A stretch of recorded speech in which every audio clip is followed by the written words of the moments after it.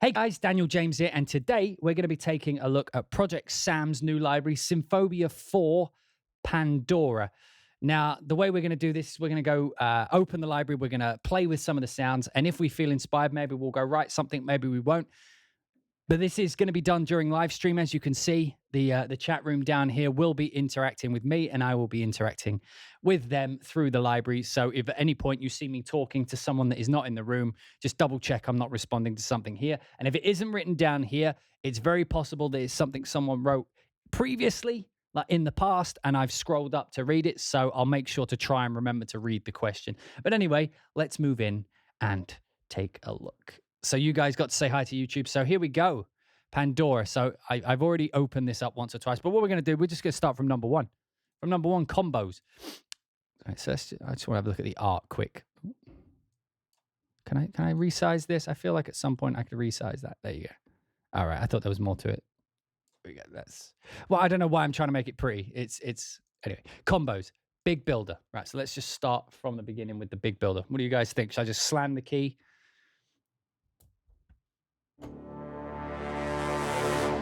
Oh, nice. Oh, bro. Okay, nothing up high. So that's so cool. So they got the harp in there as well. Okay, so let's see. Is there a way we can solo these? What does that do? Okay. I love this UI, by the way. So they have this thing. This I saw it. It's quite useful. So one of the fun things about Pandora, and one of the reasons I was excited to show it to you guys, is they, unlike some sample libraries out there at the minute, this one is bringing innovation to the table. And it's, I don't know if you call it innovation, but it's bringing something new to the table at least. And again, it's that's why I struggle with the word innovation, because it's using kind of techniques and approaches that other people have done before, but it's doing it in such a way that actually makes using the library easier and more, what's the word? Like more user-friendly. So they've added this thing. So it's called the sync. I think the combos are synced by default. But what they do is they have this thing. So if we put the click on. And now if I hit a key. Oh, wait, a key that's in the range. You hear that was 4 beats. Here we go. 1, 2. Right? But the other cool thing they have is this downbeat, right? By the way, you can change how many beats there are. So if I wanted that to be like an 8-beat thing, I do it like that. 2, 3, 1, 2, 3. Which is insane. Now, I know that what it does is it's doing a lot of this with time stretching. So you can see when I stretch this too far, it goes red, saying that, like, this probably ain't going to sound good.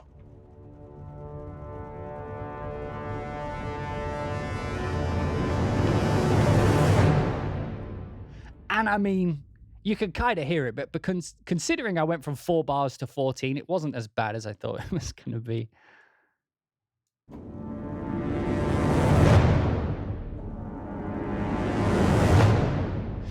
The other thing that ProjectSam do really well is they've got a really good like room sound. But anyway, the other cool thing they did is they have this downbeat option. And the way this one works is it will always find the downbeat. 3, 4, 1, 2, 1, 2, 3, 4.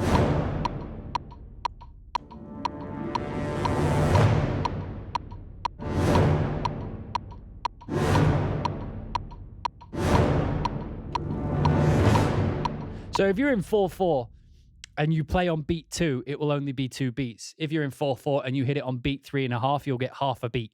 Let's try doing that. Let's try hitting it on the and of 3.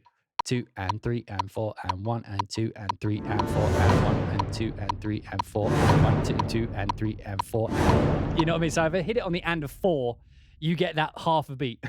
And 2 and 3 and 4 and 1 and 2 and 3 and 4. You know what I mean? So it takes a lot of the guesswork out. I know that most of you use crescendos and rolls and things like that in your own music. We all do. And a lot of time is spent trying to get that hit to land at the end of the fucking beat. And you're like, no, that's hitting a little bit too.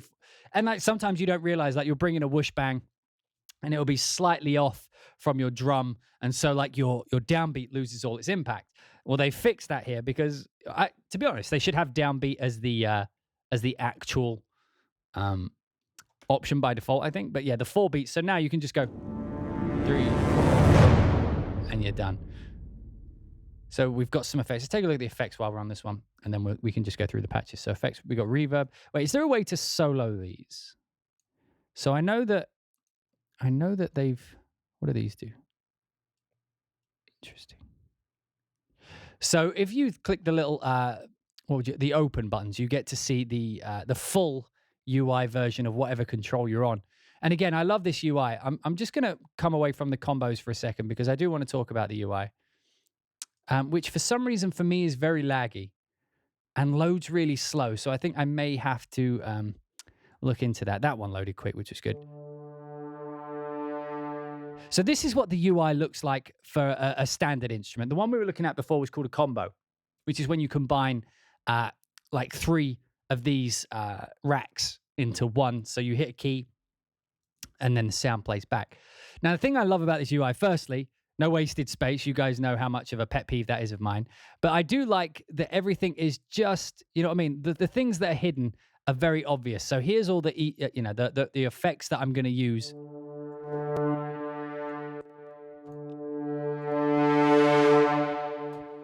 I love that the limiter just lets me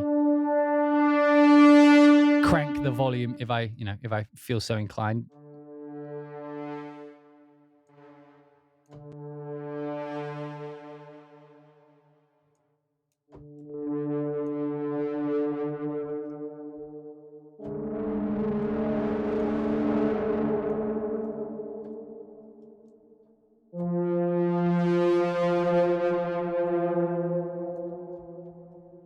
And now we can click that button, come into the things and actually kind of mess with some of these extra effects, like what we got here, like the stutter.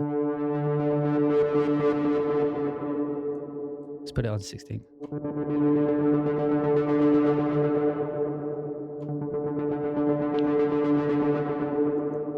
To be honest, you wouldn't do that very often. But if you turned off all the other effects and had something like that on, it might be cool.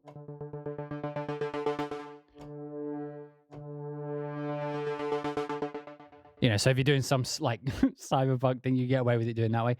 Dynamics, lucky. Oh, that's just like random. What?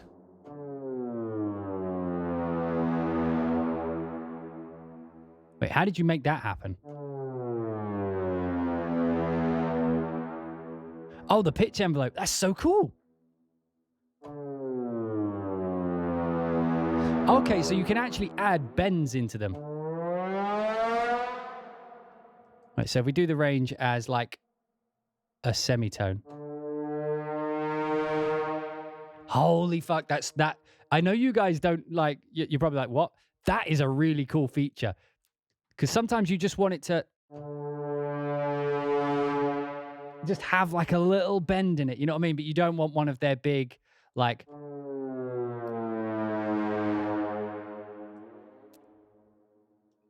But like, if you just want that one semitone, let's say that like, you know, you want to slide from an F down to an E. Oh. Nice and easy to do. And does that mean that it will do it to the downbeat?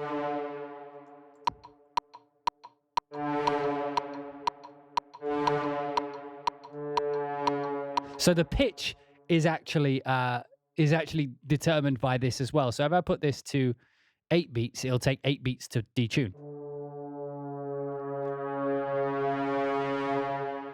If I make the detune something higher, so it's more obvious. Whereas if I put it on downbeat, or if I put it on like 1 beat, it will just go do.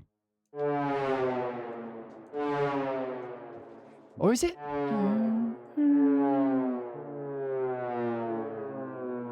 Actually, I think it might be the same speed. It's hard to tell. Yeah, it's the same. It's the same speed regardless. Sorry, I thought it was timed. It's not. At least you can do your Formula 1 sound effects. Anyway, Formula 1. But that wasn't what we... Let's go back to the combos for now. Oh, there's one called Bram. How many A's? 5 A's. That's one more A than Hybrid 2 were ever daring enough to get away with. So this is 5 A's. Let's see if it's worthy. You guys ready? I'm going to take a drink while I do it.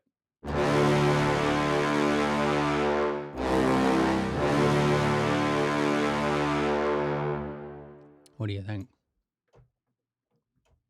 What's this button do?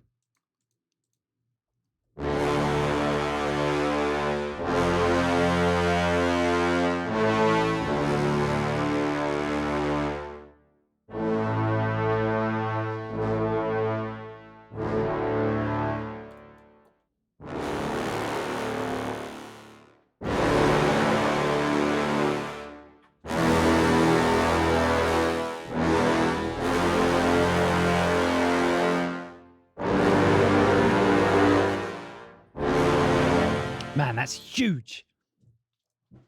So how does, like this, I've never been too sure of. So they have they usually have like a snapshot affected version.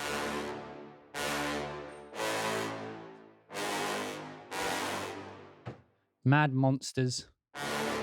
Oh, apparently I loaded Mad Monsters somewhere. JJ has just returned home, bearing gifts of food. Yeah, again, I've noticed that the load times on this have been quite slow. I'm not sure why, because they are running from SSD. You see, there's no excuse this time.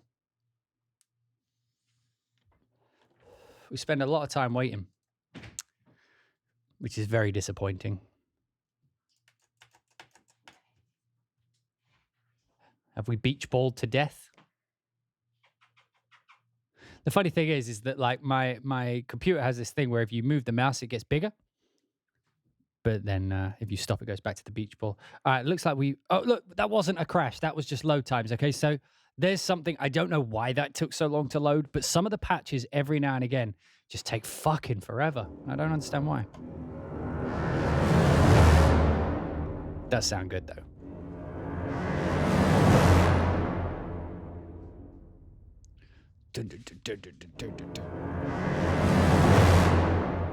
Yes, batteries. Oh, Zao75, thank you so much for the £2.32 donation. That will buy me a nice big bottle of Pepsi Max, that will.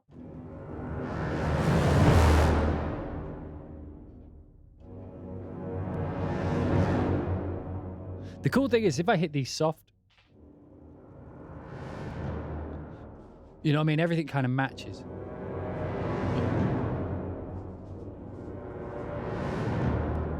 But then when you hit hard,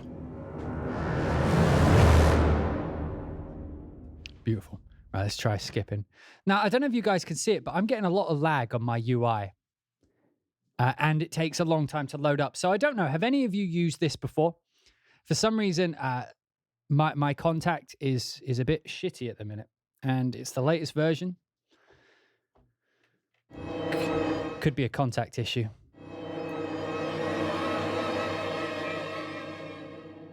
Okay, so that's like a swell.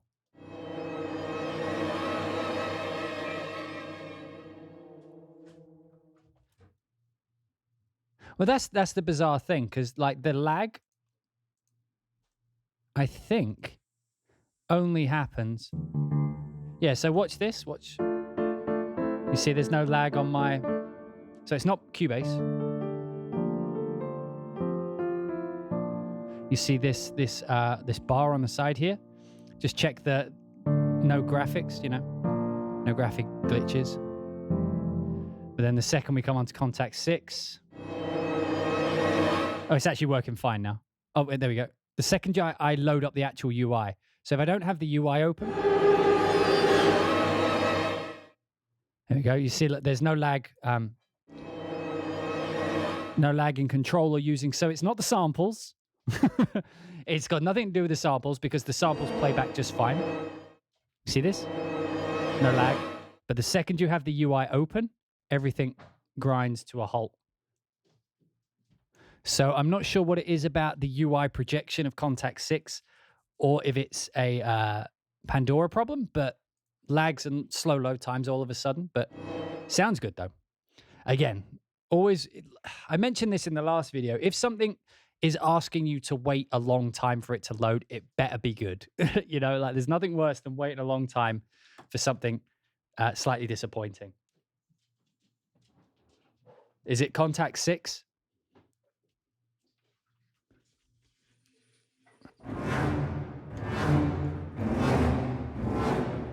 What's that like at 4 beats? All right, that's supposed to be it. So that's like a little swoop in before a hit. But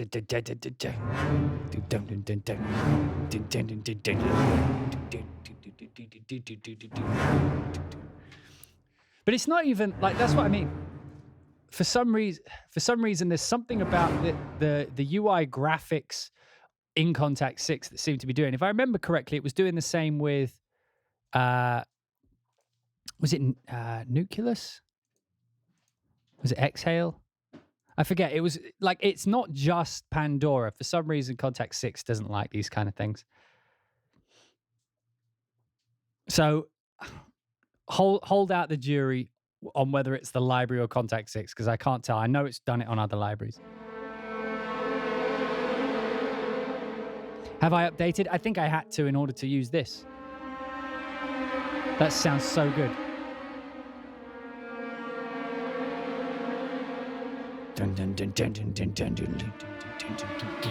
What? It's supposed to be horror, yeah.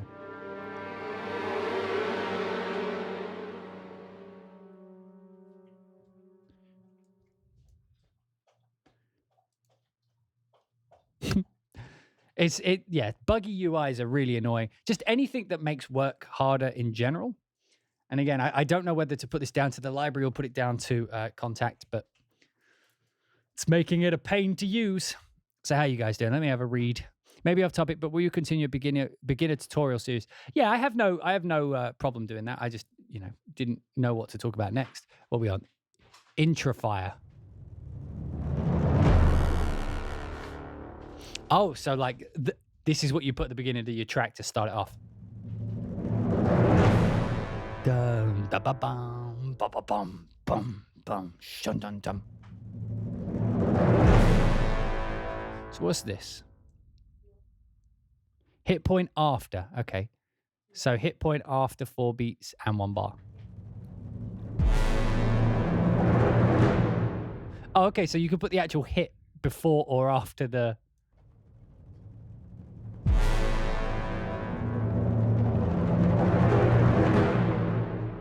Mental. So this is doing... this one's where the actual hit goes, and then this is like the sustain. So you can have the sustain just keep going. It's like they're separate. Cool idea. Probably never use it, but it was a cool idea. Maybe off top, I answered that already. What's your opinion on ADO Majestica? Is it a good purchase or no? I have it. I haven't used it yet, but from what I've heard, it sounds good. So if it goes on sale or something, there's no reason not to buy it. That is terrifying.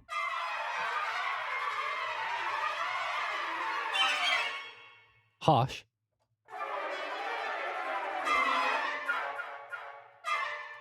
So if we click this and load in, so we have no articulation controls. We can change the pedal. We can change the delay. Okay, so there's not much we could do. I just wish I knew how to actually change the actual, what would you call it? Like the actual patches. How do we do that? Do we just drag them in? How does that work?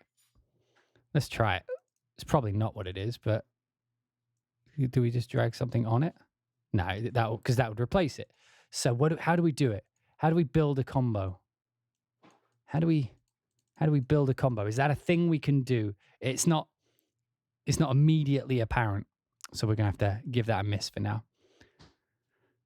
Mad Mott says, outrunning time. Oh, no. Now I've got 2 UIs.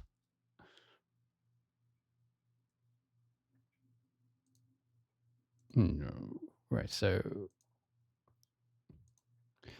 It's sometimes when I'm clicking through these things, I imagine what it would be like if I just did a lot of this, like changing the MIDI number to be on channel 1 then. In order to do that, I had to go up to this little information button, come down to MIDI channel and change it. That's obvious to me. That is That is so obvious to me because I've been using Cubase for 10 years. Well, no, I've been using DAWs for 10 years. But I often sometimes think that would be almost impossible for someone who just did not know that. You know what I mean? It's one of those things you just have to know for some reason.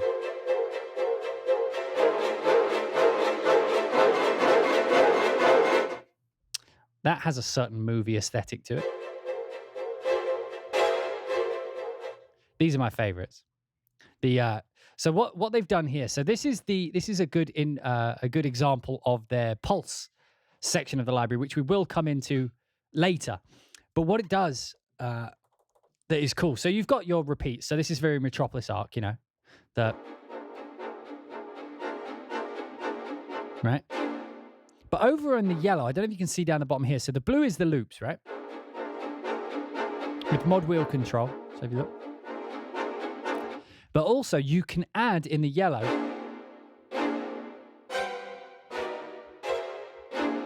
that combines.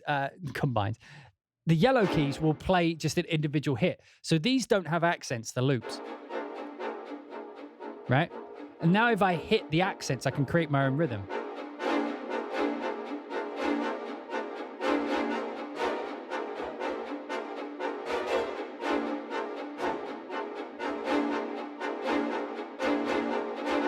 You know what I mean? Like you can add accents to it. Obviously, you wouldn't be playing the same note over and over again.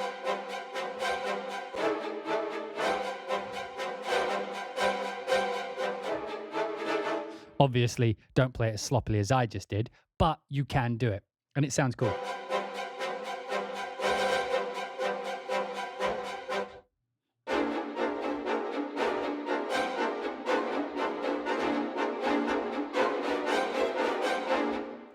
Very cool. Very cool. That one was called Outrunning Time. I enjoyed that. I enjoyed that thoroughly. Yeah. Geezer who wrote the planets. What's his name? Holst? Is it Holst? Is it Holst's Planets? He was British, right? Was the planets a British composition? I don't know enough about my classical history, unfortunately. Like that's the annoying thing about me is that, like, you know, I'm a composer. This is my job and stuff. But I didn't grow up in the kind of environment where people were discussing their favorite classical music, as you can probably imagine by the kind of person I am. However, you know, growing up, I understand the importance of it. So it's interesting because I get to learn a lot of this stuff after the fact by people who have grown up just engrossed in this musical history. So it's always fun for me to find out more about this classical history past when I'm old enough and in a position to appreciate it. As a kid, I don't think I would have appreciated it. Oh, I like that.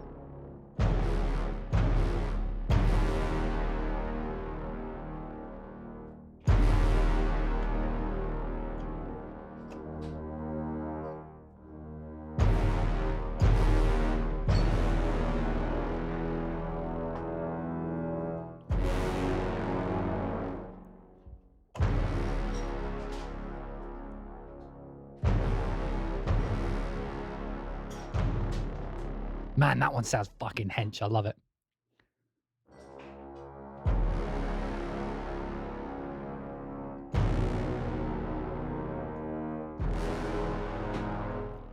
Beautiful.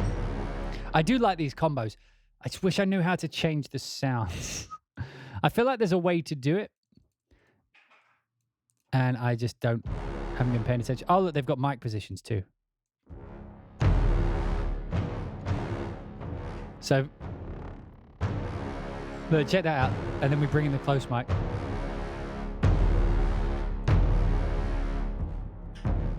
Man, I'm excited. I haven't gone through the percussion yet. I'm hype. You guys know I love percussion. I'm affectionately known in the industry as a perk whore. So we're going to be checking that out. But first, we're going to be checking out these load times.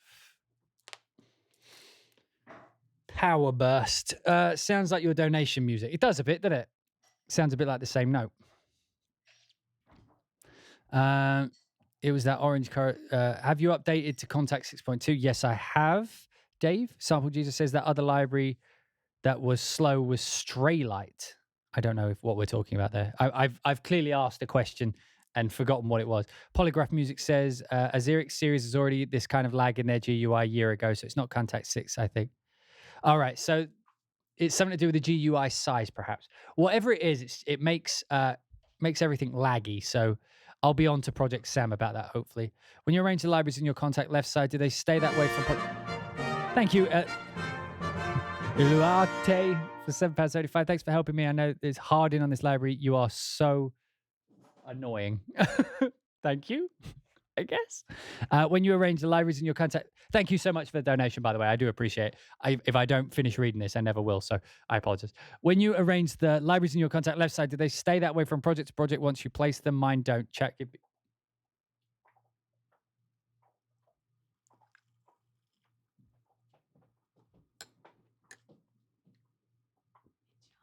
Thank you. Thank you. What the left side do they... I will get through this sentence. When you arrange the libraries in your Contact left side, do they stay that way from project to project once you place them? Mine don't. Chat. Give me any tips on how I can get them to stay arranged. Mine stay arranged. I don't know why yours don't. Are the yellow notes velocity sensitive? Yes, the yellow notes in this are velocity sensitive. Sounds like your donation music already has. Play the free orchestra with 10 patches, totally free if anyone in chat wants them. Yes, you can post links to the Project-Sam free orchestra in the chat room if you have them, Ben. Only Ben Thatcher can post them. But if you have the links to those, Ben, you have permission to post them without getting banned. Without getting banned.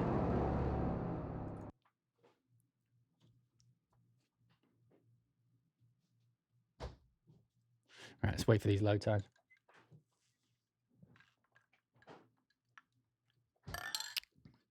My wife gave me a Pepsi in a glass with a straw, a metal straw. It's unique. I thank her greatly. Good. I could hear the disappointment in her voice as I was saying that, even though she wasn't saying anything. Oh, I like him. Can we get them to go up?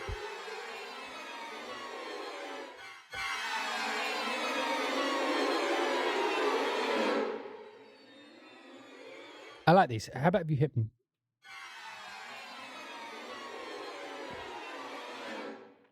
Nice. By the way, anybody in the chat room, and if you're on YouTube, you can see the link down here. Make sure you go check these out. They're the free Project-Sam patches. Definitely worth getting hold of. If you're getting started, or even if you're a professional, it's always good to have some free shit. I used to be like, I remember when Spitfire were talking about their free stuff. Like, I was giving them shit, and I was worried about, because they're a big company, and so is Project-Sam to a degree, and they were creating free libraries, and I was worried it might put like the lower end developers out of business or anything. But as it's turned out, it's met, it's reached quite a nice equilibrium. No one's being hurt by it, so I'm all about it now. I've had my mind changed in this day and age. Can you imagine? This day and age, my mind has actually been changed. So now I'm all for it. Now I can see the value in it, now that I know it doesn't hurt anybody's careers. But yeah, my mind was changed in 2019. Who saw that was coming? Go get all the free shit. Right, we're waiting for these. We're almost through the combos. These are really good sounding.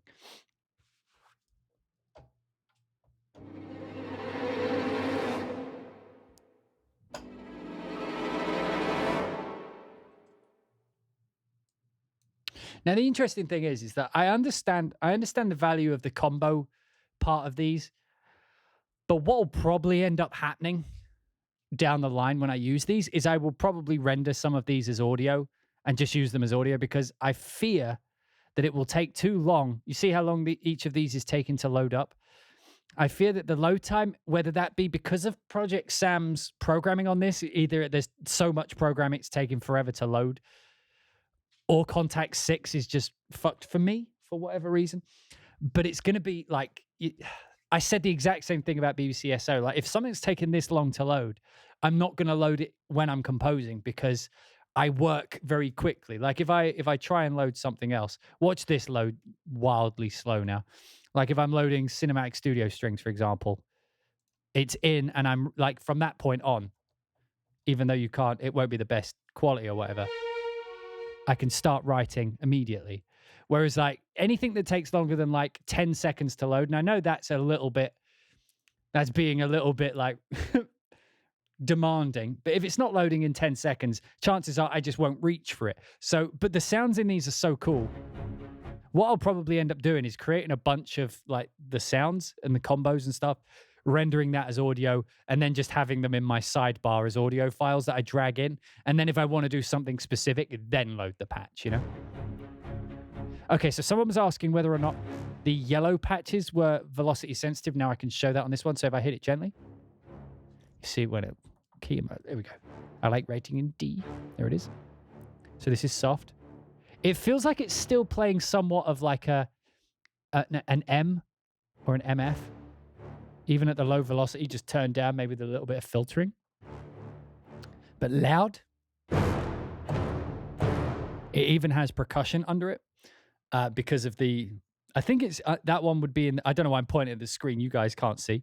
The tutti orchestra. I think it's probably because of that. So again, you set up your rhythm.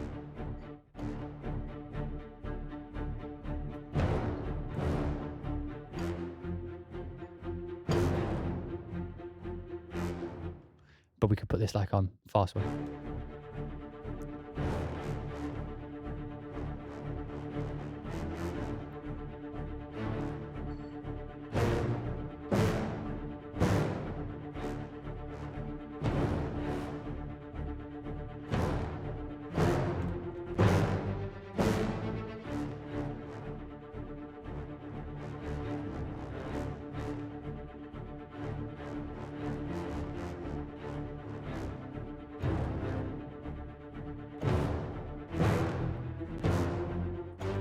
You see what I mean? So it's just easy to get these kind of vibes going, and I fucking love that about it. Let's just listen to the close mic. Is there a solo button that anyone can see? A solo, like just so I can listen to one thing by itself. Does anyone see it? Because I just want to listen to the mic. I mean, I could turn these down. I want to hear what the mic positions sound like. So I'm just going to turn these all the way down for now. So this is the close mic.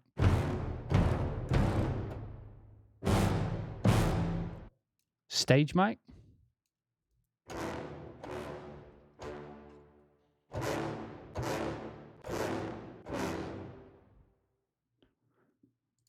Yeah, I mean, the power button would turn it off. That makes way more sense. I did actually miss that. That's a much better way of doing it than turning the mix down. Thank you. I wonder if I turn this one, if it'll fuck everything up. No, good. I like that it unpropagates as well from the from down here. You see that when I unloaded it, it unpropagated from the keyboard. That's good.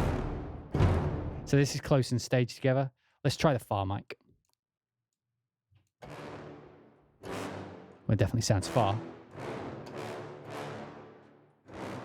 Let's try wide. And then some sort of mix, so not so much far. I do like the stage mic, so I'm going to have that one pretty loud. Wide can come down. That would probably be my mix. So then...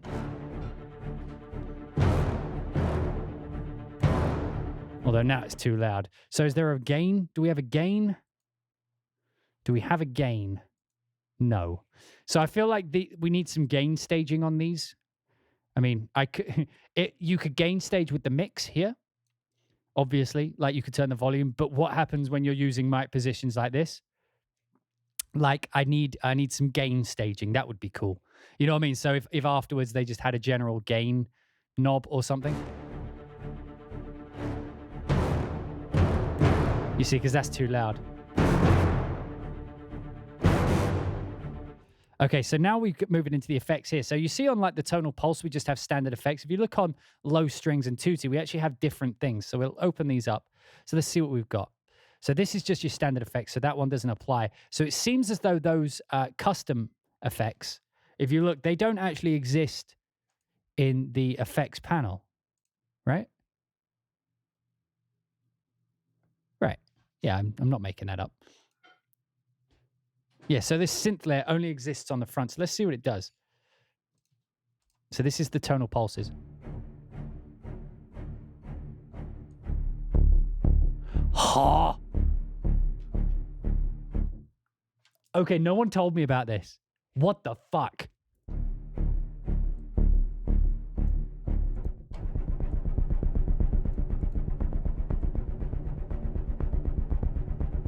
Holy fuck.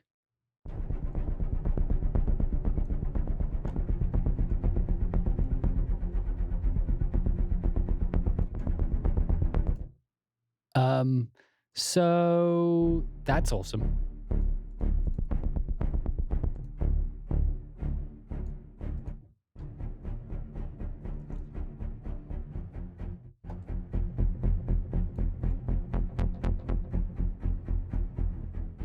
That's going to save so much time. So the reason I like that, and again, this goes into why I like ProjectSam so much, is they're thinking like composers.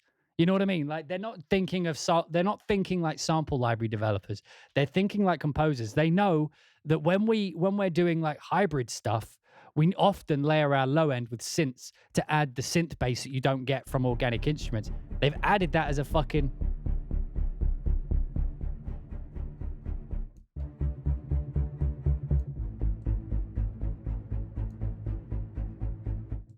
Dude, I don't care if it sounds like Project Chaos. It sounds cool. That's what it sounds like.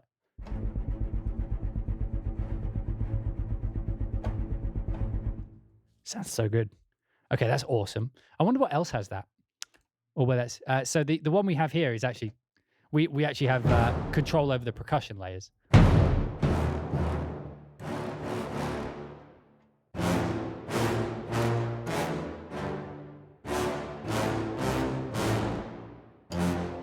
But then we bring in some drums.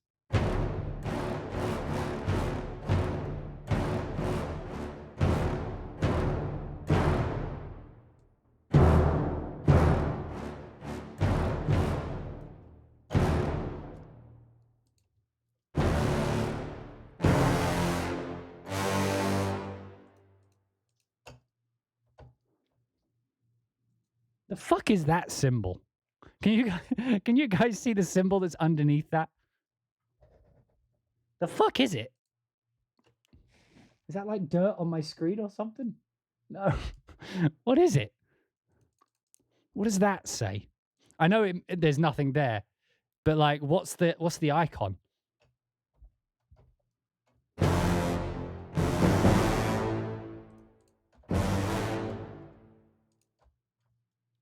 Wait.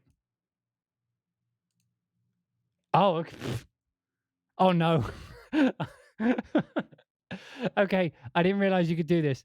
You could change the key switch. This is so fucking cool.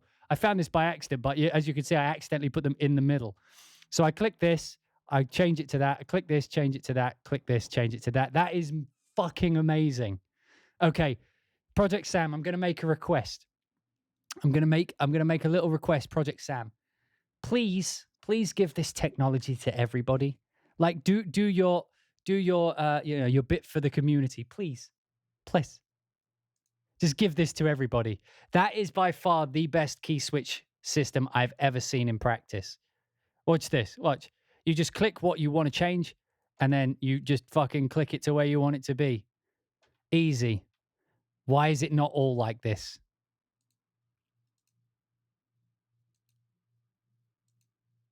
Can I change them all at the same time? No. That would be cool, though. And the cool thing is that like now I've got it in ratio, you see, because these ones are set to where they are, and I've set the tutti to be different. You see, like we can change the lengths that way. I wonder if we could do the same for that. So that would make this one. So when we hit C0, we want this to be that, but we want this one. So let's change that to like, oh fuck it. Well, I'm getting too complicated. But like what I was saying is that you could change the key switch so that this one's playing 16ths and you move to the next, and those ones are on 16ths, but these ones are only on 8ths, you know? It's a cool way of Yes, when we say give this technology to everybody, we mean force everybody against their will, if necessary, to adopt that form of key switching, because it is by far the most user-friendly version of key switching I've ever seen in my life. I want to add it into my ones. I mean, if you want to just give the technology to me, ProjectSam, I'll put it in all mine too. It's amazing. Oh, shit. Right, I need to hit it harder. Oh, no, he's actually just quiet.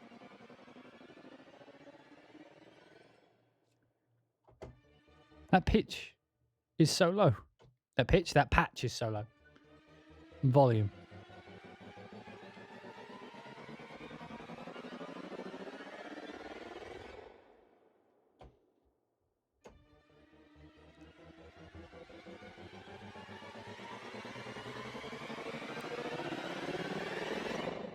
Seems to get louder the higher up you go. Ah, it is.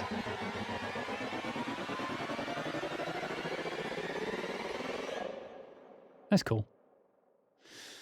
Someone says, isn't this in Spitfire Hans Zimmer string? Isn't this in Spitfire's Hans Zimmer percussion too? The key switch assign thing. Not just click on it and then change it, right? You could probably right click, assign button, blah blah blah.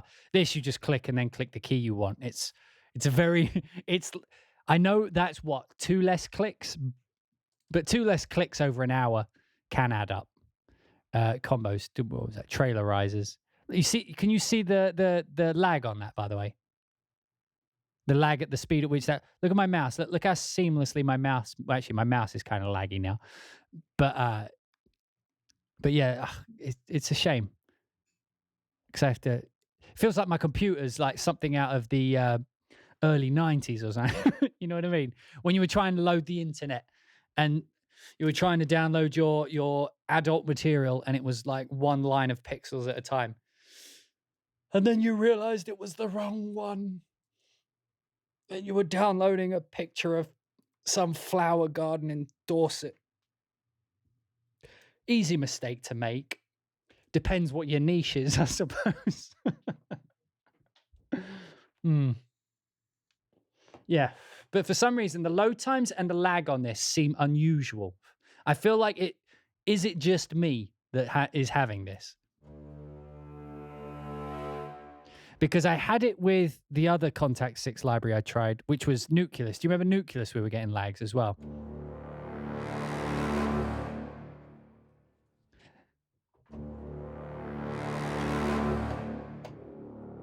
Okay, so some of them, they have a sustain. The yellow on this one is a sustain. It's not mod wheel controlled, which is a shame. It's velocity controlled. I hate, by the way, it's really hard to demonstrate velocity controlled libraries to you guys because I have to hit the key hard, and after a while, it actually starts to hurt my hand. You know, that sudden jerk motion into my wrist. Should be used to it by now, if we're honest, but I don't know where all this bants has come from all of a sudden. Yeah, BBC's infecting the rest of my system. I got a special copy that Paul programmed himself to just slow my computer down on every other library.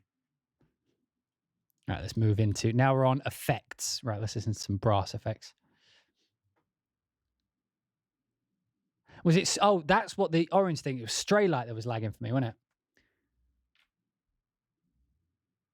Soon I'll be wearing gloves during live streams. Jesus. Okay, so this one's spread out. Okay, so we get different variations of effects and we get an octave, or like half octave of them.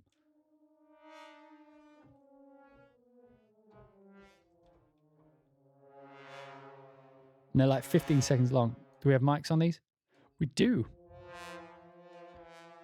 I don't know why, it's nice to have mics on effects. I like this, by the way, the limiter. So what the limiter essentially allows you to do is turn the gain up, but with a limiter on it. So you do get a bit of a ducking feeling, but sometimes when you're doing hybrid stuff, when everything's going and you want something to be turned up, you know what I mean? Having a limiter on it and something, you don't want it to like crash through, so it's not a bad idea. Our libraries aren't that slow if every other library becomes slower. Yeah, that was probably the approach. Okay, so what does yellow do?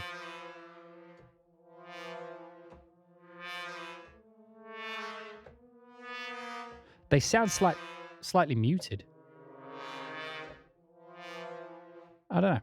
So that was brass effects. They just kind of go right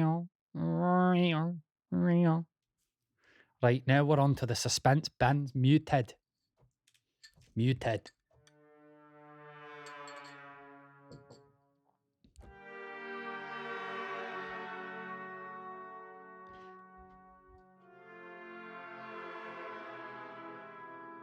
I don't know why. I always like that sound.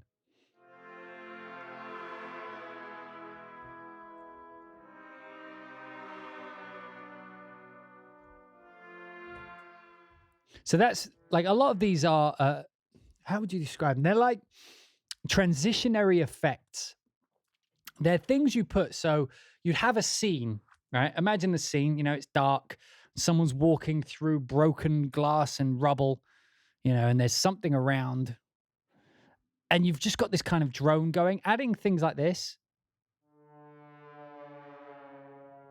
just that bend adds this weird kind of, your brain picks up on it and it knows it's not a normal way to play an instrument.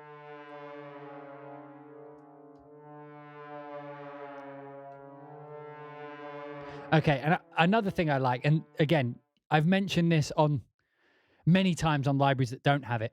I love having an indicator showing what you're pushing is doing. You see, because when I come over here, a lot of libraries will just have two sections, like a certain, like, I mean, like, again, like we were saying with the BBC SO the other day, when we, you know, when there's certain things on the UI that are hidden and there's no indication of what it does, you know, like the double tonguing and things like that. The thing I like about this library is down here, it will change the indicator to tell you what that note that you're pushing is doing. So that's bending a semitone, but if I push the key up here, it's only a half section. So it's a good way of figuring out the library without having to just kind of do it. And what does this do? What does it do?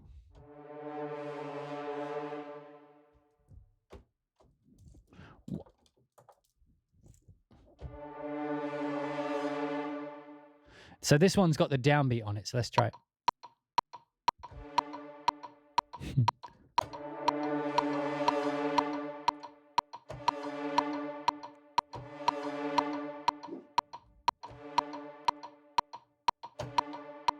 I love that so much. So basically what it's doing is it's using the system, what would you call it? The system grid. It knows where the beats are. So if you're doing 4/4, it knows that every 4 beats you have to,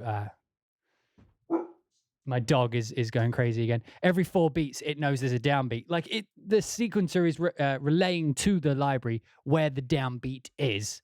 And then so it will make sure that no matter where you push the key, it will put the start of the note there and the end of the note on the next downbeat.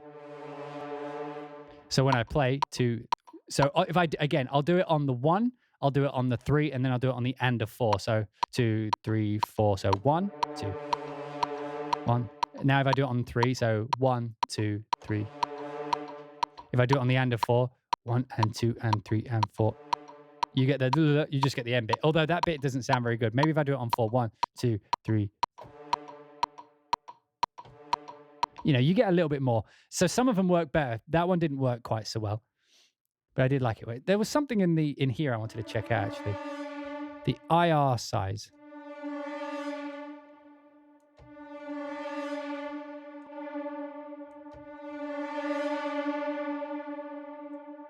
Let's make this impulse response insane.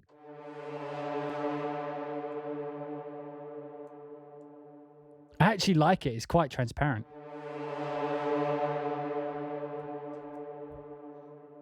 That is a really transparent reverb, isn't it? What do you guys think?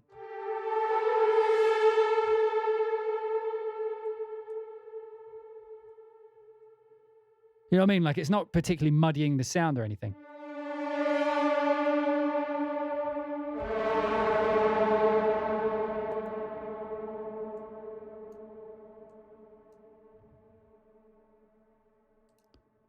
Do we have our little filter?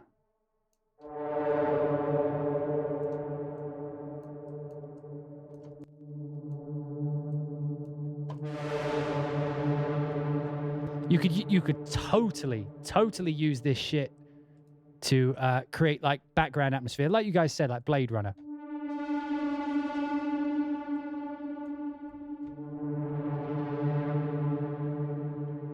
And the cool thing is, we've done all these like weird, crazy effects to it, right? We can still have it do the downbeat.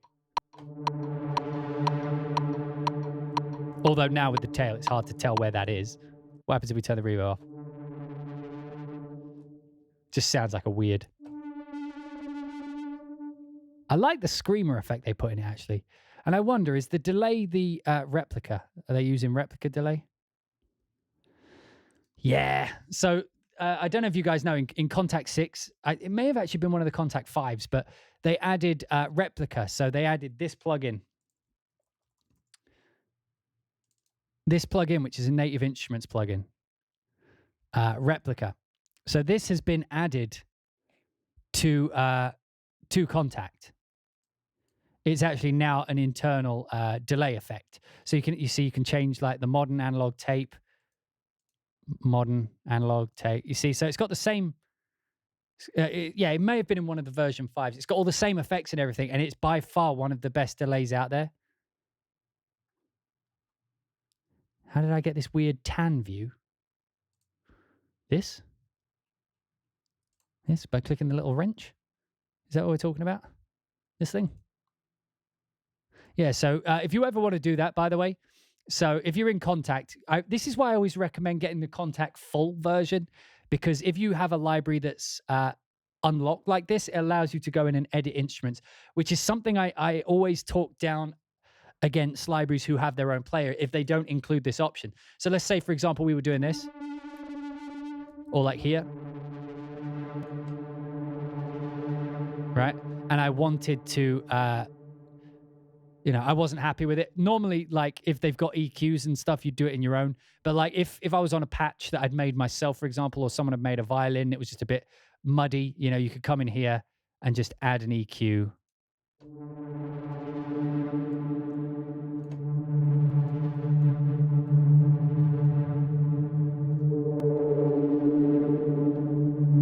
Let's say we don't like that. I can cut that. And then that's gone forever, and I can save the patch, and that's done. It's very good. I'm glad that they left it unlocked. Most of that shit, because like a lot of companies lock it because they're like, we don't want people stealing our ideas. But it's like, to be honest, if they don't need to see the code to steal the idea most of the time. So, and it's funny. I know that some of the coders, and I think one of them who used to work for Spitfire as well. I'm not sure. Don't take my word on that. But I know for a fact that he can open locked Contact patches.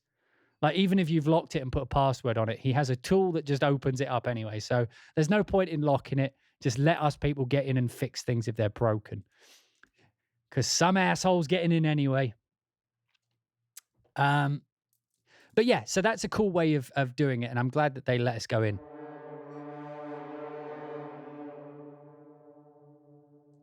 But yeah, they added replica, and I think they may have added a distortion.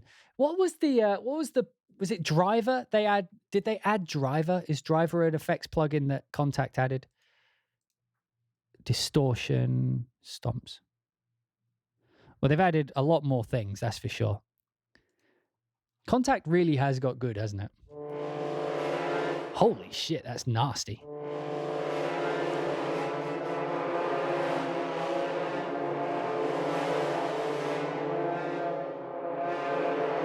Oh.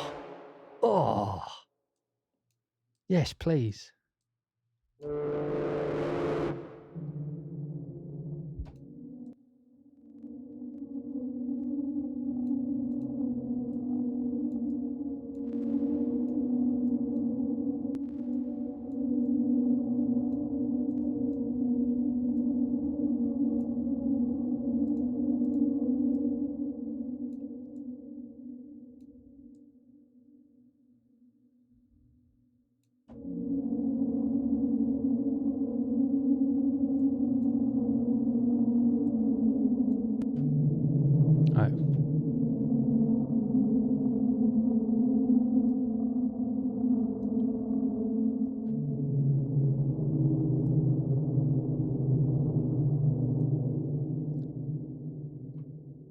Sorry, I have no idea why I'm doing that.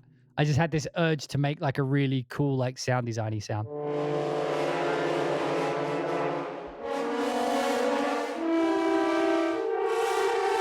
Dude, these are fucking awesome. So imagine you've got like your big fucking drums. Do we have anything spooky there? Oh no, we're good. We're good. The good thing is I haven't got that many secrets at the minute. I've only got one or two, but like I've learned from my mistakes. I don't put them on the front panel anymore. No, I wanted to load in a drum loop. Where is it? Custom sample. I just want to put. I rendered out a couple of drum loops that I like. Drum, big drum loops. We'll just get like some of these things. Just chugging along on eights, you know. What was it? What, 90 BPM? Oh, fuck off. So like.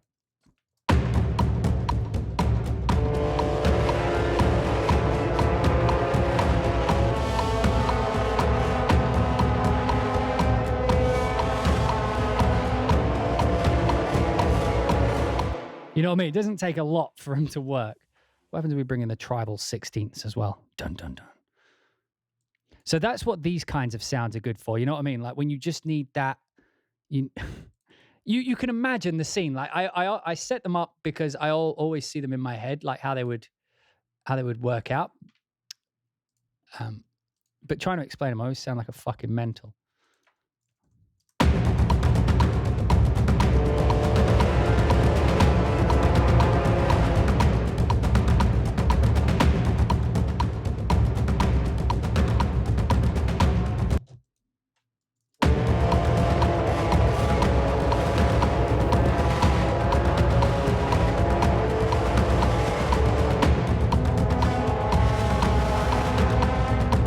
And the thing about this, and like the reason I was showing it against percussion, is sometimes when you get these kinds of effects, these kind of flutter tongue things, you get them all sit there and they all go at the same time, and it just kind of stays, right? It stays that way. But the way they've recorded this is there's kind of like this anger to it. You know what I mean? There's this kind of momentum. It's very reminiscent of like Spitfire Evos. You know how you play the key and it kind of over time develops, and that's a more natural way of doing it. My point here is that over something big and percussive like this, you don't need anything other than percussion to make this work, because this sounds so lively. It gets across the feeling that you intend, or at least in this situation and the way I'm hearing this sound, how it's intended.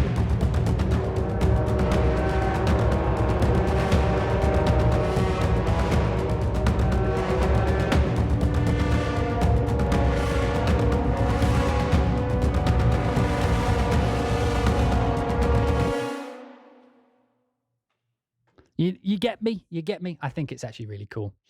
Let's move on. Daniel, something pre-rendered earlier. Oh, no, sorry. These percussions were just something I was using to demonstrate something. That wasn't included. This does have percussion, but we're not there yet.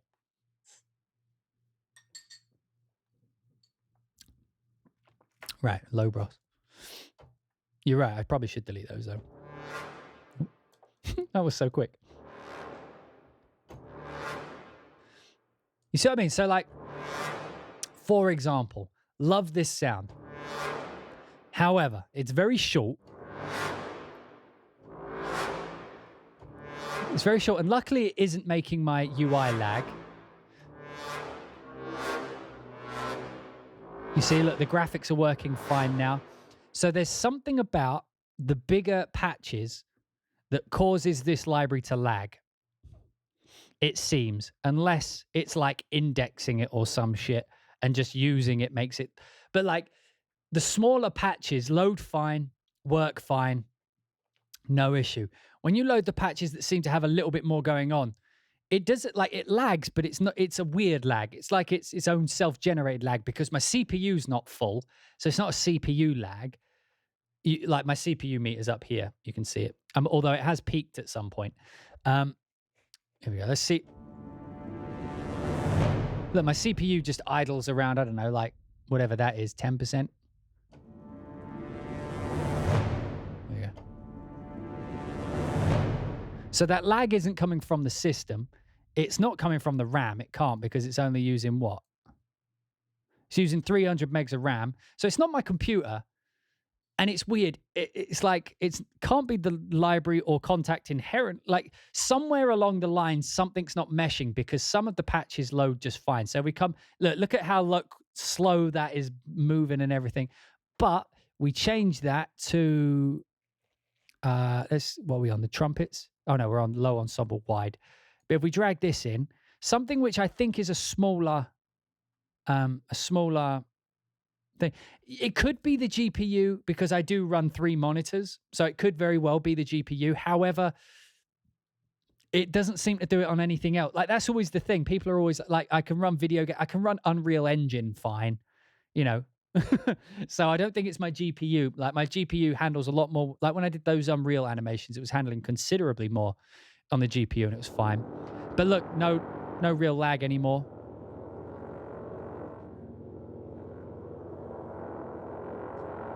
So these are just like slow.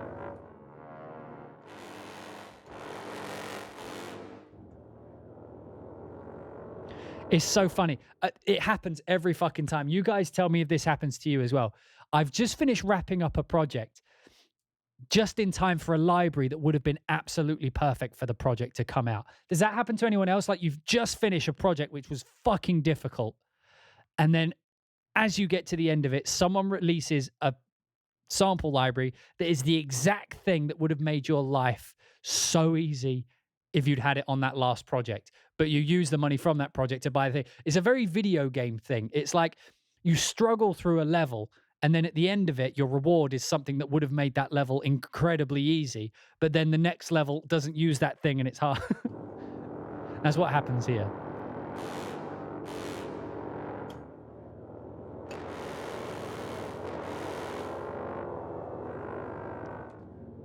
I don't think it's the top animation, because I think it worked on some of them. It worked on this one, didn't it? The growl, which has it. So someone suggested that perhaps it was this animation along the top bar.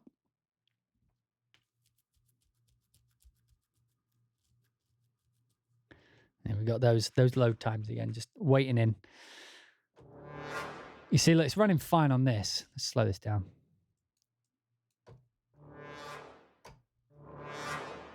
For some reason, it didn't play the animation. It's just a bizarre bug that I can't seem to pin down why it happens.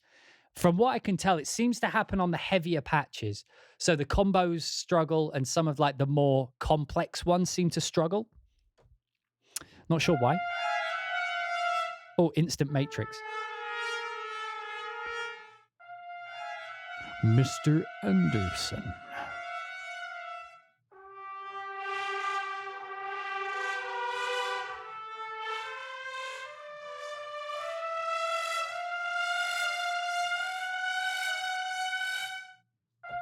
Man, these are fucking intense.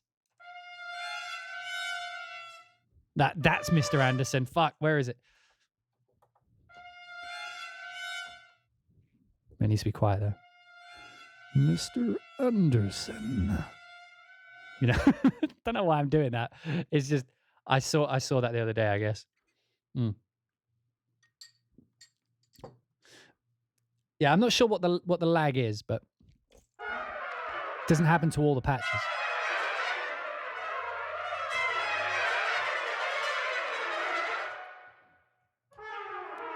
How many of you guys use these things?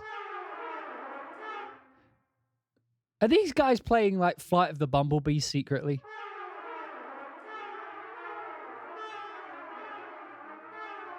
Can you hear that too? Or is that just me? It sounds like someone's like, they're like, okay, I need you to just play random things. And someone's like, fuck it, Flight of the Bumblebee.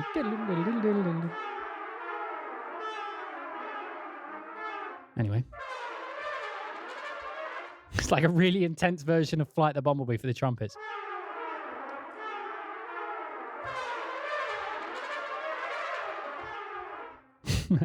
The Atonal Bumblebee. We'll call it Cyber Bee. There we go. Because the Matrix is on my mind.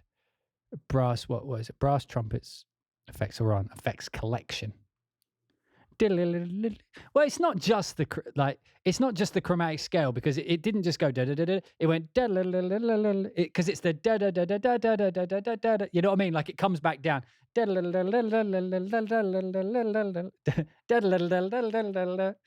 how it goes. Da da da da da da da da da da da. Something like that.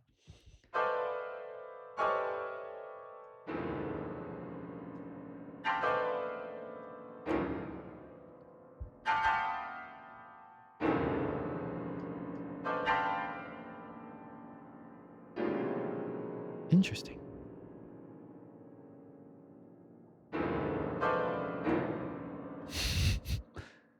I probably won't use that one much, but I do like the sound of it.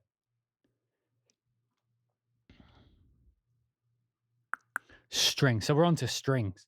Have we heard any strings yet? I don't think we have. We're about to. It's not that funny, but like I've been streaming almost for 1, 2, 3, 4. There you go. 1, 2, 3. We need this to be 45 just for the lulz. Just sorry. No. Oh God. 3. There you go. 1, 2, 3, 4, 5. I don't know why that. I needed to share that with the group. I'm sorry. Right.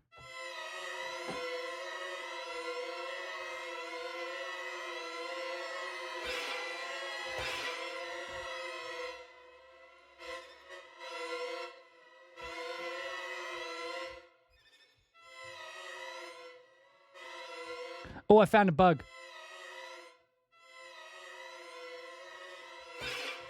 Oh no, I haven't. Or have I? Listen, right? So I've set the mod wheel down. When I hit the accent, look, I'm not using the mod wheel. Tell me if it turns up the bass layer. Did that turn up the bass layer to the level at which I played the accent?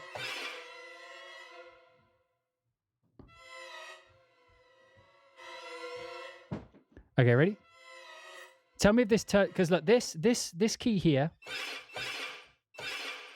is just a short accent, right? Okay. And this one is a bending texture. If I put the bending texture on, right? Keep it held down. And I'm not adjust because it's mod wheel controllable. Right? But if I turn that down and then I hit the accent key, it turns up the sustain for some reason. Listen. You hear it, it's louder now. Does that happen with every key? Yeah.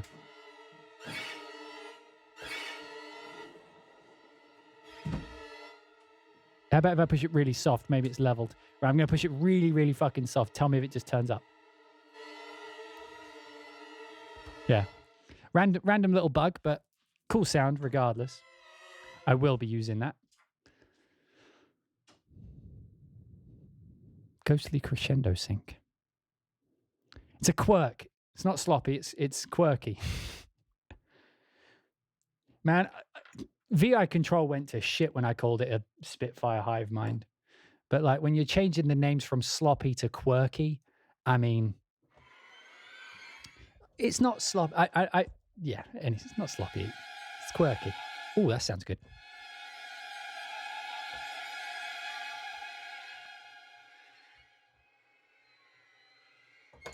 Oh, awesome. Okay, you don't usually get this. This is cool. So they've actually included the sustain for these. So you can hear these are...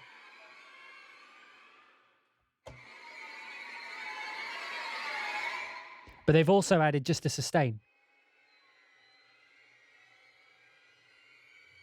And then when you're ready...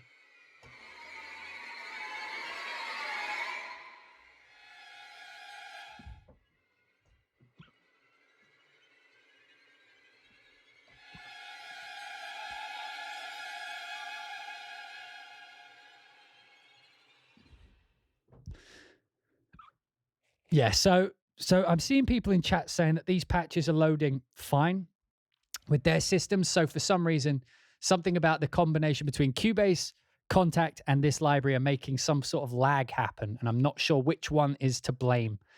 I know that I can update Cubase now, so I'll update that. Cubase Contact is already the latest version, and ProjectSam Pandora I downloaded the other day direct from the website. So I think I'm on the latest version. So I'm not sure what it is. Maybe I need to update my operating software. I'm still on, let me just check. I'm still on operating system 10.12 because I refuse to update when things are working. But if this is the sign of things not working, maybe it's time for a change. I feel like 10.12 is one of the, one of the more stable ones. Could be wrong. I forget which version it's called. They give them silly names, don't they?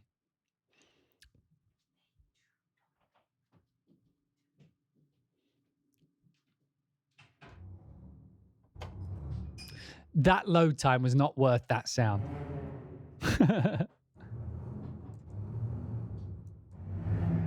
Okay, that's better. How big's the patch? 87 megabytes. Why did that take so long to load? You see how long that took to load for 87 megabytes?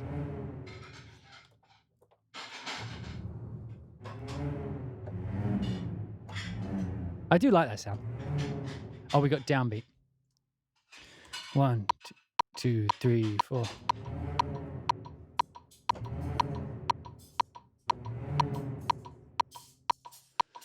Eva.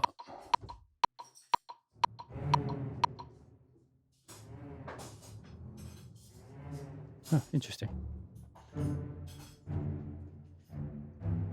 Yeah, sorry about that noise in the background. My wife's putting, she's doing the dishes. Doing them dishes. You got to do battery save. I have battery saved twice. It's on my SSD. It's running. It should be running just as good as it could be.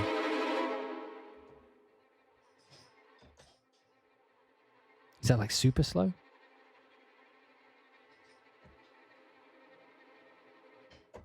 Are these just sustained?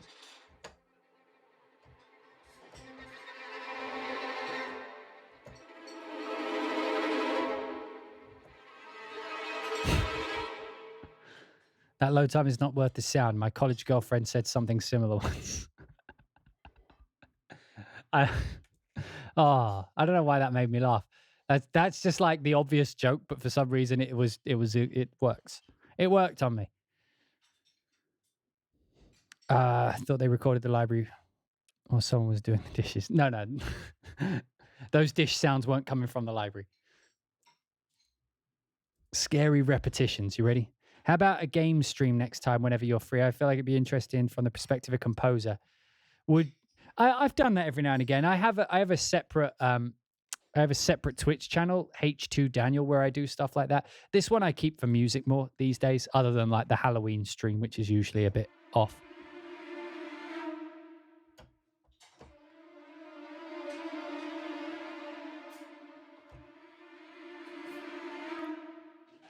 What's this one over here? These are cool. I wonder if you could...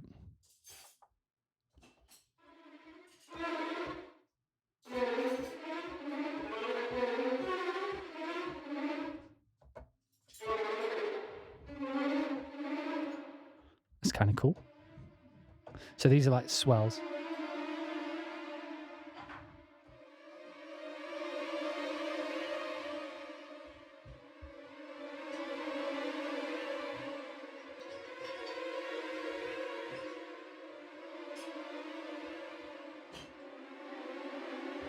And then these ones are crescendos over on the left here.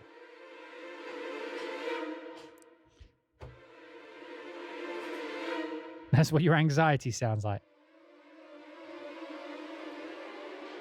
This is what I hear when someone tells me it's time to do taxes. I'm like, taxes? Can't be that time of year already. I just finished filling my taxes. But yes, they're due again. Again? How many taxes are there? It's like, no, you've done your federal taxes. Now you need to do your state taxes. They're completely separate. And don't forget about the taxes from the UK. You live in 2 countries now. It's not safe anywhere, boy. Sorry. I was just having a little existential crisis.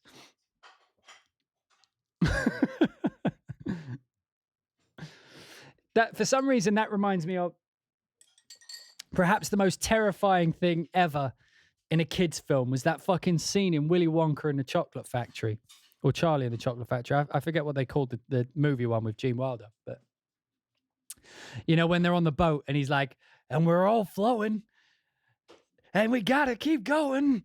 And he just keeps getting more intense. As a kid, I was like, this is not fun at all. This is not good at all. It's terrifying.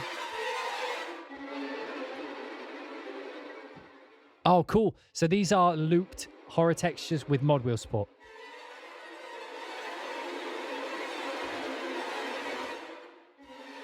Willy Wonka. The Chocolate Factory. Willy Wonka and a Chocolate Factory. Which one of you fucking kids has got the golden ticket then? Aye, you can come in. You cannot. You do not have a golden ticket. You will wait outside. You will wait for the special children to come home. Come home with their chocolate. You will have nothing, for you did not get the ticket.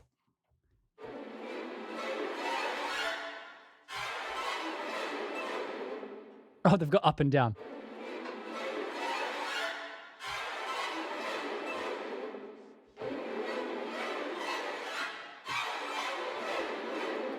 Your father would be proud.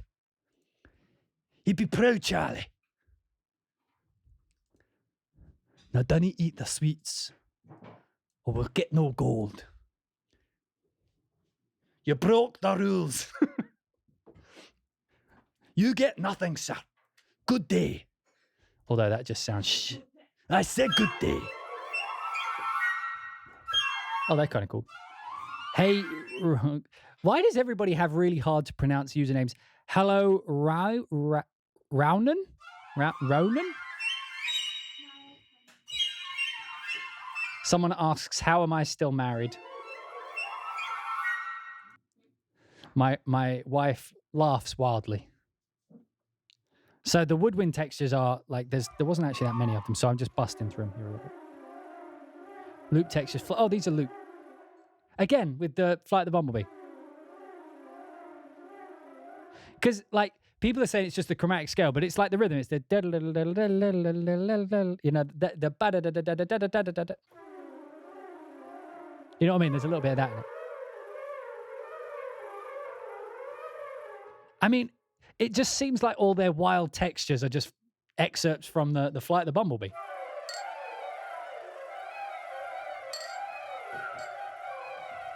Anyway.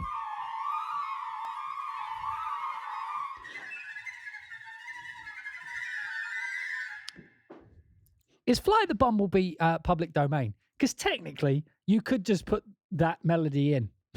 If it was public domain, you could just put that in, right? That was just a wild texture. That's what I keep saying. It's like all their wild textures seem to keep going there. And I'm like, sounds like Flight the Bumblebee again. But if it's public domain, as far as I'm aware, you could just do that, right? You could, if you wanted to, you could sample all of Flight of the Bumblebee and make it playable on the keyboard. Okay, so look how long this patch is taking to load. Right, how big is the patch? So the patch is 100 megabytes. It shouldn't have taken like the extra few seconds to load there, and I don't know why. We all know what Project Delta's going to be then, don't we? It's just going to be excerpts from fucking Flight of the Bumblebee.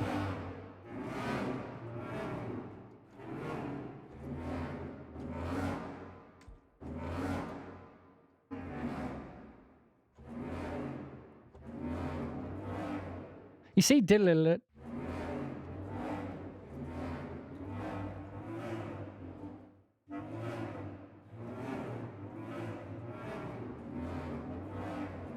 I feel like I'm almost playing Flight the Bumblebee. Like,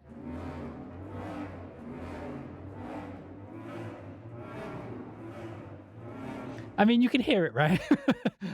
But anyway, I'll move on. So that was the effects. I actually really like the effects section. Clusters. This is going to be a fuck. Love it. You're planning to do the whole alphabet? Yeah. So it's 20. Well, we make a live. I don't think That's really sad to think about. I'll be dead before we could physically finish them, I think. So it's 26. So if we did one a year, it would take 26 years to do the whole thing. But we make one like every 3. What's 26 times 3, someone? Just do that quickly for me while I focus on this.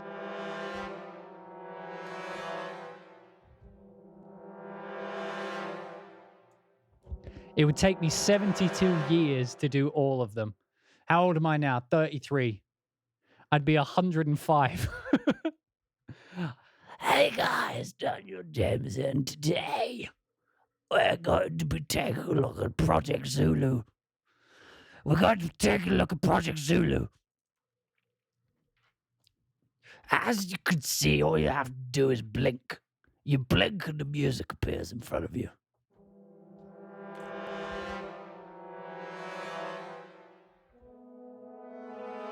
Oh, cool. So these I'll definitely use a lot. So these are just timed time clusters. Again, click.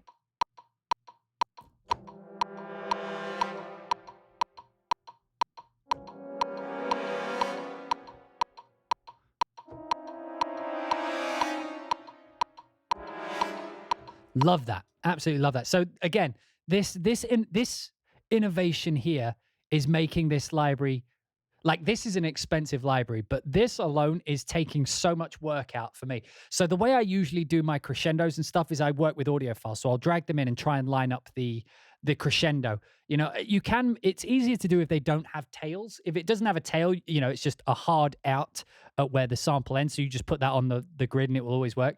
But a lot of the time you want something to kind of, after the fact,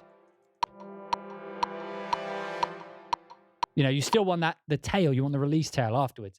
So trying to get where the crescendo ends and where the tail begins when you're doing it with audio takes a few minutes. You have to zoom in and line it up sometimes. The thing I love about this, and hopefully they can get those load times down, is I can just load it and it doesn't matter where I start the crescendo. I can actually start the crescendo musically where I feel like I want it to be, you know?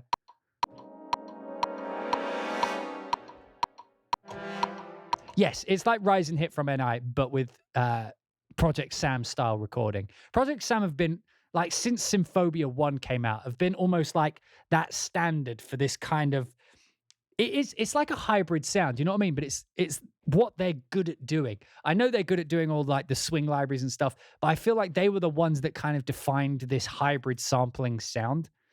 Symphobia was the one I feel that paved the way. I remember hearing demos of it and it feeling like, oh man, this is like one of the first orchestras that feels real, you know? I mean, nowadays, you know, it's got competition, but back then it was the one.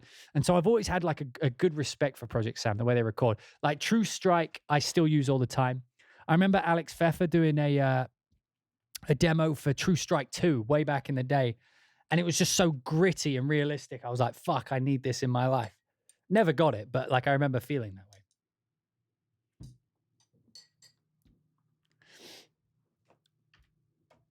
Right, that took a long time to load. How big is it? 150 meg. Why did it take long? No UI lag though, right? A little bit, but not much.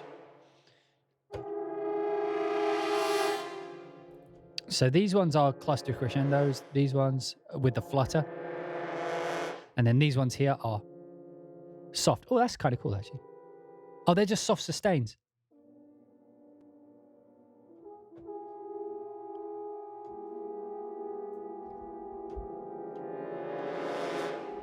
That's going to be good for a scene. So like, say you're doing, the way that stuff like this works is it's just about to go to commercial break and something happened on screen. So you hit one of these. But Tommy, we're the only ones who've been here the whole time. Cut to commercial break.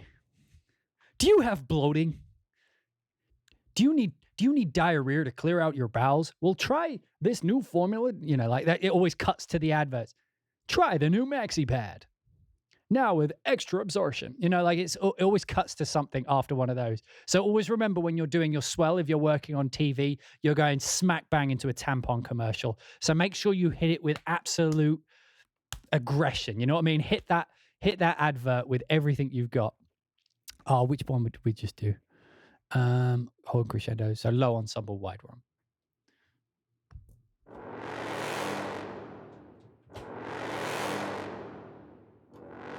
So that's, what's the difference? Just different takes. And again, we'll try it on downbeat. Oh, that was dirty. Like that actually ripped at the end. So it was the sample was being stretched, right? Because I played it on like beat one and what, on the E of one E, and I did it on like the E of one, but it stretched it so far and it broke at the end and it tore, but it was a really cool electronic tear sound that I would have kept. You hear that at the end when it tears because it's stretching so far. I love that. We got any different effects on this? Oh wait, we have. Okay, so something fun to see here. So you see like my my bar here. I think it's because of where it is. Oh no, I thought because it was by the bar it was only doing the short one. It's because the playback isn't going.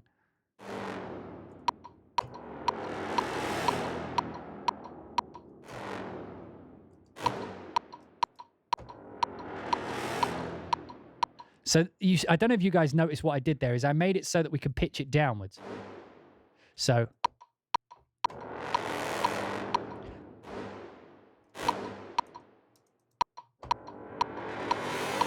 you hear that's damn. But if we wanted to, if we want something a little different, we can actually just change the range. We can make it go down by 2 semitones. Here we go. I mean, it broke up, but yeah. But we'll put it on beats. Let's put it to be over 2 beats. You know what I mean? That is more realistic. And that is, again, this is what thinking like a composer looks like. Whenever you see a sample library and you're wondering whether or not it's going to be designed for you or whether or not, like, it's different. There's sample libraries designed by composers and there's sample libraries designed by sample library developers. And just think right now, in your mind right now, think of libraries off the top of your head, which you can tell the difference between the two. You can tell the difference between the ones that were designed by composers and the ones that were designed by sample library developers. Because the one designed by composers have shit like this in it, which is like a tool a composer would use, but has nothing to do with recording, has nothing to do with microphones, has nothing, you know what I mean? It's using, okay, I'm a composer. What would I want to do with these samples? Not like, here's the samples, you know, and then just throw the samples at you. You know, we put them in a player so that they play back when you push the key. You know, our work here is done. That's what I've always liked about Project Sam. They're always thinking, how can we make this as easy as possible? Exactly. Forzo, Heaviosity, perfect composer-based company. Look at all the features you get in a Heaviosity thing. Look at all these extra features you get in a Project Sam. This is what a composer-focused library looks like, because they have features which take it beyond just recording samples. They understand the fact that when you're making a sample library, it's a product. It's not just the samples. Samples alone aren't what you're doing anymore. You're making a product. You're making a tool. And they understand that samples, it's like nowadays, if you get a sample library that's just samples, it's like having the head of a hammer, but without like a handle. So you could still hammer the thing in, but if you got a handle, you know what I mean? It makes your life a little easier. And just things like this are like cool creative tools that composers will use, and it breathes more life into the samples. The reason I'm stopping to accent this thought process is because I feel it's very important. If you give someone the tools to create, like to take the samples you've recorded and then make them more bespoke, to create something that doesn't sound the same, to create something that's a bit more unique, not only is that better for them as the composer because they don't sound like everybody else, it's better for you as the developer because then your sounds aren't so saturated that they get rejected because, oh, I've heard that sound before. Like Symphobia 1, those trailer risers get rejected nowadays. I've heard people who've said, oh, I put the Symphobia thing in and they said, oh no, we've heard that before, we don't want it. That's what happens when people use the thing too much. But you give people tools, and I know this is a subtle difference between this and this, but it is different. You know what I mean? It's telling a slightly different story just by going down at the end.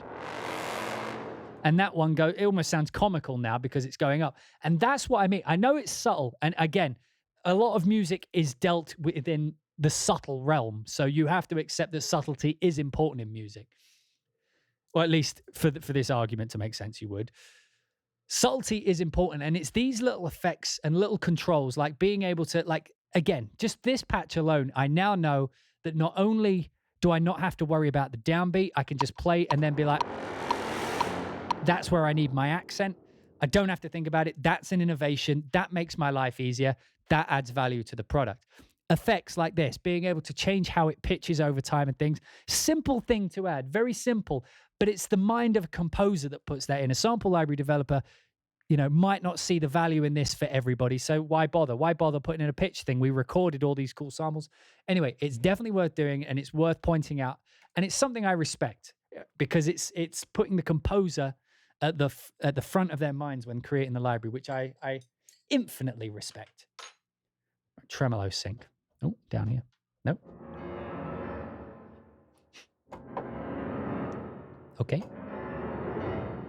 Probably won't use this one much, but I like that it exists. I need my close mic. Can we make that like 4 bars?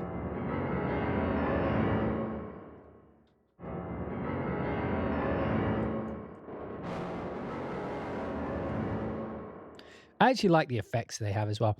I don't know what impulse response this is, but like it's very clean, I've noticed.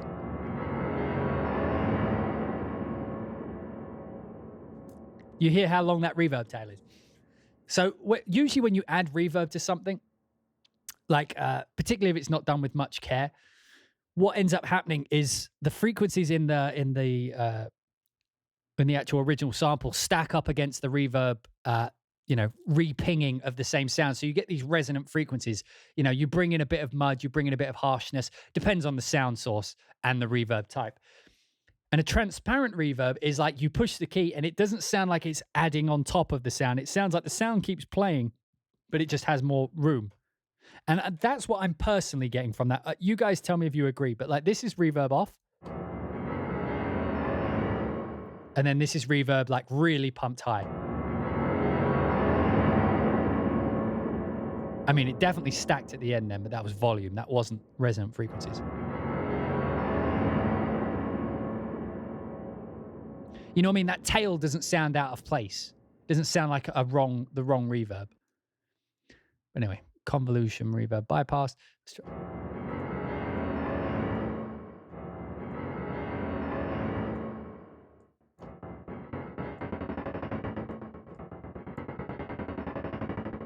What's this accelerate?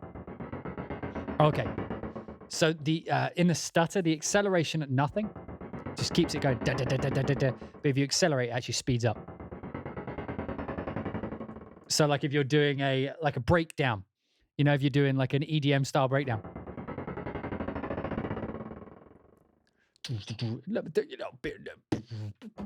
Yeah. Cool feature. I probably won't use it much, but it's cool. Again, cool to have. Cluster strings high collection. I'm in for the collection.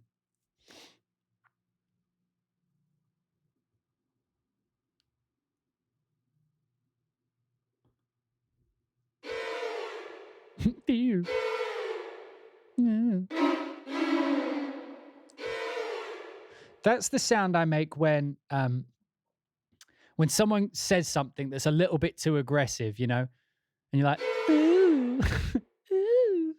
You know, someone says something, and you just give them one of them.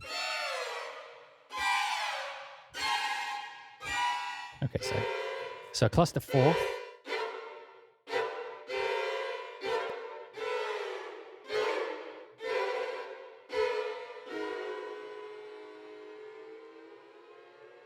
Oh, that's cool. Oh, these ones are really cool, actually. So the string collection is actually really cool. So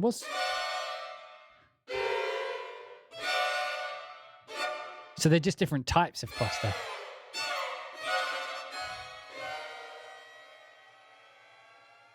The way those bend up is so cool. That is that's very, very horror movie.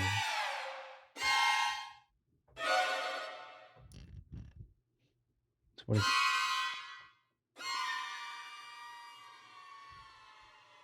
You know what I mean? It's very subtle, but it works. Well, I mean, it's not subtle at all. I mean, the bend is subtle. You know what I mean? It happens while it's in like the fade out. It's a nice, cool sound. Digging the strings. Do they have dynamic layers via the mod wheel? Some do and some don't. I'll try and be better at saying which is which. A lot of the time, they don't seem to. Like, particularly if they're like a...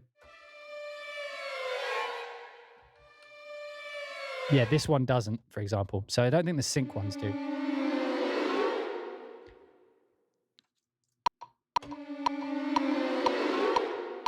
So that's because it's on 4 beats, but we put it on downbeat.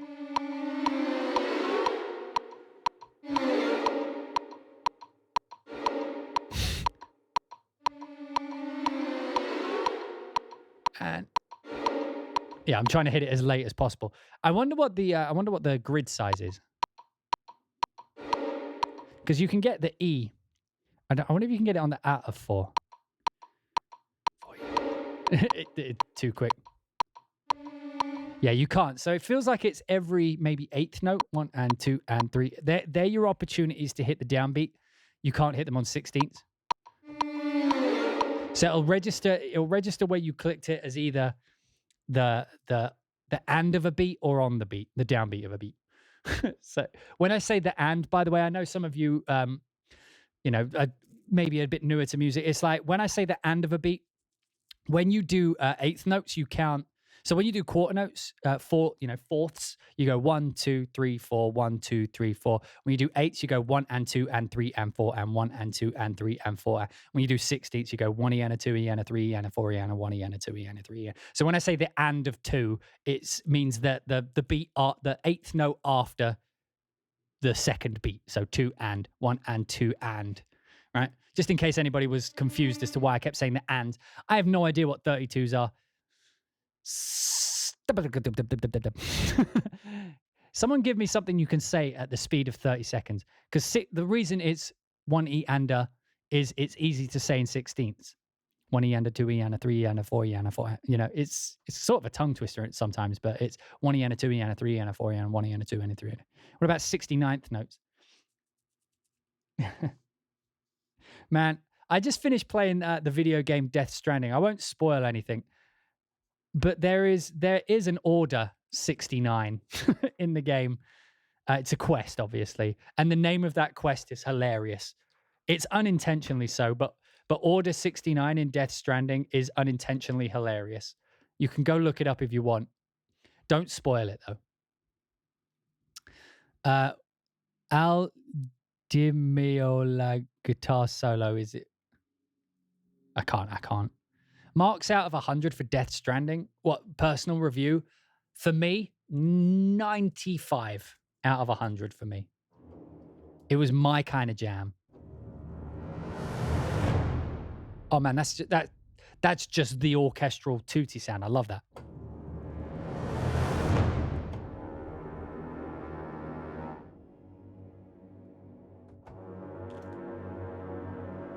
Again, and so the last video I put out, you guys saw me complain at length about UI controls.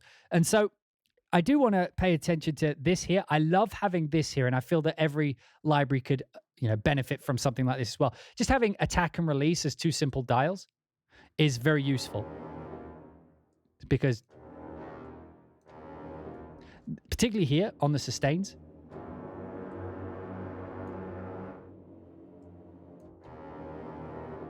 well, that doesn't seem to be working too well.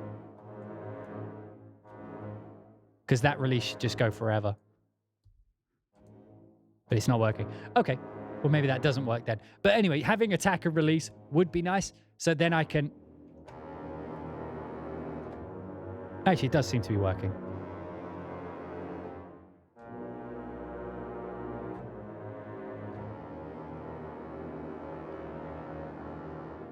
What's that a link to, Saldimia?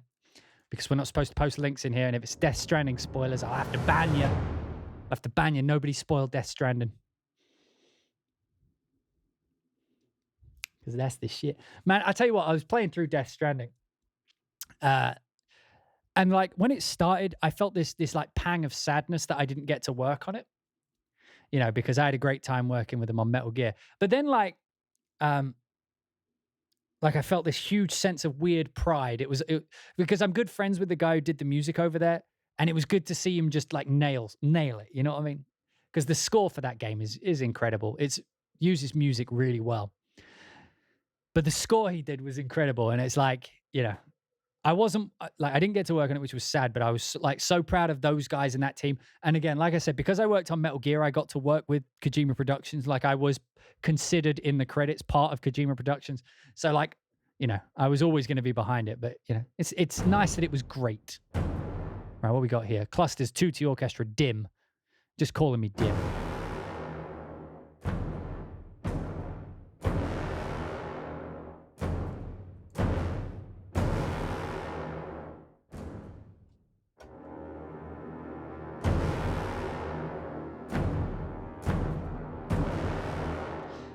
Vinny Novido says, what's to spoil about walking? Clearly, Vinny, you haven't played through the game. It's funny, the walking part of it is one of the most fun, but we'll talk about Death Stranding after the stream, don't worry. I actually really like this patch, sorry.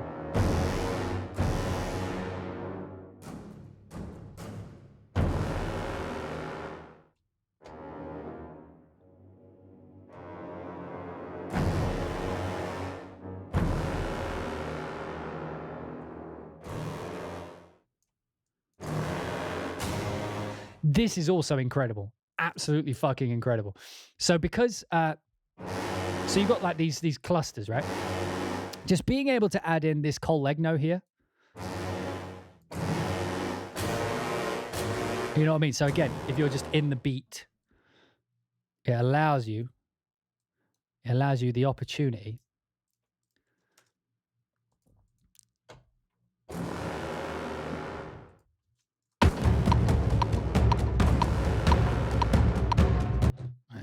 Let me just square this up. Hang on. Give me a minute. Give me a fucking second. Right, where are we at? It's not 80, it's 90. Moron. Go away. I'll do it like that. Just send it up. Turn that down. All right, so the you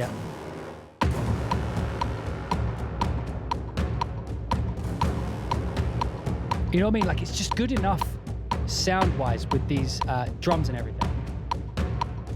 So we're just lagging for some reason.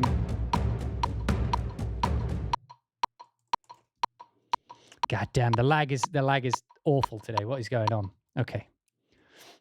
So if I just put this in cycle mode, so we can.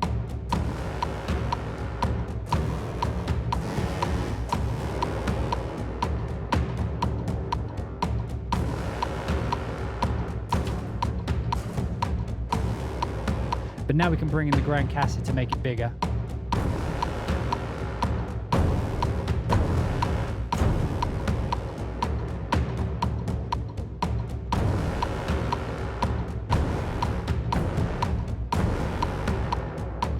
You know what I mean? That's just drums and one patch, and you could totally do a big part of a score, just that kind of vibe. You know what I mean? Like that big kind of driving kind of enemy vibe. Very easy to do with things like that. And that's where these effects, like being able to bring in drums that accent the keys you're hitting, absolutely useful. And because it's contact, you could automate those with MIDI CC, so you can turn them up when you need them and down when you don't. Or not have them and then put the percussion on a separate track. What they're doing, and that's what it is. They're reusing their sample set really intelligently. So instead of just auto mapping all the samples into a player and saying, there's the library, they're taking like all those Grand Casa samples and they're like, okay, we can work that in. So whenever we have an accent, let's give them the option to also use that Grand Casa in the library rather than having to load another patch. It's very well, it's like forward thinking. It's very clever.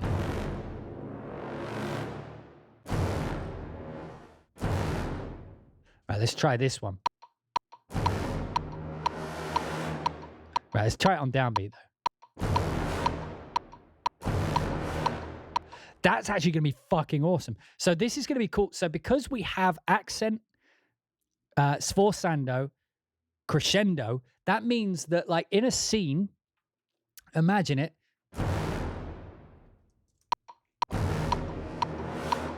So let's say that something happens in your scene. How many of you have scored movies before, action movies? Oftentimes, something will happen. There'll be like an edit or something. Something will change in the edit. And now there's this weird like thing that you need to accent that happens just before another edit. And there's not really enough time. So you end up like either having to change the time signature or have a gap that's filled with something that leads into the next section. Like that's one way of bridging it.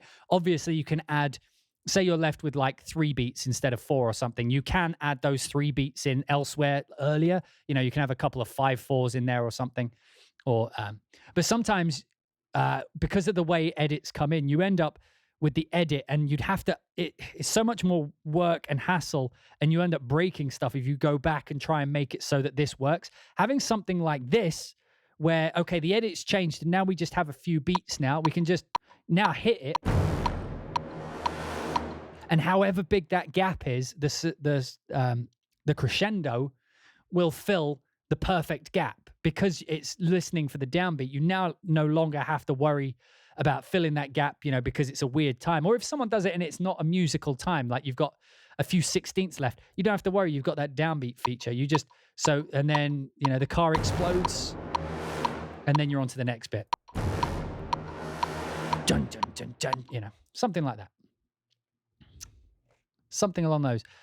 Right, so I'm a big fan of these ones. Let's turn that cold leg all the way up.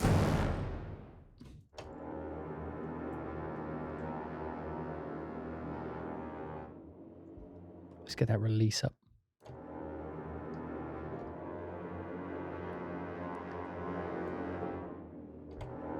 But Timmy, they're in the backyard. It's okay, they're never coming in.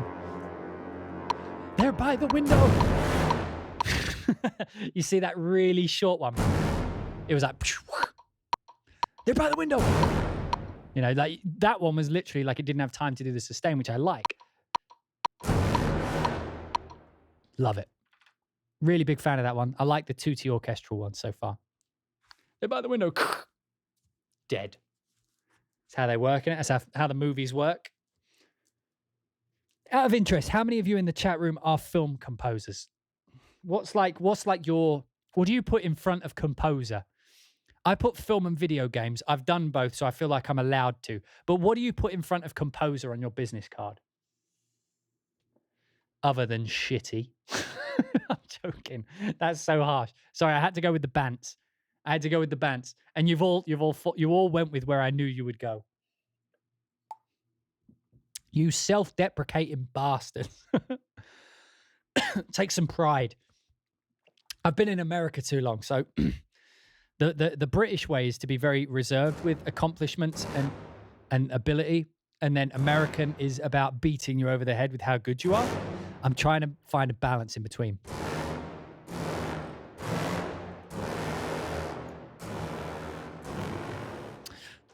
Oh, this is where Spitfire had something that these guys don't have. So Spitfire at least had that option at the top where when you push the key and then lift off, it would stop. You know, the release tail would happen when you release the key, so you could have marcatos of custom length. However, they do sound fine. So dum dum dum dum dum dum dum dum.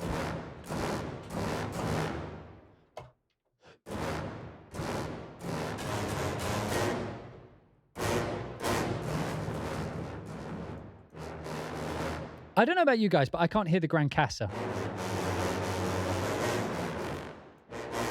Did they forget the Gran Casa in this one?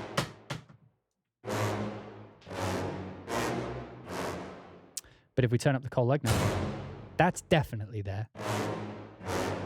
Did they forget the Gran Casa? They did. They forgot the Gran Casa. Somebody tell them. They forgot the Gran Casa in the Tootie shorts.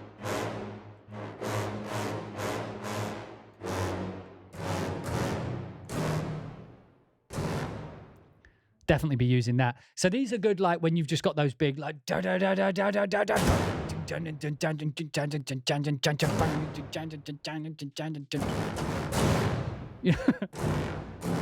You know what I mean. You get the gist. You know that type of song. You know that type of momentum of which I speak. TV sports theme composer, docs. Yeah, so we got a lot of people who are like dreaming of being wannabe composer. But the thing is, if you write music, technically you are a composer. So you don't have to be like, you have to remember the prefix to what you put in front of composer isn't an indication of ability. Even if you put professional, it doesn't mean ability. So if you don't feel like you're quite as good as you want to be yet, it doesn't mean you're a shit composer. You're a composer. You're a composer, and you're building. So you shouldn't like worry about being shit. It's none of that. None of that. Because it's not an indication of how good you are. It's just an indication of what you do. So when I put film and video game composer, that's not saying like this is how I'm good enough to do films and video games. These are the areas in which I like to work. Okay, so they've done this. So the yellow keys, it seems, oh, you can't see. The yellow keys, it seems, are like auxiliary to the actual patch.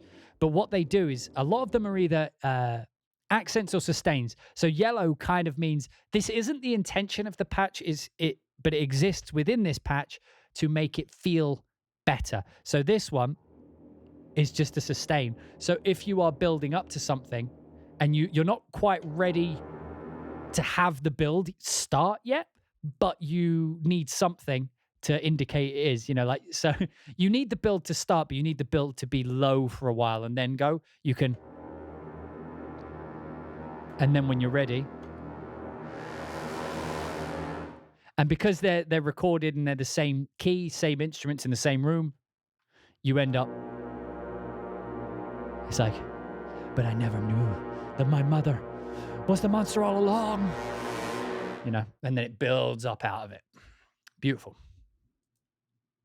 Very easy tools. I do it just as a hobby, but I still write film and game composer because it fits that style. Yeah, I often find that when you, like, labeling yourself is always a tricky thing because, some of my best works have been for things like stage plays. Like the last thing I recorded at Air in London was a stage play in Mongolia.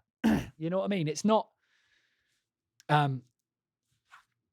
what you write down doesn't have to be like all you do. It's easier. It's like a double-edged sword. It's easier for people of similar interest to find you. So if you call yourself a film and video game composer, you're more likely to connect with fans of film and video game music, which is a very specific type of way of writing music. It is a genre, but it's not I mean, you could call film music a genre, but it's wider than the usual application of the term genre. It's like saying rock, but including things like metal under that umbrella. Anything that uses guitar under that umbrella. You know what I mean? Yes, film music and video game music is a genre, but it's more an umbrella genre than an actual genre. Because film music can go anywhere from like Trent Reznor doing fucking The Social Network to Hans doing Pirates to John Williams scoring E.T., and the types of instruments, or like something like Johann like Arrival, using the weird human voice. Like there's too many different styles of music. But anyway, I forget why I got onto that. But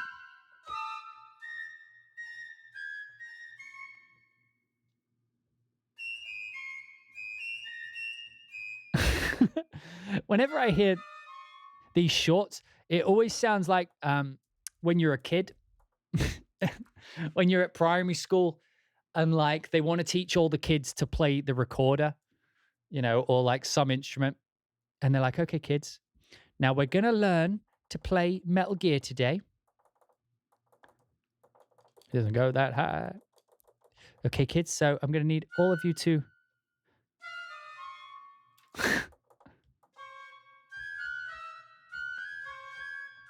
okay, kids, in tune if you can. Timmy, stop playing the wrong note.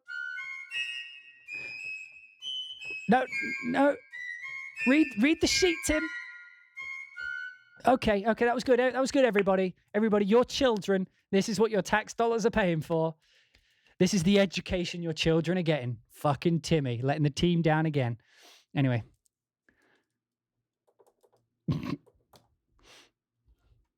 I remember one of those situations. We all had to learn something. It was primary school. We all had to learn a song on the recorder. And it was like, da, da, da. It was like Three Blind Mice or something. I didn't learn it, but I still gave it a go on the day. I didn't know how to play recorder, but on the day, I gave it a jolly good go. And it sounded exactly like that.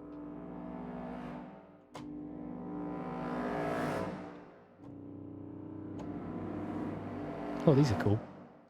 I do like low wind clusters. I feel like you could fit this into quite a lot of things as well.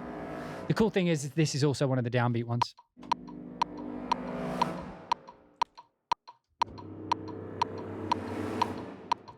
They're so aggressive sounding. I really like it. Just that alone.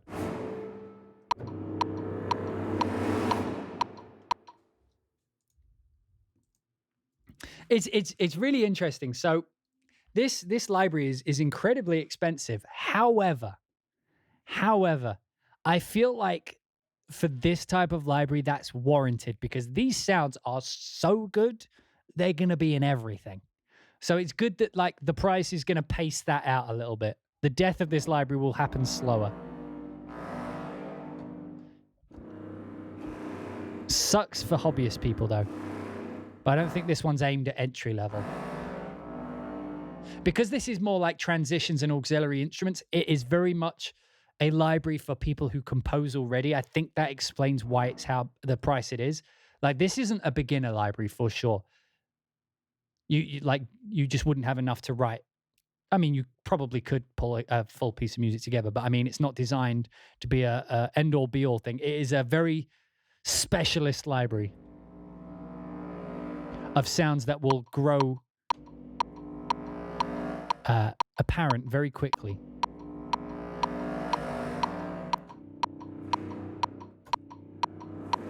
It's the cool thing as well, like playing it back, like going through the sounds, because they'll all land on the beat no matter where I start.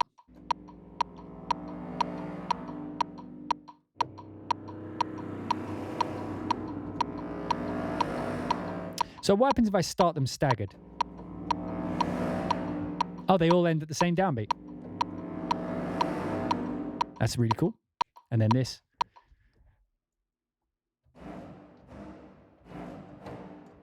That's a cool sound. Wait, where's my limiter? I need my limiter for this.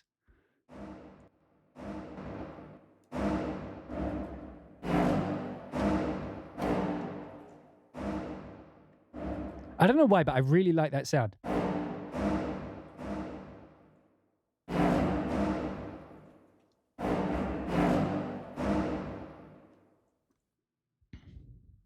The upside down triangle has some function.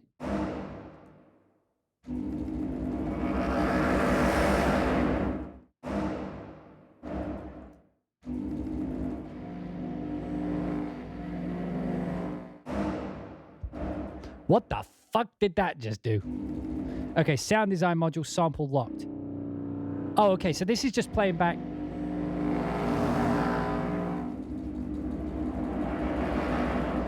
Okay, thank you for pointing that out. One of the joys of doing this on live stream. So what this does is it takes away the ability for you to do the beats and downbeats. So now it's no longer synced.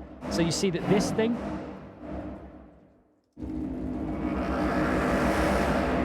so you see these notes here are like these really aggressive thing. When you stop the playback, they end up as like this impact, which I actually really like, and I'm going to resample at some point. But you play it back. You know, these are like the more aggressive. But if you click the puck, it takes away their syncing, and now you're just playing them back like normal. But it does seem like you can reverse them.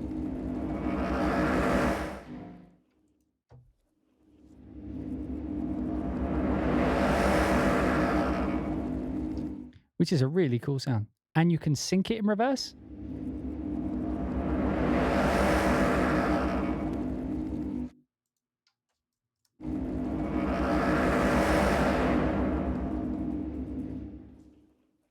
But you can reverse it and then go back to the sync. Beautiful. Let's give it a go. Okay, so we're going to use that one. Now let's go back to the sync. Oh, you fucking legend. Okay, chat has just discovered a new feature for us. That's why I love having this chat room. Look. So now we have that reversed and it sounds violent. So that's the normal ones, and then the one we just made. But you see, this one's actually reversing.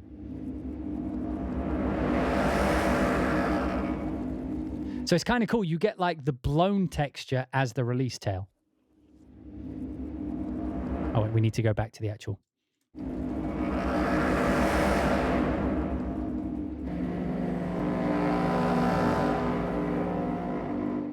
You want to hear low brass reverse? Sure. Because I wasn't aware that was a feature. Let's give it a go. So that would be in, well, we haven't made it to tonal yet. So when we get to tonal, we'll do it, which is actually what we're on right now. So good timing. Tonal, brass, horns, dynamics. Let's give that a go. There is a lot of these. So like we're probably not going to go over all of them. We're already 2 hours and 20 minutes in, but like we will listen to them briefly at least. Okay. But this one doesn't have a puck, so we can't do this one in reverse. What does the cue do? After hit point after 4 beats, quantize to the next beat. Okay, what about downbeat?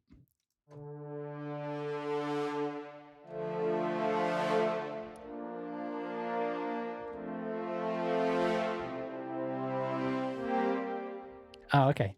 So if I do it like that, I can get swells. Oh.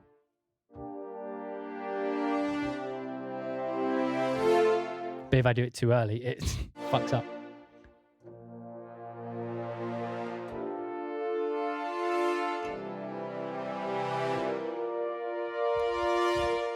In the Matrix, what's the two fucking chords that they play? It's like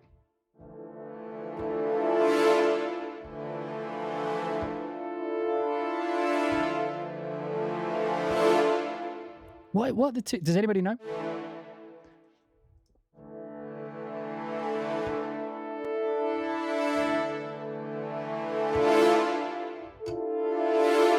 Something like that, isn't it? Anyway, it's a big, full open chord. There's no reverse on this, so I can't reverse it. I apologize. Can we go to the next one? Let's have a look. I'm trying to work out if it takes longer to load when I click the next or drag it on, but it seems it's exactly the same. So it's patch determinant, not how I do it.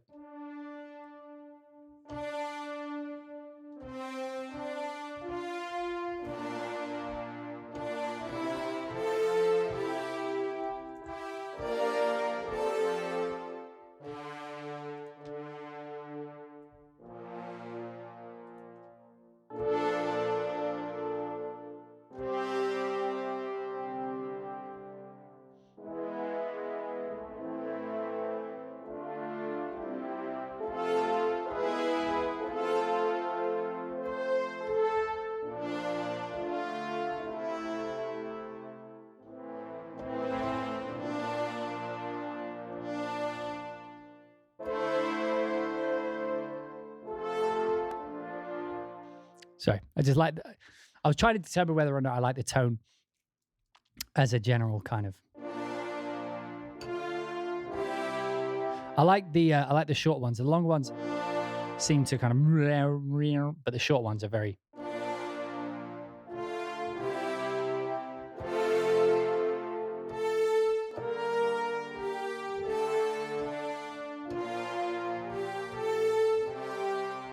And if I put that in my reverb, my brass reverb,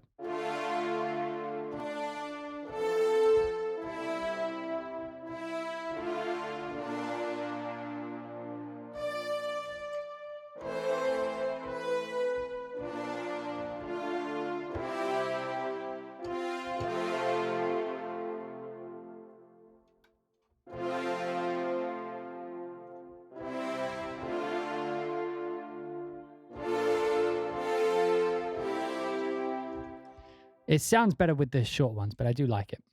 So that was the diminuendo. I think that's what it stands for. It just goes downwards. These load times are killer, man. They're like 5 seconds, but that's still too long these days.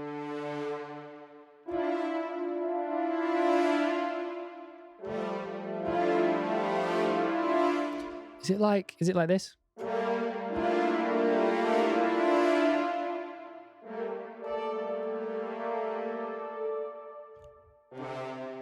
Dynamic control sets a velocity. So if we hit it soft, we get a very low.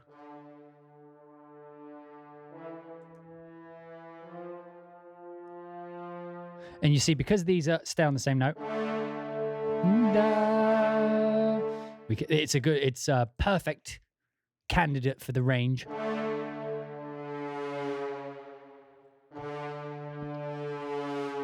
I also like this feature because of the hold. It means you can have dum. If you have no hold, it'll just be dum like this, which is fine. Or you could have it just go down right at the end.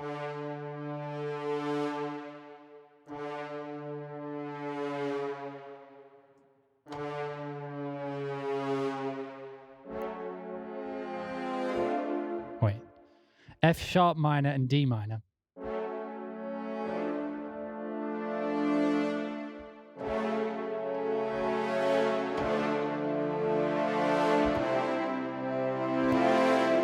Oh, I hit that way too early. But yeah, F sharp.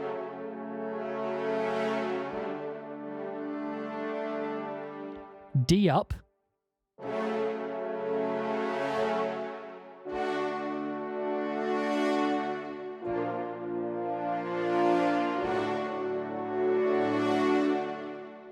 I like that kind of vibe.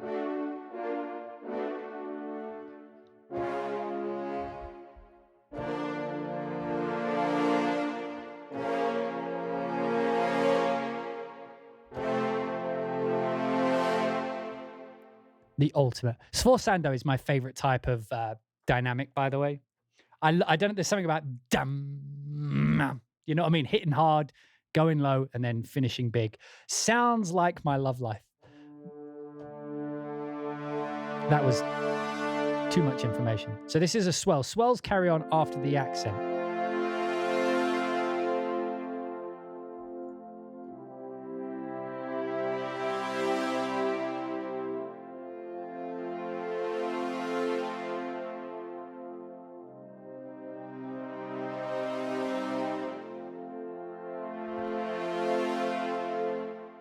Also, something worth mentioning is it is sustain pedal compatible. So sustain pedal down. No sustain pedal. Right, but that means I can set up the next chord pretty easily, like.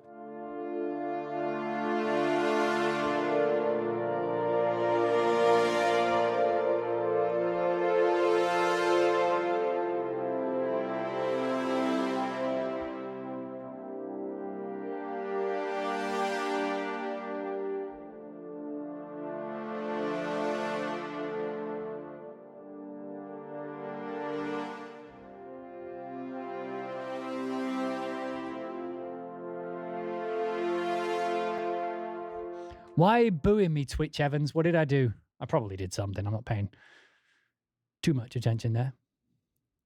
Howard Shaw, is that you? Horn rips. Here we go.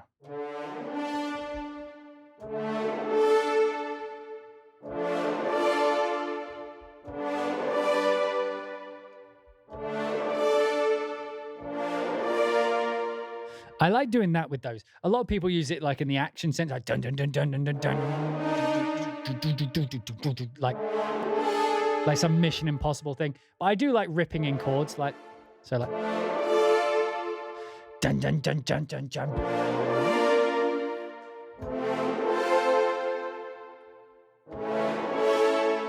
You know what I mean? It's got, particularly if they're doing it in octaves.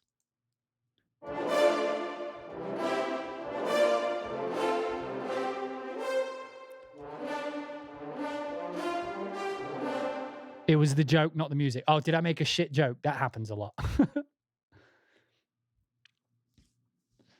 brass horn short. I like to rip in chords. I feel like that's a new t-shirt. I like to... How would you phrase it, though? Rip in chords doesn't really make sense as a grammatical thing. Oh, went too low.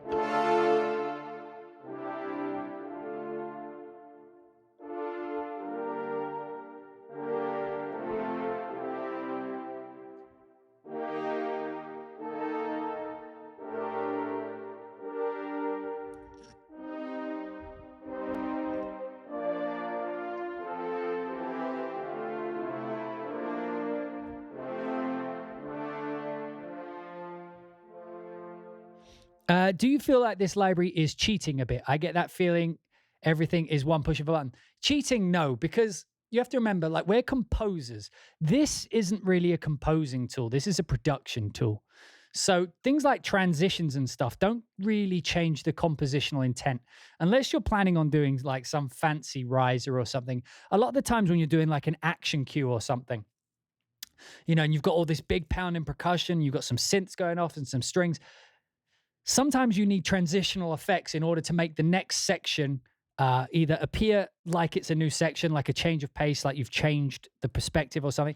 When you do things like that, you need to prepare the audience that this edit is going to happen and it's going to go in a different direction, or something's happening that needs accenting. So transitional effects help you do that. They rise up to it, they hit it, and they build down from it. Now, transitional effects are not usually the compositional intent. Compositional intent, and that's what we as composers, it's like if you're doing a painting, and there's like a special paint that has glitter in it, you know, to help make your skies sparkly. Is that cheating because you didn't put the glitter in yourself?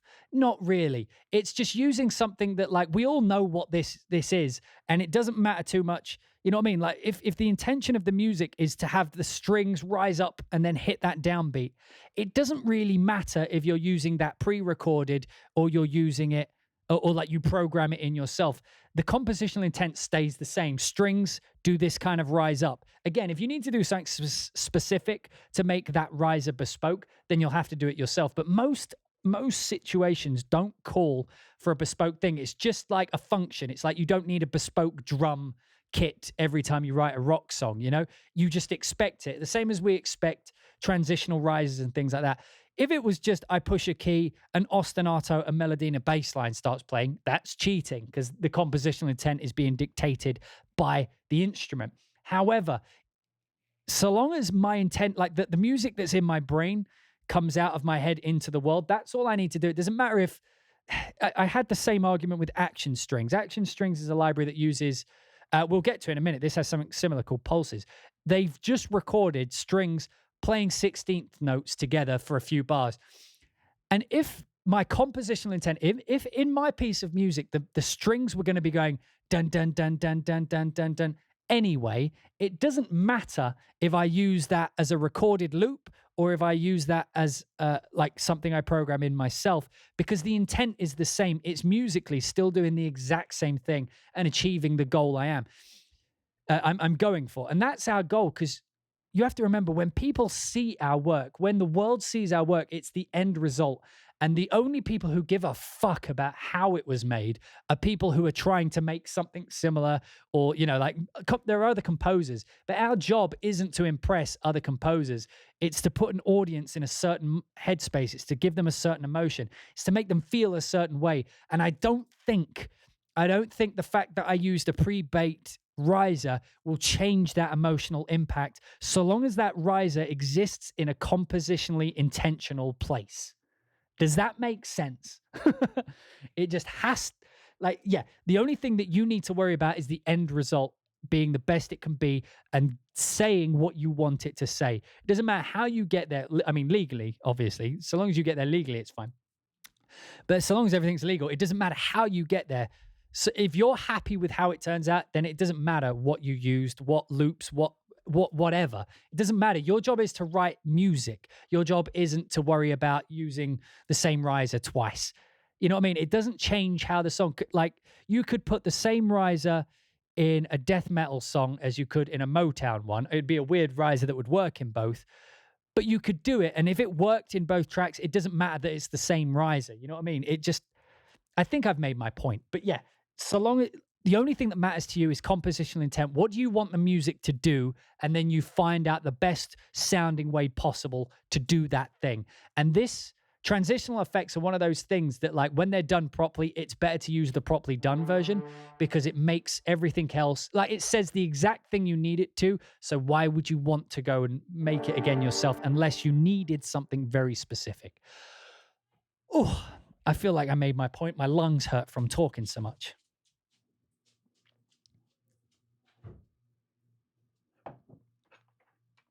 It just makes sense. A strange feeling not needing to program for 30 minutes.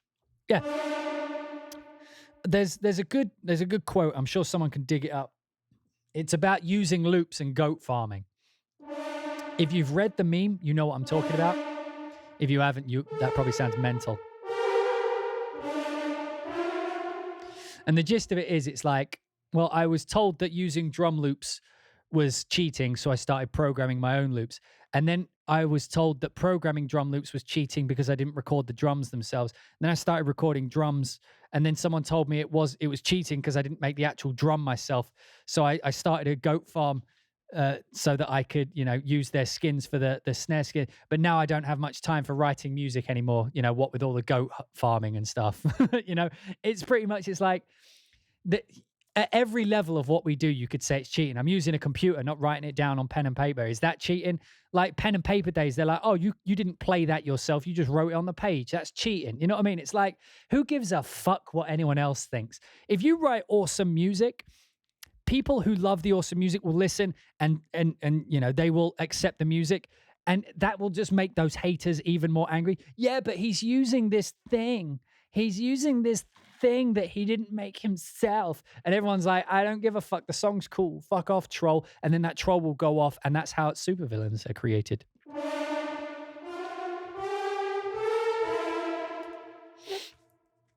But anyway.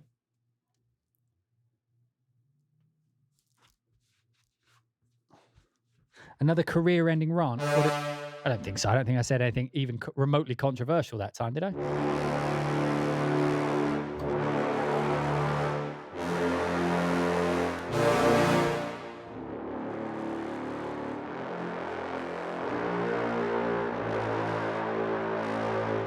But again, you have to remember the only people who really give a fuck about how our music is made are other composers, and your job isn't to impress them. It feels like it sometimes.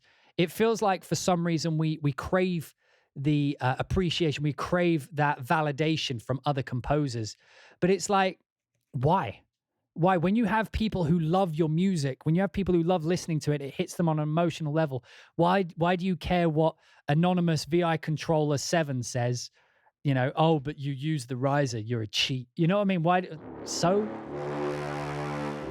look at how many people I've managed to move. Look at how many lives I've made better because I use that thing, you fuck. Oh, wait, no, we want the burst. Why did I skip? We'll go back to the burst. Sorry, these little rants just happen every now and again.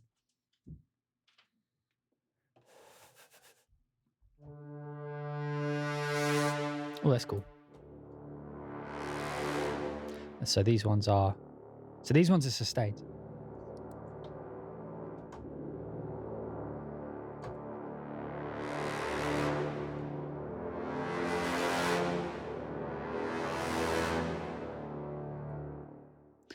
Yeah, SSAH music. I haven't heard it yet. However, my wife is currently streaming that game right now. She's like competing with me, it seems, for stream bandwidth. Yeah, she's playing through it at the minute. I like these low dynamic ones.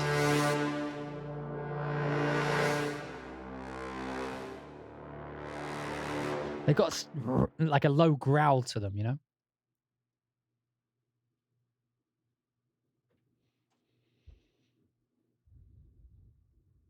Oh God, this takes so long to load. We're going to be here all day.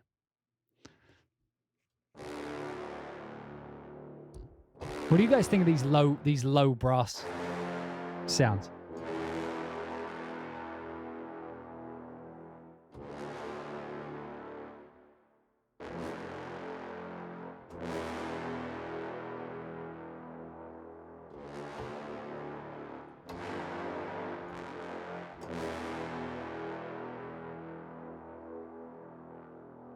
sustains for a really long time too. Love that. I have battery saved this, by the way. It's running off an SSD and it's battery saved, which implies to me there's some bug either in Contact 6 or in this thing, because not all of their things load slow, and not all of them are bugged, but some of them lag the UI and some of them. But it happened with Nucleus as well, if I remember. If you guys remember that stream, it seems to be something about Contact 6. Maybe it's my older OS X, but some patches load slow and some patches just lag for some reason.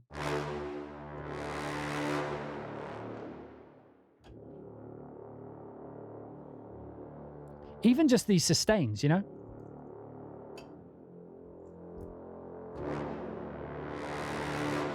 Could it be the pretty interface they're using? Demarius, I thought that at first, but the thing is you can see it works perfectly fine. Works perfectly fine. Oh, the tritone sounds great.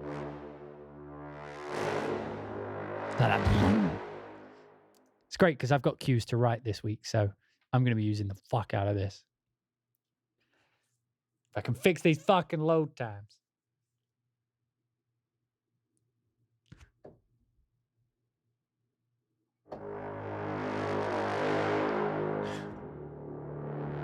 Oh man, they've just got so much bass down there. It's nice.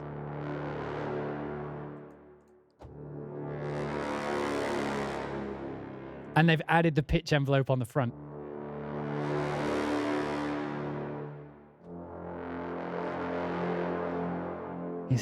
And then you just pitch it down. Oh, that's going to be so good. So I've got to write some music that's going to be very action orientated and very kind of tension filled. Just having that is so funny. Like I said, if you just have a drum beat and like some cool vibe, you've got your rhythm section really like hitting that action thing. Sometimes all it needs is something like over the top of it, and it you know what I mean? It just hits you and you're like, fuck, this is awesome. Right, what are we up to? I want to hear this for Sando. I'm going to be more selective with the ones I pick now. Because of the load times, we'll be here for like 8 hours just trying to get through everything. What's your recent short film that you worked on? Good work. Oh, but the There Comes a Knocking film, right?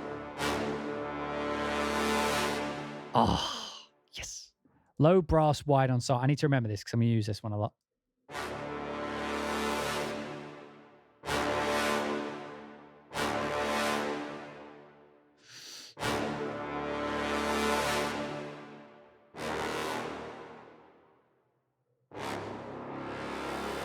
These four Sandos sound so good. Wonder what happens if you put a little bit of distortion in.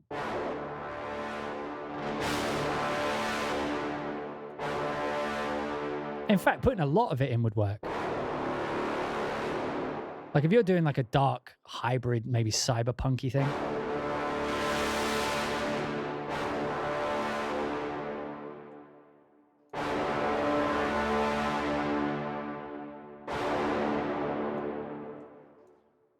Is the percussion. Oh man, don't, because I haven't got there yet. I will get there in a second. Let's listen to what the piano one sounds like. I think we get the gist of what the dynamics sound like now. So once we hear the sound, we don't need to do every single individual articulation, I don't think. We just need to get the vibe of the actual. Oh, it's one of these ones.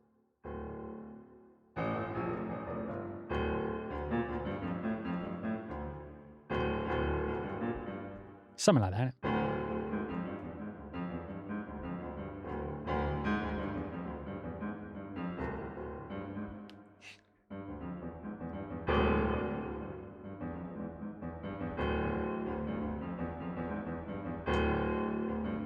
It's that kind of vibe, isn't it? Dum dum bum bum bum bum dum bum bum bum bum bum.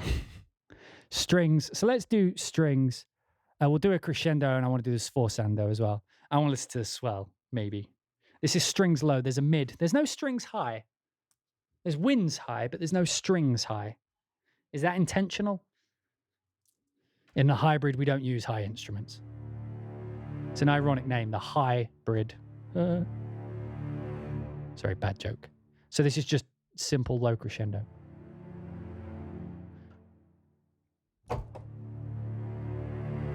That is as physically hard as I can hit that key.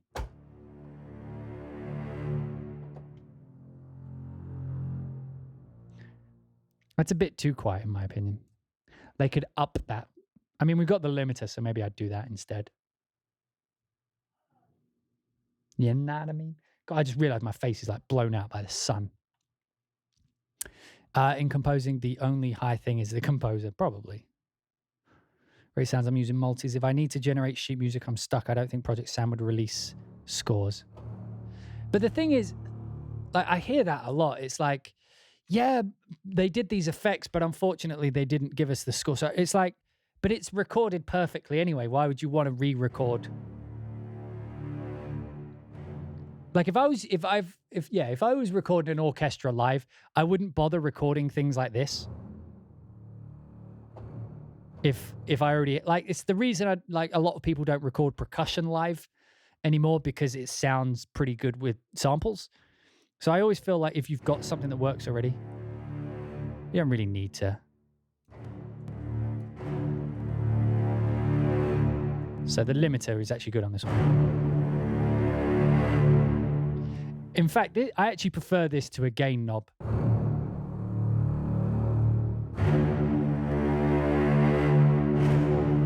Because look, we put 18 dB of gain on it. But because it limits it, it's almost like a compressor.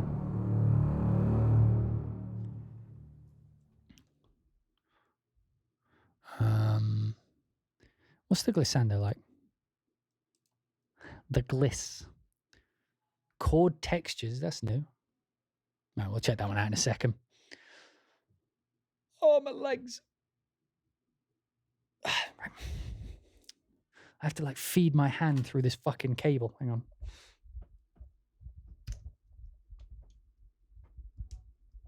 There we go.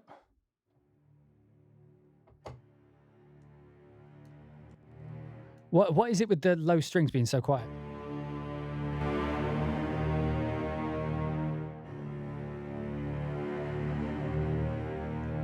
Oh, I like that.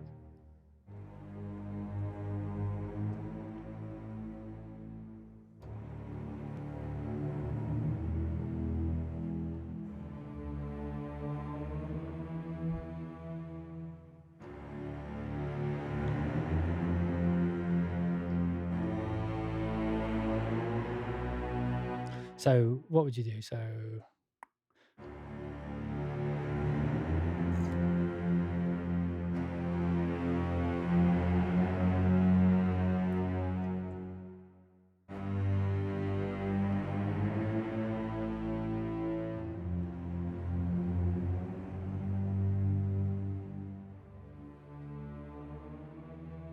sounds a bit like Arrival. Funny, because we were talking about that earlier. Oh, use the money for a leg rub. Please don't end the stream early.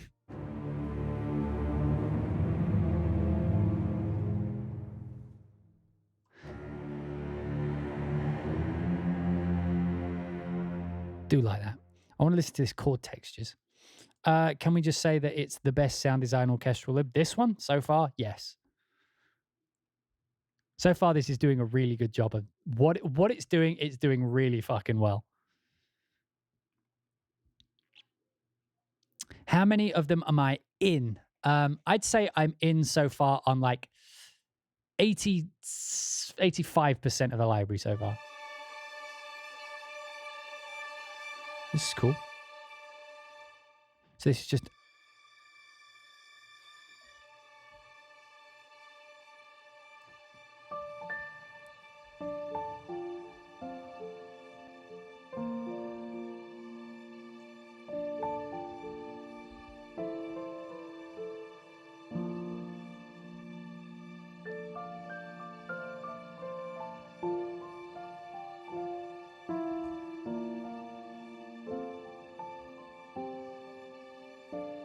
Just open strings have that vibe. You know what I mean? What about sus2?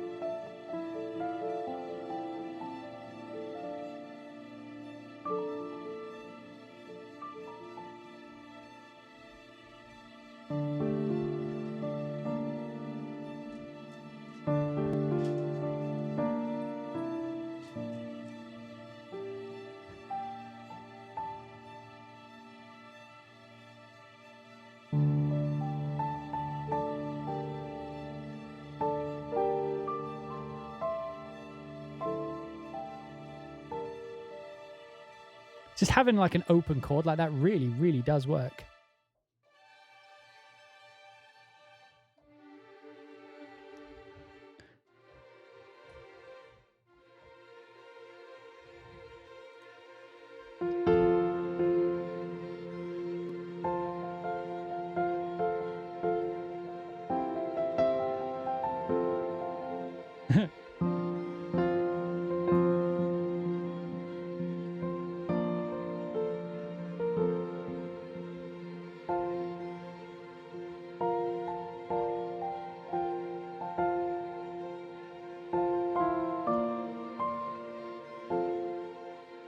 That works.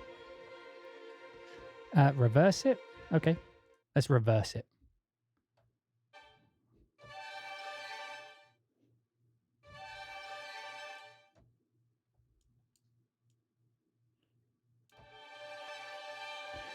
Just sounds the same.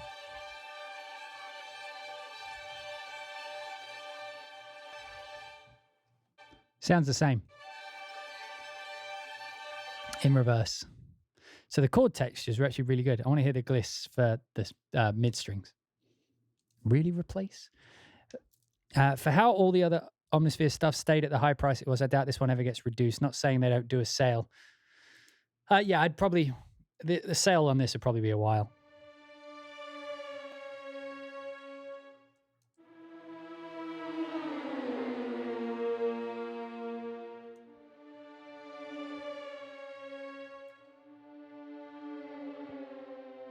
Someone asked in the last whether or not they only have down. I don't know if you... Sorry, I forgot to mention, but if you look here, CC1, which is mod wheel, actually changes between up and down. So this will go up a major second.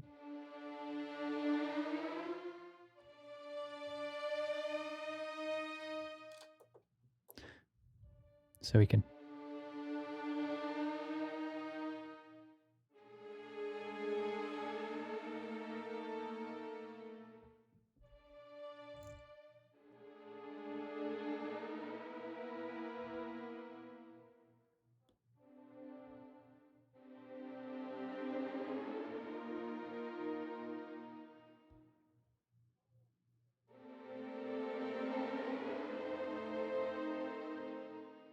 I created a sus then by accident. Oh God, the Tutti Orchestra Burst. I feel like the first note I play on this should be really aggressive. What do you think?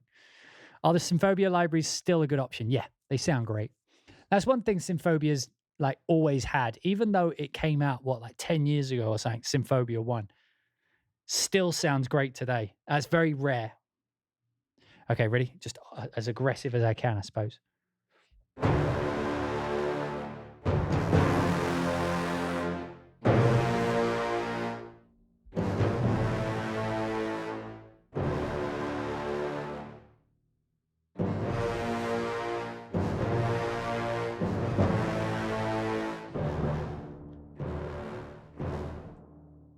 Turn the Grand Castle up.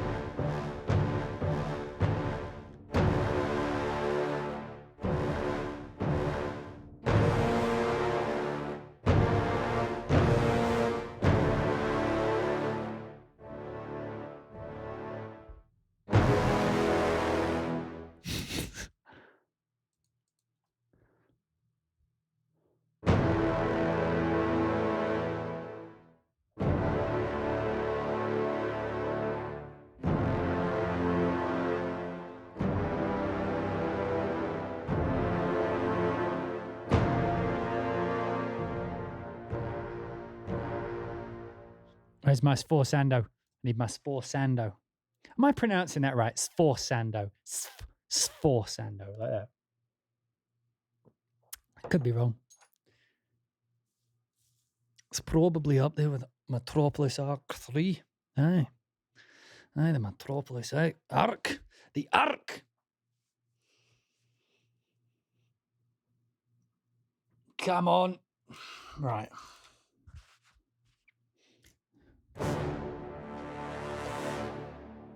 So what's this? Sustains.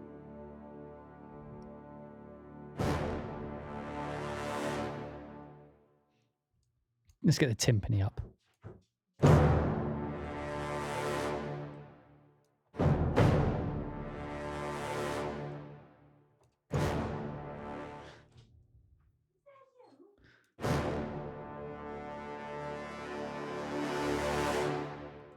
Bit of limiter.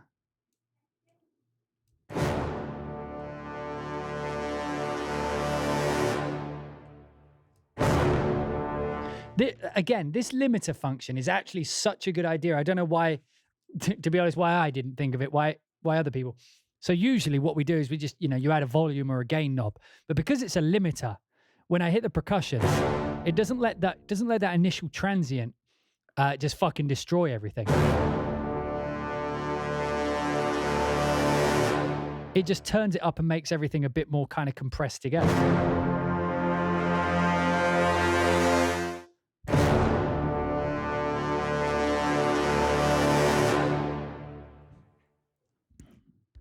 High grace notes going in. Let's see what it's like.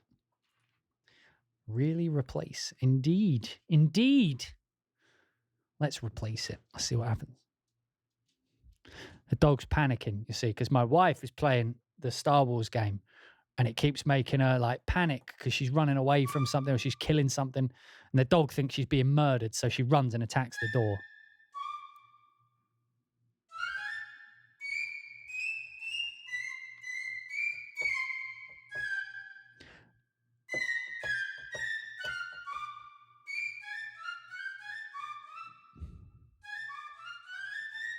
I mean, I probably never use this, but it's one of those things I think will probably happen. What will probably happen is I'll be writing a song that'll be some fantasy thing. And I'll be like, I just need something that goes, blip, blip, blip, blip. It's weird how sometimes that, like, even though I heard that sound then and was like, I'm never going to use that, because now I've heard it, that sound is in my head. And so when I come to write, I know that at some point my brain will be like, hey, how about that blip, blip? And it won't tell me which library it was in. One thing I do notice is there's a lot of crossover in the library of itself. So we have a few like crescendo type things that do that, but I guess these ones aren't clustering. So now we're on the pulses: horns, bones, crescendo, staccato. Alpha, Bravo, Chaos, Dog. Yeah, that actually sounds like a sentence. Like Tinker, Tailor, Soldier, Spy, Alpha, Bravo, Chaos, Dog. Or whatever it is. Tinker, Tailor, something like that. Oh, they're crescendos. Okay. That's kind of cool, actually. So let's bring the limiter up, get a bit more volume.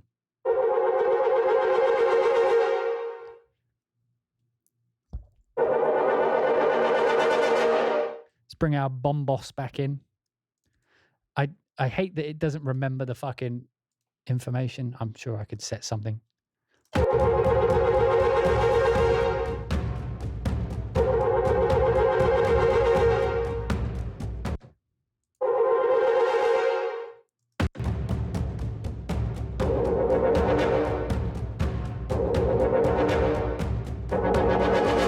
Okay, so they have this Q button here, and I think what that's doing is it'll make it so that the MIDI on is quantized.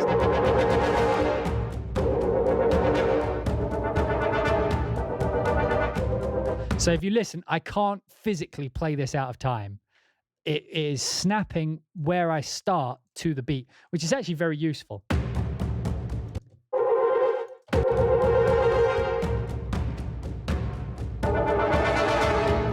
You hear what I mean? Like, even though it's not going onto the downbeat, it's staying within the grid.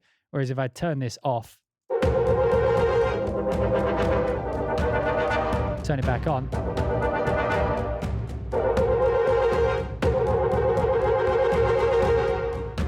which may not be that big of a deal, but when you end up with trumpets do this all the time. I'll just show you this. Trumpets, like you've heard it in like every action cue from the 90s. It still happens quite a lot. Thomas Bergson does it a lot. So you'd have like something going on. You just have the da da da da da in the background. Let's up it to 145. It's probably more like that, right?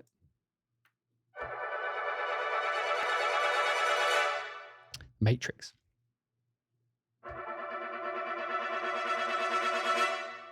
Da, da, da, da, da, da, da. Okay, horns and bones repeat. So I think what this is what I showed earlier, but this is the actual So these are cluster pulses at the minute. So cluster obviously meaning like atonal, like notes playing against each other. I'm sure most of you know that already. Yeah, I'm still playing with this library. We're going to go through the whole thing. That's what we're doing today.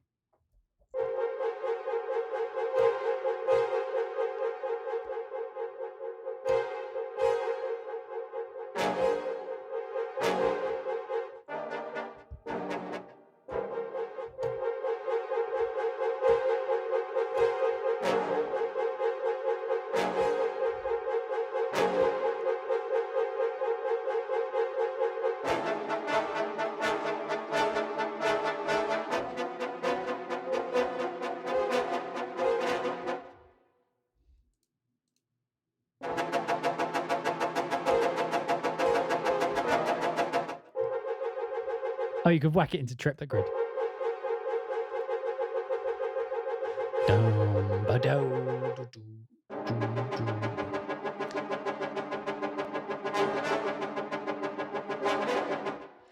Only clusters, it seems like it. Pulses, do we just have straight up brass? Tonal, brass. Yeah, it looks like we only get them as... right? Do we only have them as clusters? It looks like it, right? Tonal, because it would be in tonal. Short, yeah, burst. And then in pulses, we have cluster pulses. Mind you, did the trumpets... I mean, that clearly is. But were the trumpets as well? I don't remember.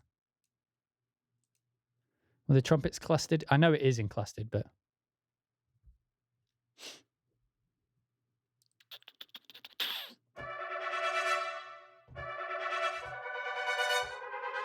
yeah, they are clusters, aren't they? So yeah, it looks like you only get string ones for everything else. Yeah. Let's try the mid. Why do we only have cluster strings, pulses mid and high and no low? Like that's an odd omission. You know what I mean? Like there's no tonal brass and there's no cluster low strings. It's just weird things missing.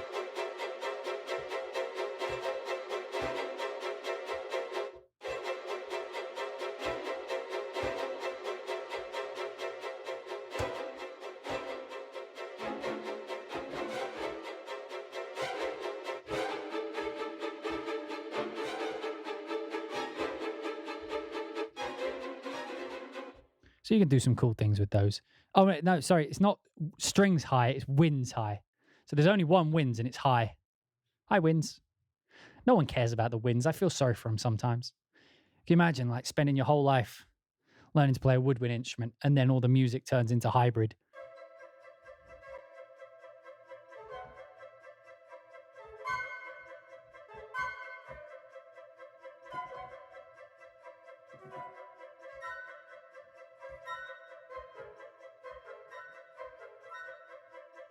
What does it sound like if you pitch them down? And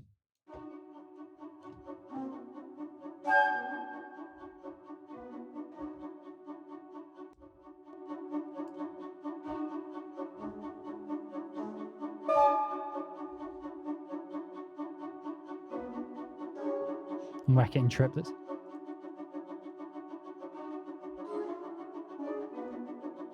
Sounds cool.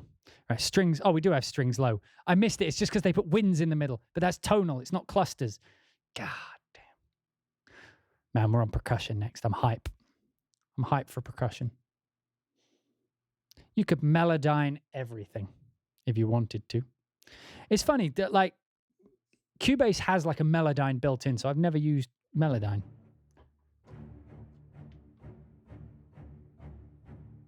This is the one we all came here for.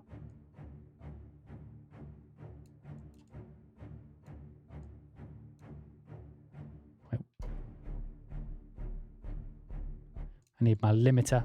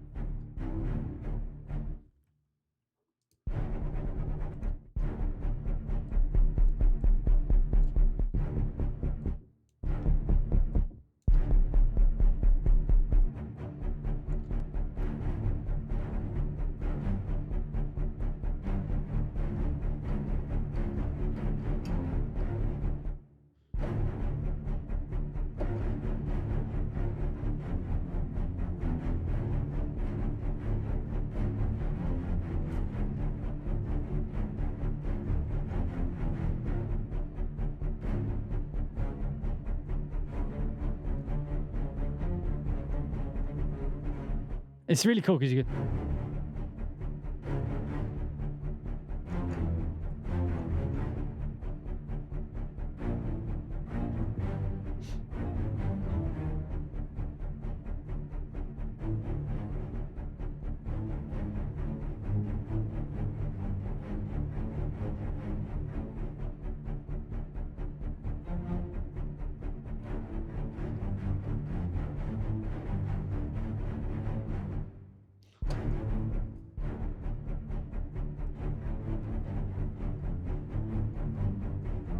You know what I mean? You can write these really cool, like, rhythmic lines. I fucking love this.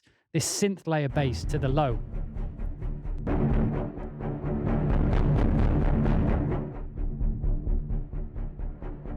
It's funny, there's a null. I don't know if you guys noticed that in the distortion. There's a null when you get to here. It, like, cancels out all the bass and then it comes back.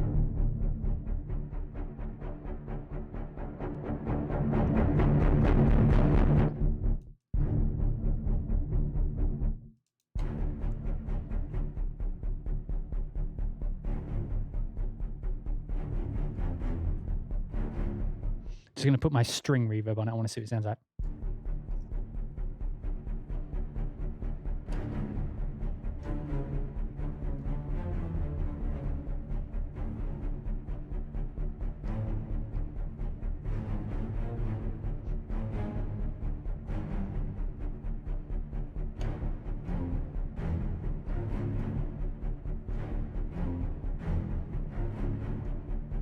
Man, I'm going to use the fuck out of that one. Tone pulses low. You have my respect. I'm hard in on the low pulses, not the low pulses. That's not a word. Not a word, Daniel. Let it go.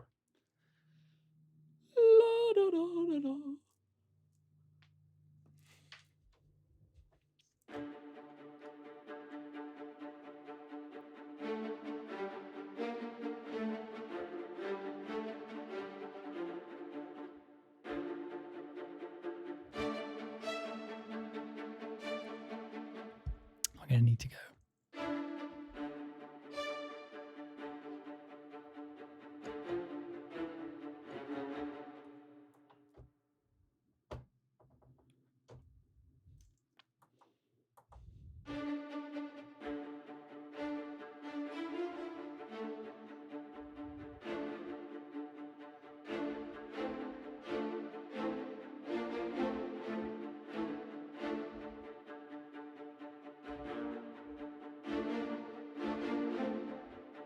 Just having that.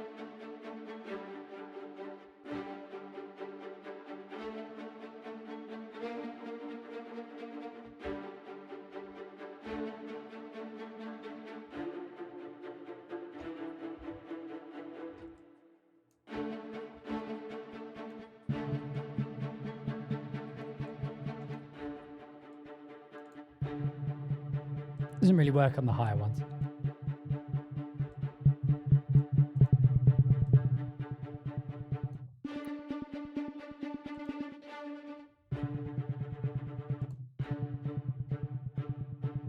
Oh, that works. What happens if you hit triplet? Oh, it's playing 4/3, 3/4.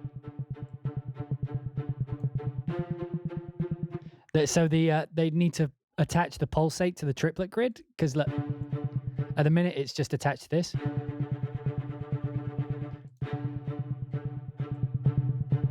But if you put the triplet grid on, it keeps doing it in quarter notes rather than, it keeps doing it in 4 rather than in 3.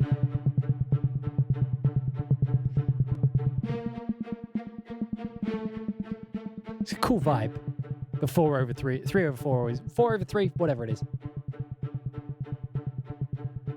Because it's obviously got a grid because you're feeling the triplets, but yeah. Risers, okay, string downers, the collection. I like when they call it the collection. I have high expectations for a collection. Let's check it out. String downers. How you guys doing, by the way? You still with me?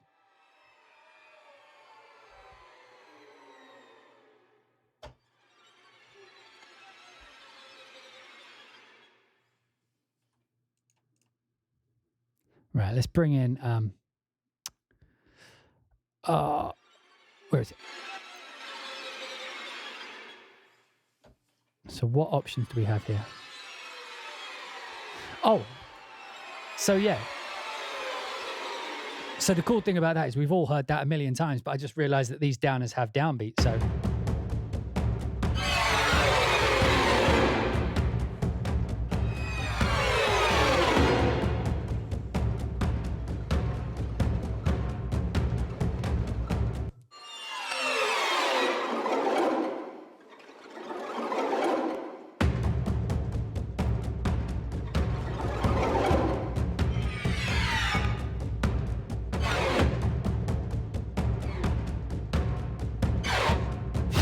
Obviously, don't do it that quick. And it always ends on the beat. That is so fucking cool.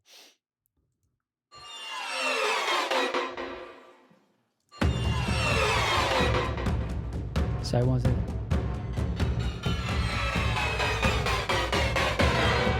Okay, that's what that's for.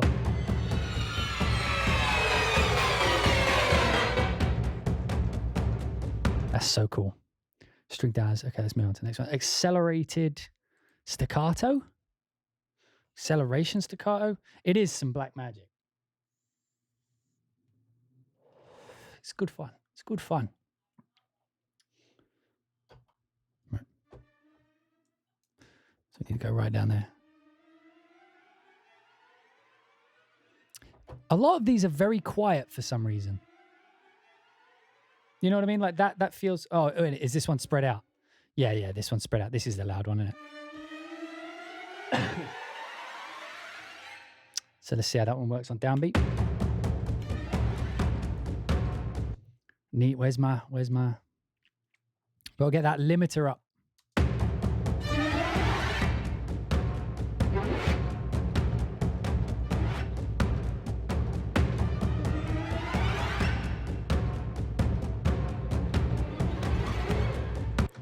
Man, that downbeat thing is the best thing that's happened to me all day. Would have been cool if they added pan to the stutter. That would have been cool. You're right. And let me just check. I don't think there's any panning, is there? Yeah, there's no panning. That'd be a really good idea. Something, if anyone from ProjectSam sees this, adding some sort of pan to this would be really cool. That feature was requested by JBT Productions on the live stream. Good job.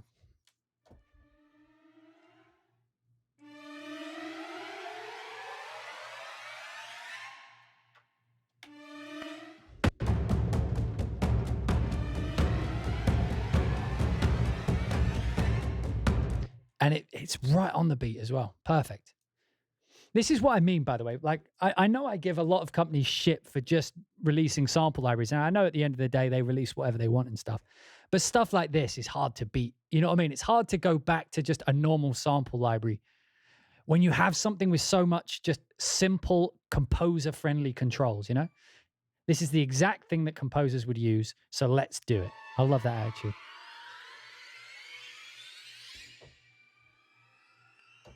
It's so funny. For any of you who saw my There Comes a Knocking short film I just did for Film Riot, this would have been perfect for it. Absolutely perfect. But no. That's how it always happens. Symphobia does need some management. That is true. Got reverb? I don't think you do. Again, cool thing about these. So these ones are recorded. These ones are recorded long. So look, it like I mentioned earlier, it goes red when it means that it's time stretching it and it's going to sound fake. So you see they weren't confident with that one, but this one is white all the way up to 14 beats. Let's give it a try.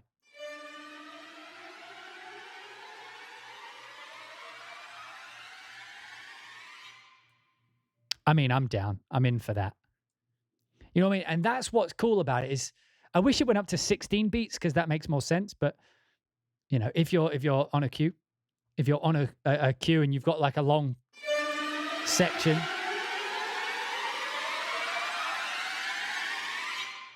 I wonder if seconds, when does it start going red? So it goes red around here. So let's.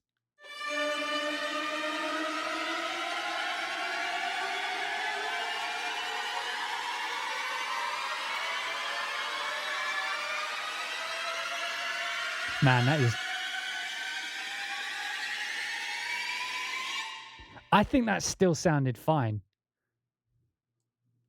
How far can we go? Can we get 20 milliseconds? 20 seconds, rather.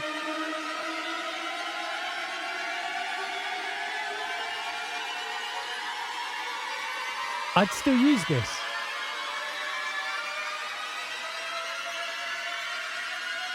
That's insane. Yep, still fine. How red?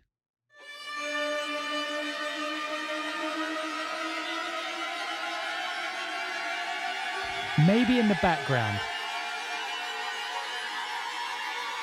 I'd maybe use that one in the background. So red really does mean red, but like the orange is still serviceable, right? And that's like 20 full seconds. It's a long time. It's a long time to keep it going.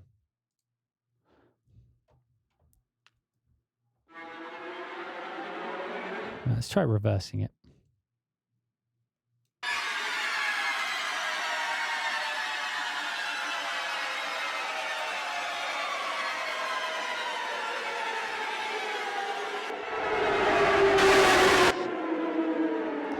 Sorry, I just opened the gates of hell there for a second. Didn't mean to do that. Sorry, it's a common issue with composers. I accidentally opened a portal to the realm beyond.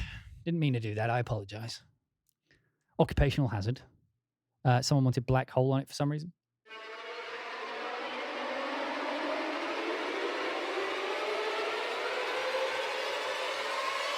You like that?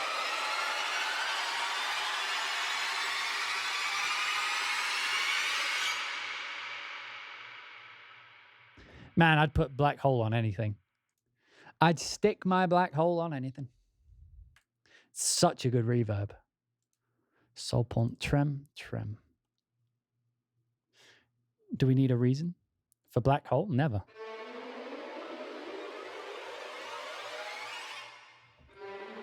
I just realized this sentence, I'll put my black hole on anything, could probably be misconstrued. I meant I would put black hole on anything. You filthy-minded bastards. I'm joking. It's fine. It's fine. So I'm in for the risers. Again, they work perfectly with the downbeat, and you can reverse them. That is actually quite a new thing. We can just reverse that. And then it helps if you play the... It's funny how a riser in reverse doesn't sound like an upward riser in reverse. It just sounds like a downward riser. Or a downer, rather. Do you know what I mean? Like, it doesn't sound like a sample playing in reverse. It sounds like the players are playing forward, just in the opposite direction now.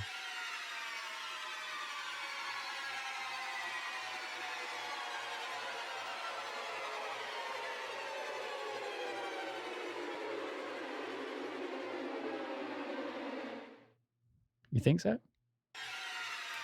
Oh, wait. How would we do that?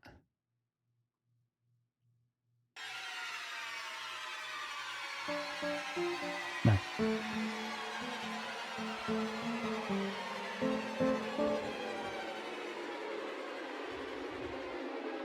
Sorry, had to be done. Had to be done.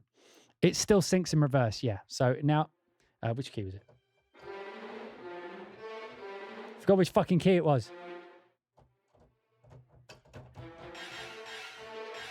That one. It's per key, by the way. I think you can sync it to all of them, but per key. So now if I go back... Oh, it's actually going the other way now. Interesting. Maybe I need to sync. So it doesn't work if I go back to the thing. So I'm not fully sure. Oh, wait. Maybe I need to actually play the session for it to work. Now I think about it. So that's it in reverse. Yeah, so it didn't work that way.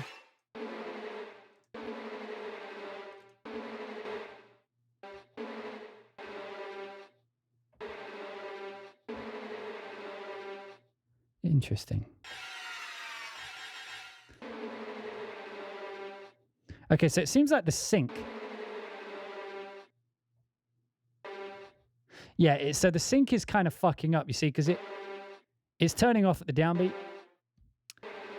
which is what you'd want, but it's not starting from the start. It's not. It's starting from over here somewhere. So I have to. You see, when the thing's playing, but when I stop it, it starts from the beginning. So I'm not sure. So it is syncing, but it starts playing from a weird place within said crumpet. What? Untitled black hole just creeping out down there. Percussion. Here we go. This is what we came here for. Right. Yeah. So the cool thing about these, they're playable.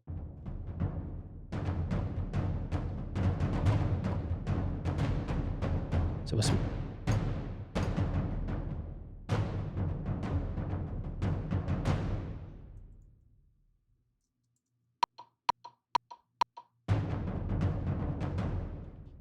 Helps if you have the click.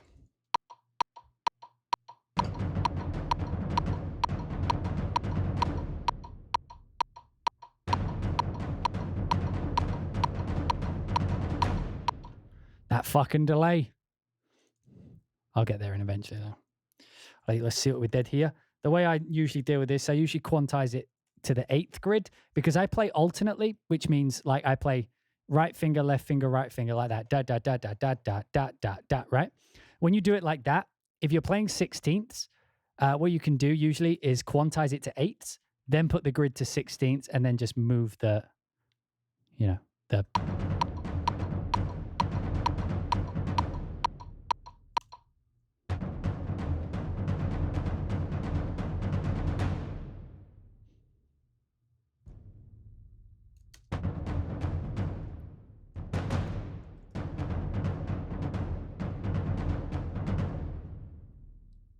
Wait, how do we do the swell? I don't know why I put it there. That was just like an instinct reflex.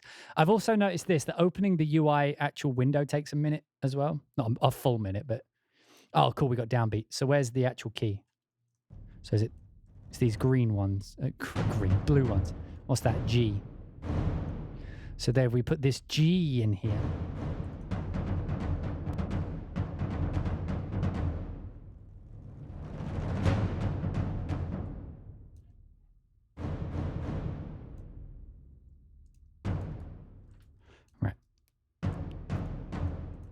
I want to see what it sounds like when I program it in. Because I program in more than I play in for some reason. Because like I'll just make a cool vibe. Let's do like a 3-3-2 thing. It's one of my favorites. Just like... And then this one needs to be. And we'll repeat this, but then this second, like the second time we play it, this beat comes in hard. So it's like.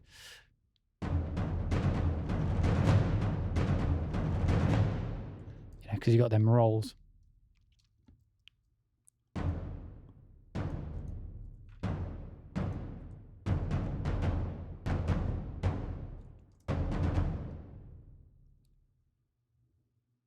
Dun dun dun dun. And then if we put the roll here, it should be really short, right? Yeah, that's so cool. So we can actually start it over here.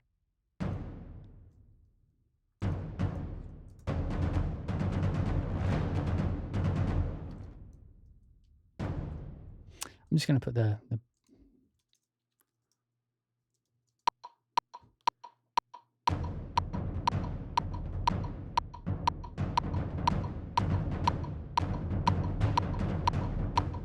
Are the rolls responding to the wheel? Let's take a look. So here we have the yellow hits here, long hits, soft dynamics up the top. So I actually like that because sometimes you end up trying to play soft.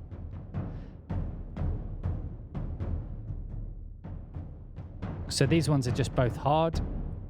This one's dampened. Dampened full dynamics. Dampened full dynamics. So those two are the same. Those two are the same. Soft dynamic. This is just the roll with the downbeat. I think all three of them are. Long hit.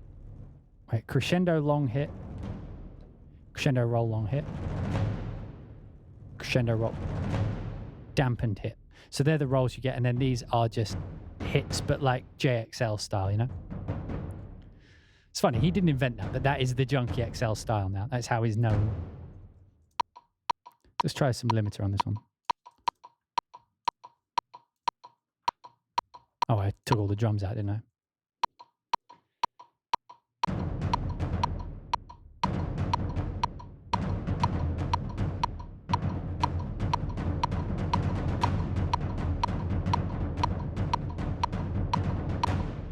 Fucking hell.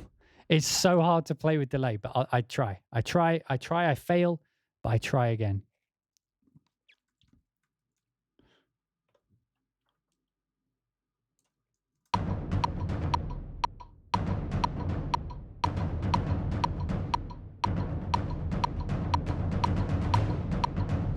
So that'd be where you put the...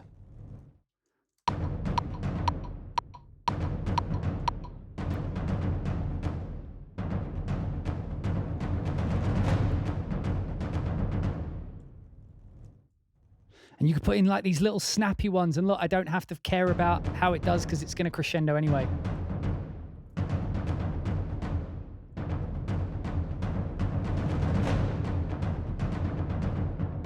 Wait, was that?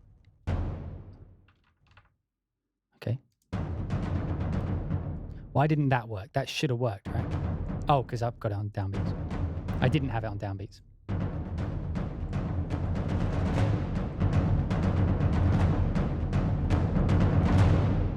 Oh, that's so cool. Because look, you can just add, because it's doing downbeats, it'll always land on one of these like bar lines. So like I can have like a super short one there if I want.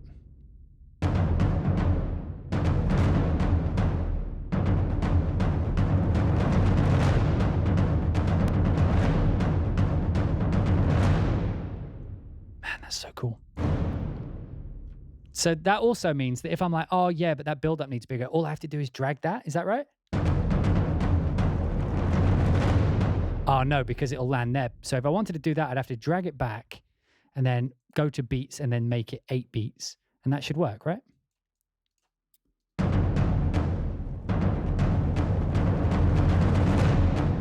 Yeah, man, that's so cool. Downbeat, I think, is my favorite because it means so long as I'm working within a bar, it doesn't matter where I put this, it'll always land on that downbeat here.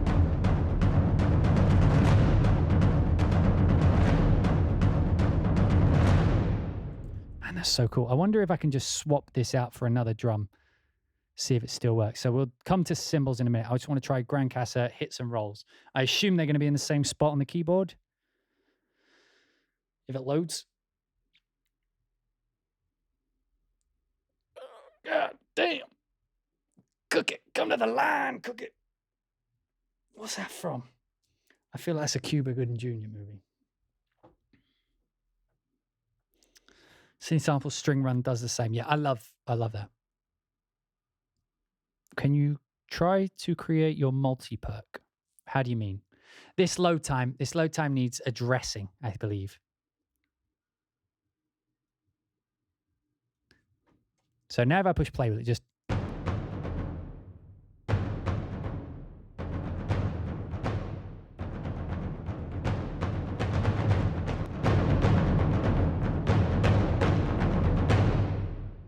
It looks like I'm actually changing between key types there. Full dynamic. Soft dynamics. Yeah, that's why that sounded weird. So I need to put them all on the same key.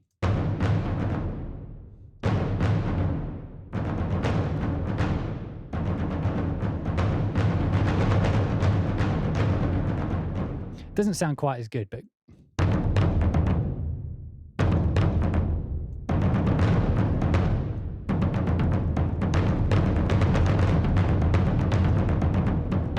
I'd probably do these like that, to be honest.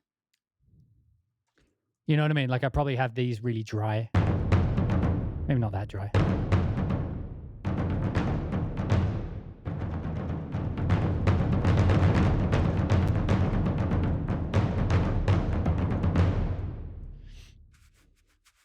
You know what I mean? Like it sounds better with a sounds better with a custom mic mix.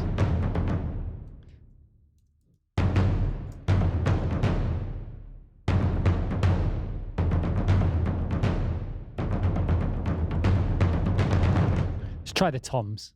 I'm excited for the toms. So, all right, we'll go back to the cymbals and stuff in a second. I just want to get through these toms. The rolls timing sounds crap. That's because I put it on beat, so I forgot to change it to downbeat. That was just me being lazy. You see here, look, it was tagged on beats, which means that when I was pushing the roll key, it was rolling 4, so it was rolling to some weird offbeat. Hybrid 2, it's always funny and depressing watching you troubleshoot something in seconds when it takes me minutes or hours. Don't get depressed by it. You should be more depressed by the fact that, like, I can do that. That means that I've encountered these problems so many times that I'm numb to them now. All right, these ones are a bit higher up, so do we need to... There?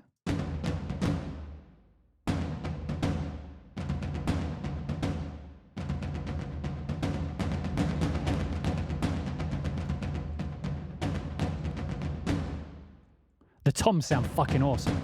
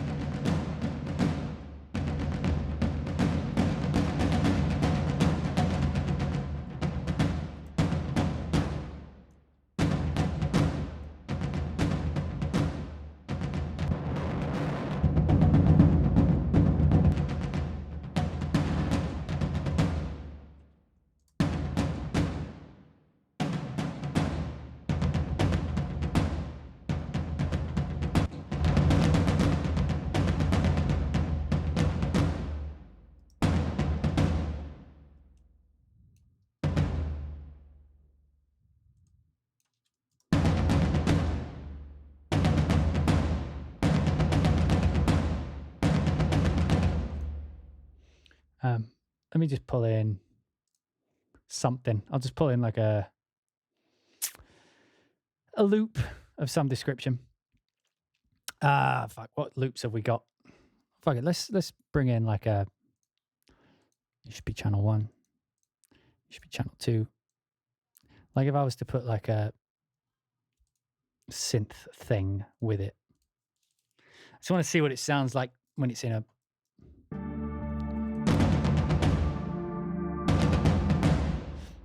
Let me just find some sort of bass.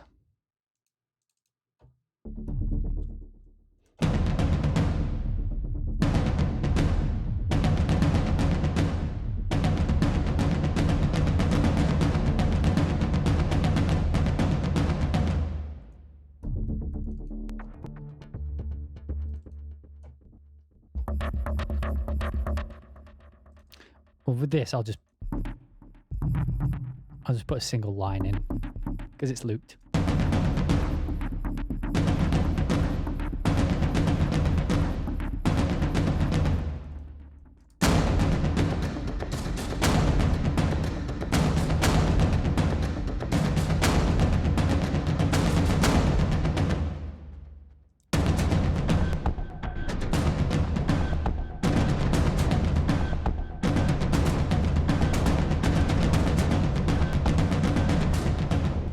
I mean, it kind of works, right?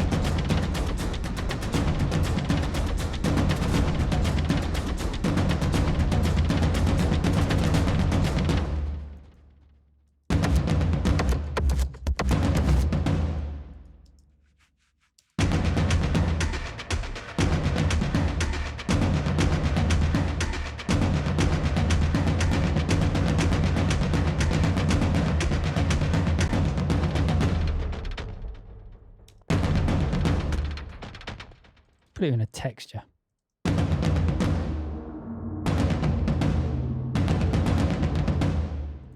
Drama, what else we got?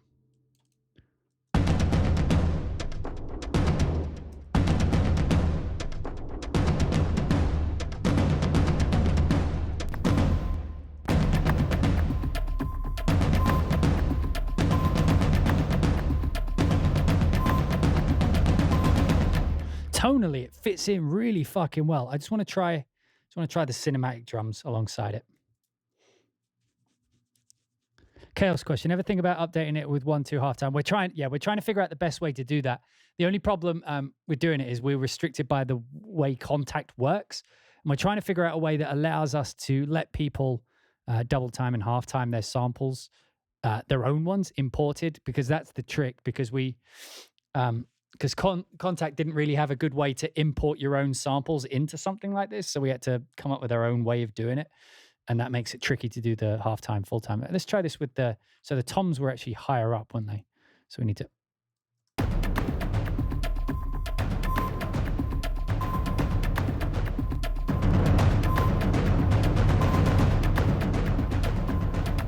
That sounds so good. The drums on this. This is what they're playing. So if I play this with the cue, listen in. If I mute it, just to show what they're doing.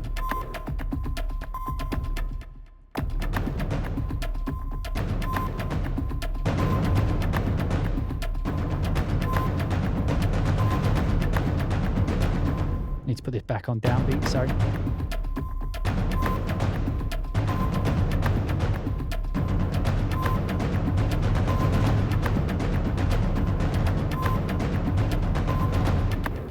Man, I love that. So cool. Just change a random one. I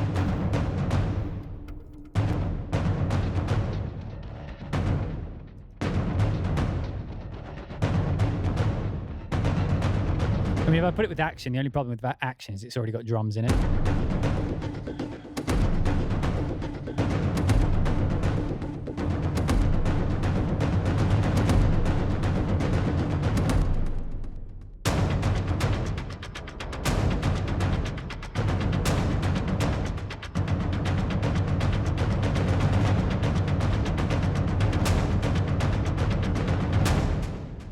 All of these drums layer in so well with other things. I love that. All right, where were we up to? Toms. I wanted to hear the hits and stuff first. So Tutti, do we have like all hits? Oh, we don't have a hits and rolls, but it looks like we can get all those drums on one thing, which would be grand. Which would be fantastic. Said that like a London banker. Fantastic. All right. Let's go back to my hotel room. Anyway. Sorry, London bankers for you. What are you going to do? Right. What have I loaded up here? Why would you forsake me now, ProjectSam? I wish they would tell me what. So I'm hearing.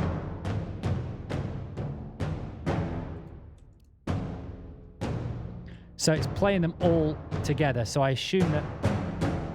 Yeah. So it's playing like the Grand Casa and it's playing all the drums. But then, like, it's playing the same note every time you go up because they're atonal, like they don't have a tone. And then the timpani does the note, so...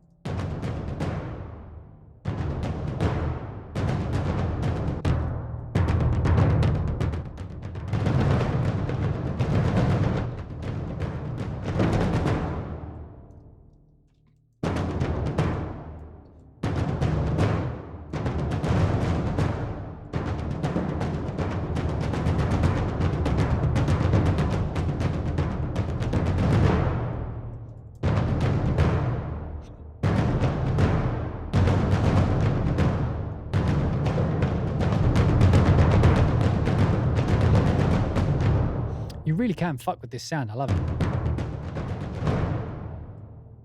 Percussion is one of the only things I ever mess with mic positions on.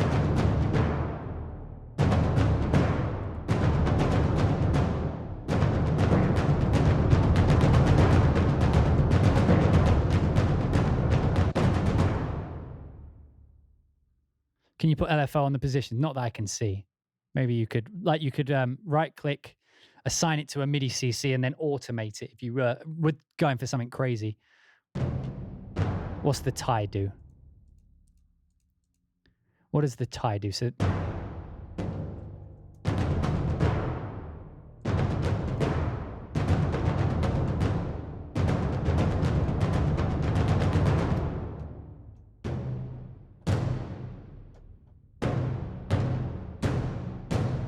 there's like some high-end stuff on the ones up here. It's got sticks or something.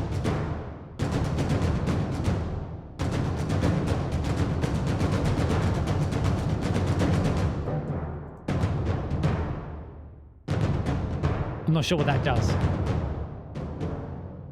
But anyway, I digress. Right, so let's go check out these cymbals. Cymbals effects. Everybody loves cymbals. Doodle-doo-doodle-doo.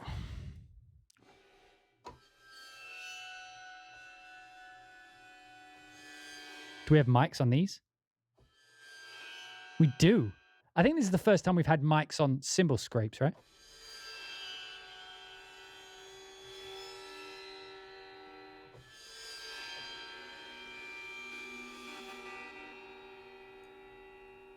We'll just do the mix for now, though.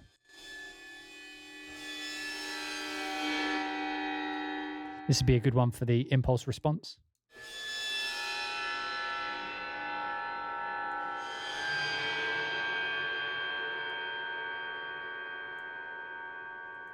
And then hold that and then pitch down by like half a semitone over 1,000.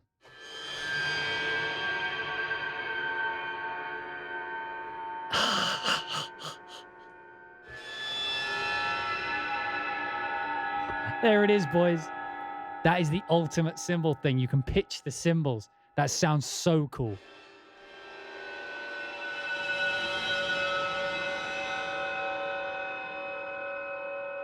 There it is, boys. Life finds a way. Let's put Black Hole on, because with that bend, it'll make it sound cool, I think.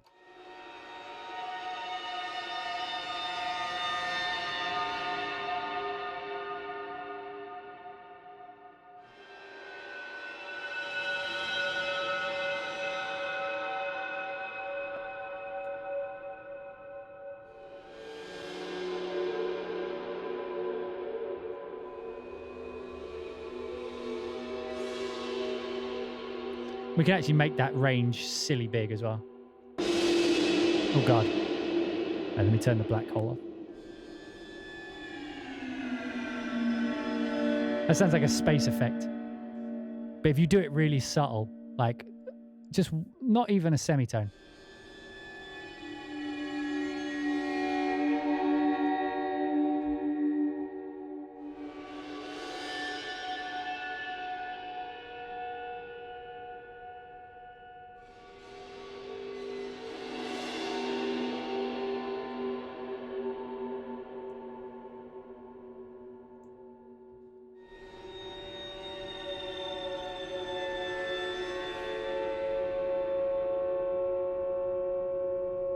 Man, that's so cool. How about up? Oh man, that's creepy. But that needs to be held a bit longer.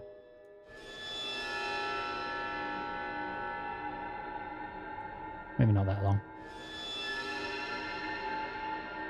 Works better down. But again, more subtle.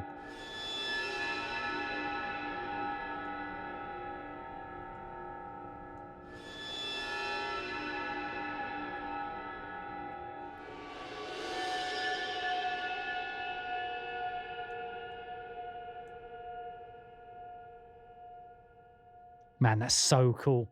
Oh, we've got cymbals, hits, and rolls. Let's listen to them. Dum, dum, dum, dum, dum. Got to stretch my back.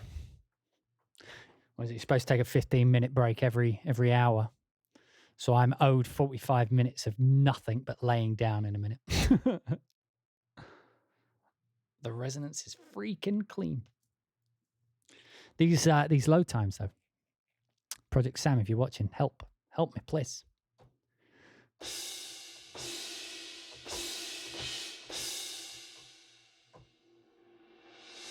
Oh, fuck yes. Boys, we got downbeat. We got downbeat on the cymbals.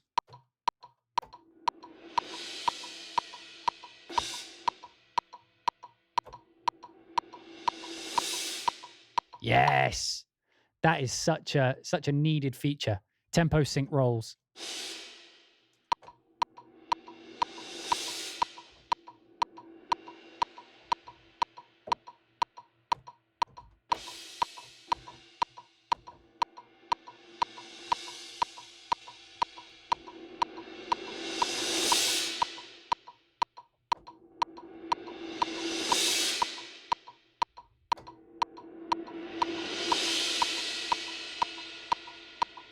beautiful. And of course, we got beats as well, so we can have it go. Oh, can we get to 12 beats is still in range. Let's give it a try. Well, we actually need to, let's just make this bigger just in case we run out of room.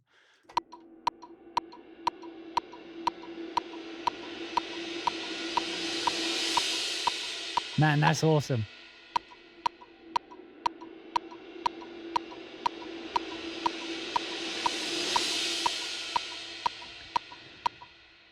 For people who are like only looking into the composing world, that must seem so petty, but just being able to have that land on time saves so much time in the long run. You don't even know.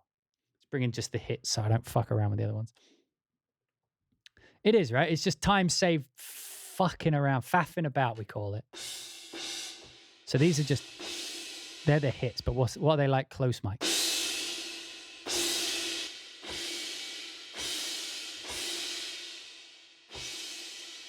You can have your cymbals out in the distance if you want.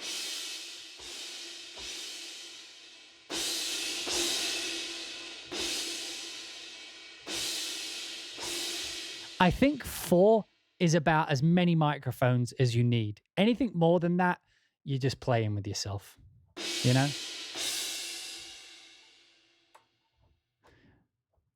4 mics and a mix. I think that's the way to go. I feel like that's enough, you know? Because beyond that, I feel like the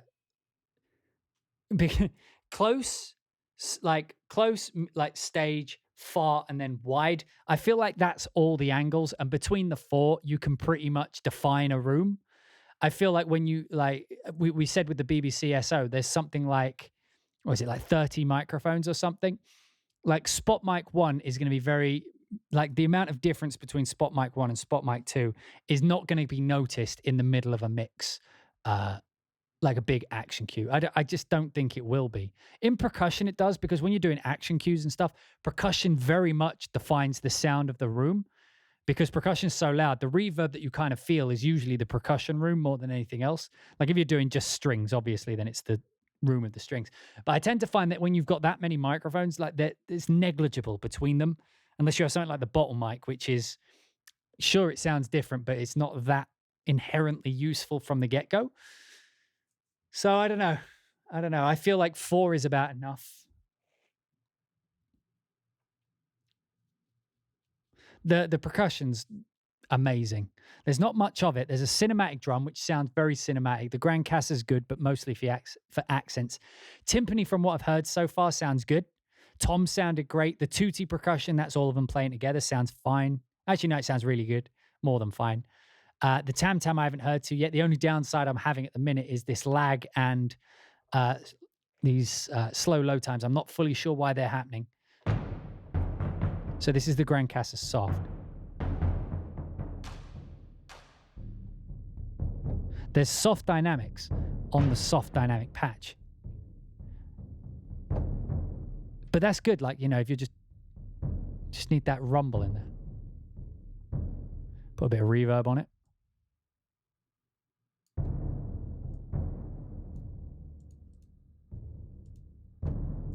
Make the IR huge.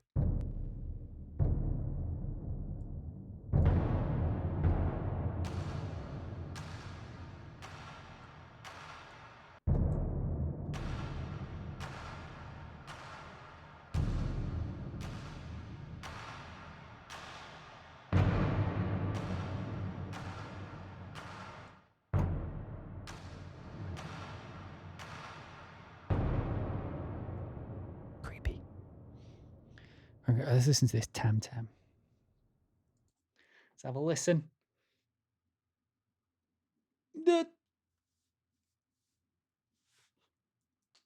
Hits and rolls. So I think, yeah, we got the, what's GC symbol? GC, oh, Grand Cassa. Timpani, Grand Cassa. Okay, I'm looking down here, by the way, if you're wondering what I'm reading. I'm trying to figure out what they are. It's...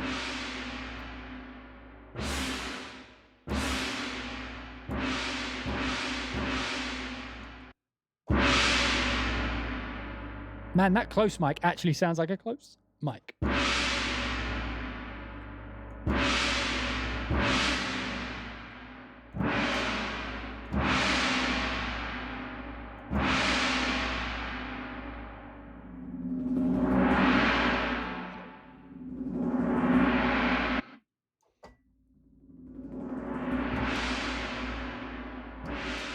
Man, I like the sound of these. Mics are good on this too. We've got Downbeat.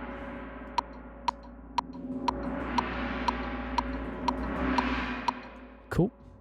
So I just want to check that out. I like that they have the kind of choked one. I wish they had a bit more choked.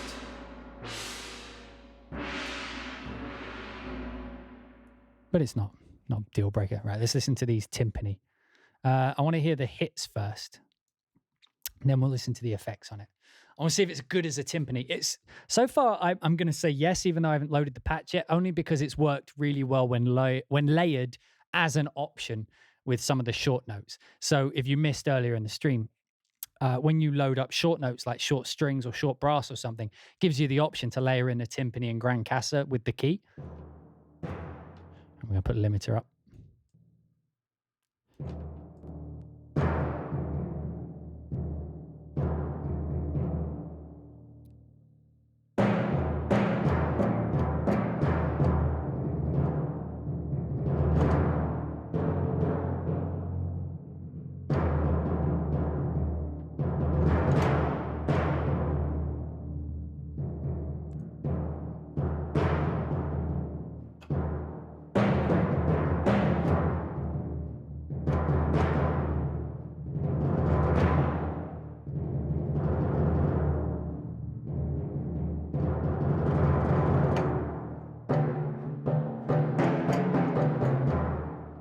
Right, microphones.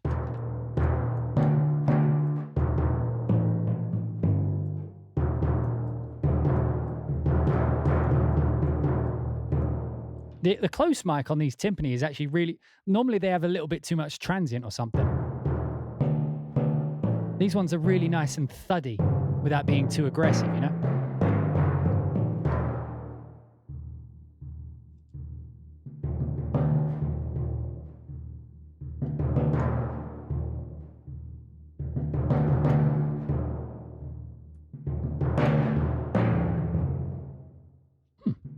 I'm in for the timpani. Right, let's listen to what effects you get on a timpani, though.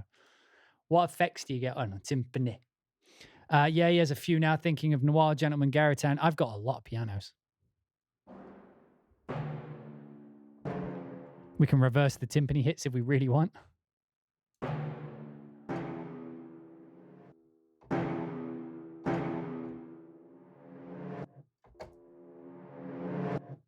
Not that you would want to, but you have the option. So that's normal timpani hits. Oh, affected timpani hits. Too much room. Let's listen to that close up. I actually love that, by the way. That mix mic, I'm like, I can't really hear what's going on. It's like it's a bit roomy. Just turn on the close mic.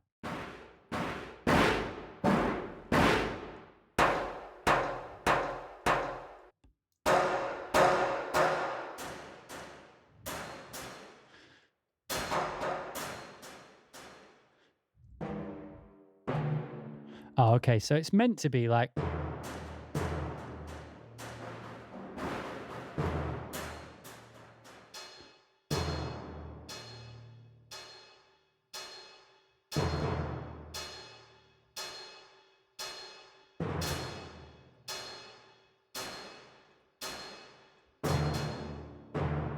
Anyway. Timpani affected rolls. Okay. Wait, no. What's these? Oh, they're textures. I've missed those.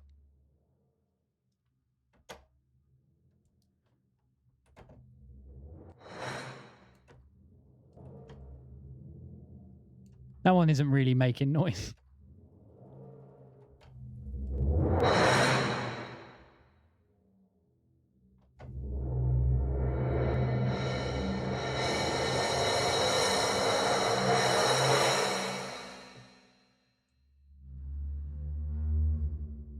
Oh, I like that.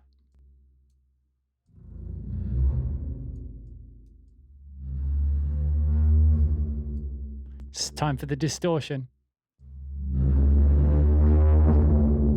Then the reverb.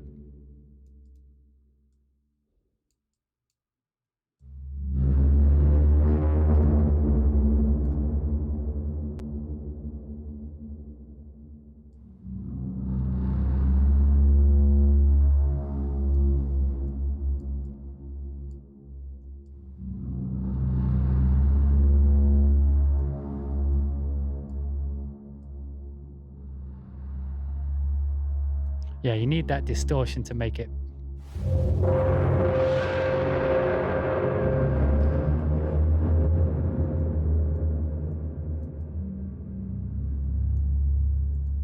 When you get these bassy things like this, I always like to put a bit of distortion on them.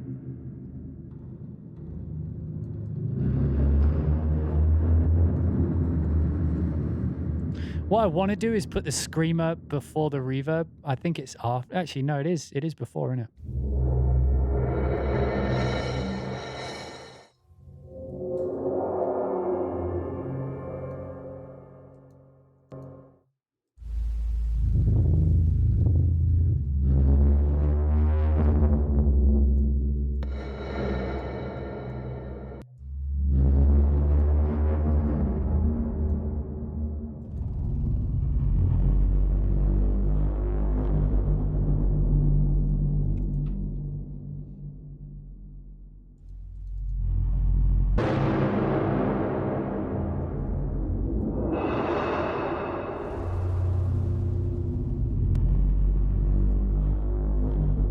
Yeah, I'm just going to render that out because it's badass.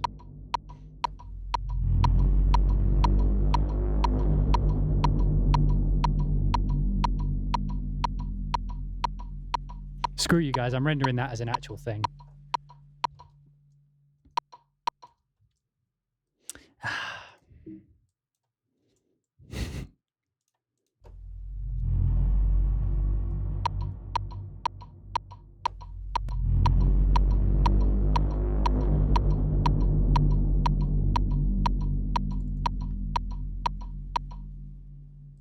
For some reason, it didn't record that MIDI note, but whatever, I can just put it in.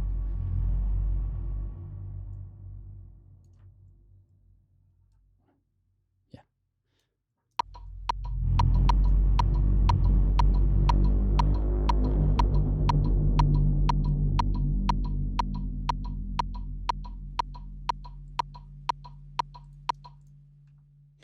Just going to render that as audio and save it for later. There we go. See what that actually looks like as a waveform. It's not actually that loud. Look, it doesn't clip because it's being limited in the engine. You can see where it's limited in the engine.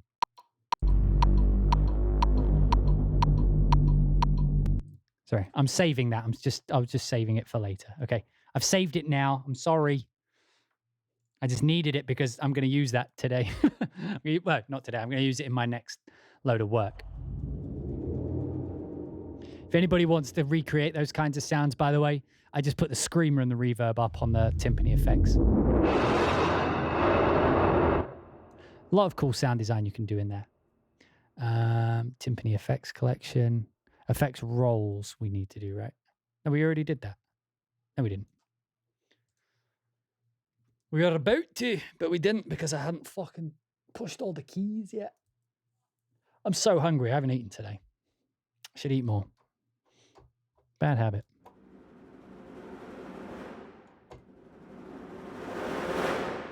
Got to do better than that. Only rolls, sus roll. Only rolls, 2T toms. And then let's have a look at these timpani grand cassa rolls. And these will probably be the last ones, I think. I think that's everything. Everything. What did it cost? Everything. That I need to eat. I need to drink. I need to take a slash. But we can do all those in a minute. But first, we must listen to the tutti percussion. Oh, yeah, of course.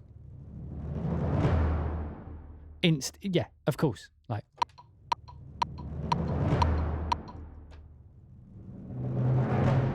How does the limiter do with these?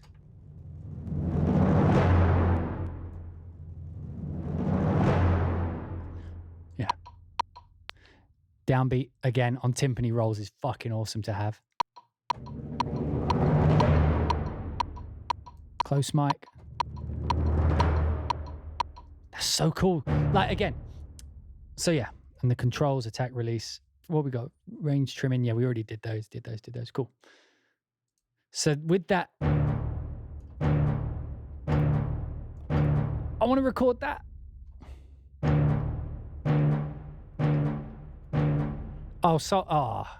Isn't that a cool sound?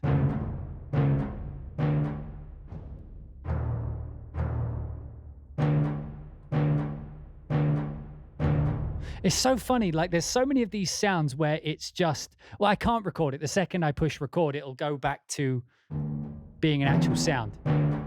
So the only reason it's happening like this is because the host's not running and it's stopped at the end of the loop. It's only kind of doing the impact. The what was it? The bassoon did something similar. And if you're on the last beat, because the second I start playing, but when you stop playback, it's like a bug, but it sounds really cool. On that note specifically, but yeah, dun dun. And is that everything? That is everything. We did all the combos as well. So that is, in a nutshell, ProjectSam Symphobia 4 Pandora. So let's load up a combo, something that fills up the screen while we talk about it. So Symphobia 4 is definitely a bit different from their other ones. I mean, like Symphobia 1 was the big orchestra. Symphobia 2, I believe, was like the more whimsical thing. I forget what Symphobia 3 was. I never got it, so I never looked into it. But Symphobia 4 is definitely transitional effects. It's definitely effects for people who are already composers, and that may explain the high price. So some of you throughout the stream have commented that this library is very expensive.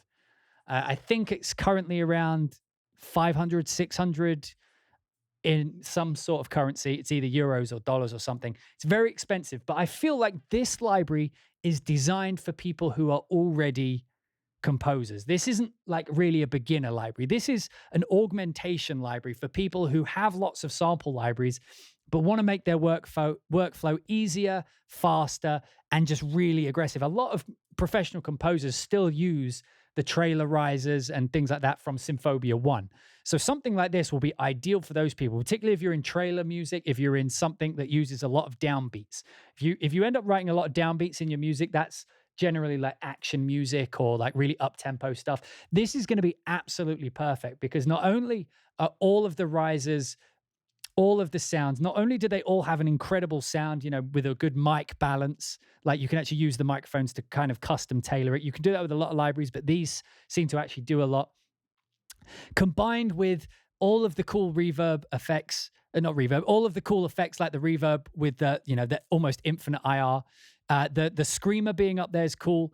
The limiter is my favorite. So that's, instead of having a gain knob, just turning it up, you're turning it up, but it's also limiting. So when you get some cool features, well, that's something worth mentioning. This library comes with a lot of composer-focused developments, okay? So being able to assign a downbeat so that wherever you push this riser, wherever you push this this build, whatever effect it is, if it's tempo synced, if you push downbeat, no matter where you push it, it will land that on whatever patch you're playing on the next downbeat, which is absolutely, like, again, it's hard to, if you don't do this all the time, it's hard to explain why this is important.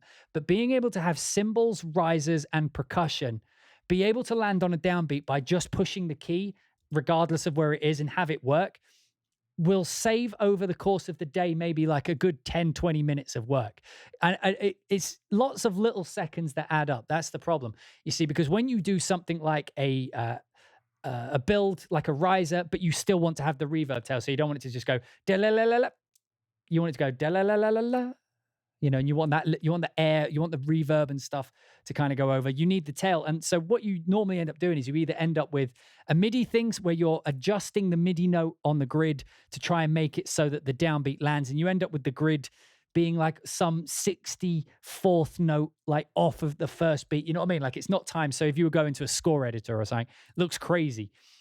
But the fact you've got the downbeat solves all your issues. You just push a key, everything lands on the downbeat. So yeah, these functions absolutely fucking love. The combo thing is good, but I'm, for some reason, either Contact 6 or with the library itself or my OS, something causes the more intense patches like the combo builders to lag the graphics. All the graphics in Cubase start lagging, and on my computer start lagging as well. But the second I close Cubase, the second I close the Contact actual window down, it goes away like that. So that's something that needs fixing. I'm curious as to why there's some things missing, like why there's no just straight tonal brass pulses. They have clusters, but they don't have just normal ones, and why they don't have high strings in certain situations, but they do have low and mid. So there's a few inconsistent parts there that like slightly bug me. But to be honest, this library isn't focused at covering all those areas. This library is focused at being those weird, cool sounds that you need and presenting it in a way where you as the composer are not thinking about the instrument, you're thinking about the sounds and how you want everything to feel, which is ideal. I mentioned it earlier in the stream, but one of the things this library puts across that not everyone does is this is very much designed for composers. This is not just, this is designed and created by people focused on what composers are going to do rather than what sample library developers would do. Like we're in an interesting period now where there's lots and lots of sample library developers and everybody does it their own way. And we still have a lot of this kind of sample developer mindset where they record the samples and that's like they see their job as recording the samples. That's their thing. And then they put it in the player, but the player is almost like just a way to get the samples to play on our machine. This library and its UI were designed with composers that you can tell firstly because it takes up less space. As you can see, this is a very, very thin UI, allowing you to load in multiple instruments and be able to have more on screen at once than, say, if you had one huge fucking thing that took all the thing. And they have all these features, like having the effects here or on the like low string pulses, for example. We have the ability to add things like synth layers. You know, that is a very composer-focused feature. That is not something someone who's just developing sample libraries will think of. That is a very composer-focused feature, which is why I'm a big fan of the ProjectSam. I just realized it's getting really dark in here. Hang on. There we go. Bit brighter now. But that is a very composer-focused feature. And that is what this library is oozing with, just composer-focused features. It's like, oh, I need to change the release on this. They thought of it. It's on the front panel. Having these effects on the front panel, amazing. Having the mics right there. Having the articulations right there. You know what I mean? Everything you need to achieve what you need to achieve with the UI is there. And if it's not, it's very obvious how to get to it. These little just open windows, the fact that it highlights, you see the mics doesn't highlight, but if I click on effects, it loads up the effects panel. That is, as I mentioned in the previous stream with the BBC ESO, the problem I had with that UI is it had all these cool features, but there was no indication that you could change it. Nothing happened when you hovered over stuff, nothing moved, no indicators. This has good indication of what you're doing at any given time. Where are we? This one, I picked like two patches that don't, but usually it tells you what the key you're playing does. These two just don't have different things, so it's not telling me. It indicates when there's something new there, but also, as you can see, something as simple as highlighting when you mouse over, it entices you to click. It's a brain function that we have, is that when something changes, we pay attention to it. It's just a survival mechanism that we apply to social things, I imagine. But anyway, like you click it, it loads, and look, and then you have all the options. But again, it doesn't make it really confusing. It's like, this is your starter stuff, that's your pitch. You know what I mean? It's very easy to understand. So who's this for? Who's this for? So this library is very much, very, very much designed for people who already compose. This is designed for people, I think, who do more hybrid and action stuff, because there's not much in the way of clean risers and stuff, unless you're using like just the percussion. There's another thing. Percussion sounds fucking incredible. Really punchy, really clean, not too muddy. And it also has tempo synced rolls, which work with the downbeat thing, which is something I'm going to be using all the time. We just need to get those load times and those lagging things fixed. We need to figure out what's causing those and get them fixed. But other than that, this library is fucking incredible. It's perfectly designed for someone like me, because this is the kind of music I write. It's got the right tone. It's well recorded. It's got composer-focused features. The only downsides I can see for most people are going to be the price. Contact 6 is another problem for some people. And some weird inconsistent issues. I mean, other than the bugs and the lag and stuff, they're the only, like, the things that bug me. But other than that, an absolutely class library. Definitely worth the Symphobia name. And if someone asks me, budget not being a concern, what is the best kind of like hybrid transitional library? So thing that get you from point A to B with orchestral focused hybrid transitional libraries. That is a niche as fuck, like lining up, but it does work in more areas. It's just, if you were defining it, it's orchestrally based transitional effects. This is by far the best one out there at the minute. The bar is raised, and it's funny, the bar was raised in this one, not even by the samples they recorded. It's the way they presented them. All those composer-focused features, all those composer-focused applications of programming like downbeat, just making it so that it will land on a downbeat. Sounds simple, but that to me is where the value is in this library. The time saved. Like I say, the amount of times you have to line up those things over time, like if you're doing crescendos on a roll or like cymbals, you know, in one cue, you may have like, I don't know, like a good 8 cymbal swells. And that's not that many, but like it takes you a good 30 seconds to load it in, drag it, get it perfectly lined up, and then it goes. Then you do the next one, get it perfectly lined up. It just adds up over time. And then you have to do the same with percussion rolls. You have to do the same with hits. Just giving me the option to push the key and not even think about it, you've saved me a couple of minutes of work that I can use to make the music better. So that is where the value of this library is. It's composer-focused features.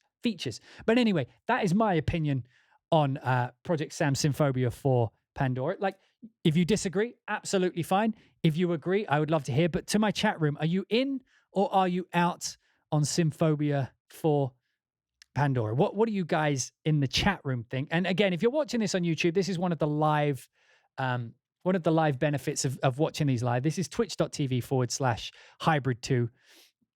Make sure, if you want to catch live and ask questions and stuff, to join the live streams. 1 second. I'm going to turn the light at me. There we go. There we go. There's the light. There we go. I'm lit up now. I'm lit up. You can see me. As you can see, the chat room is aligned with my opinion on this one. This is a very, very good library. So if any of you are looking and this is the kind of thing you need, it's absolutely worth the money because it sounds great. It doesn't feel like any corners were really cut. It doesn't feel like it was just rushed out the door. It feels like this is the library they wanted to make and they made it the way they wanted to, being composers. So yeah, I give this my wholehearted recommendation if anybody wants it. But if you're watching this on YouTube, this is where the end of the what would this be? This would be like Avin a Look. That's what I'm gonna start a new series. Avin a Look, AVIN, Avin a Look. So this was today's Avin a Look at Pandora. I hope you guys found it useful, but this will be where the video ends today. So if you enjoyed the stream, if you enjoyed the video on YouTube, make sure to subscribe. We're edging so close to 40,000 subscribers now, which is insane. But anyway, we're edging in on 40,000 subscribers on YouTube, which is amazing. So if you're not already, do make sure to subscribe and hit the bell thing. I never tell people to do the bell. People said you need to do the bell, otherwise they won't be notified. But the best way to be notified about when I'm doing anything, streaming, going live, uploading something, is on Twitter. The link to that is, well, my Twitter handle is at H2Daniel. I will type it in the chat room. There we go. H2Daniel. There it is down there. Make sure to follow me on Twitter. I always post when I'm going to go live there. But other than that, thank you guys for joining the stream today. If you're watching this on the live stream, stick around because we will be going on after this video just for a little bit. But if you're watching on YouTube, this is where the video will end. So thank you for watching, and I will see you all in the next one.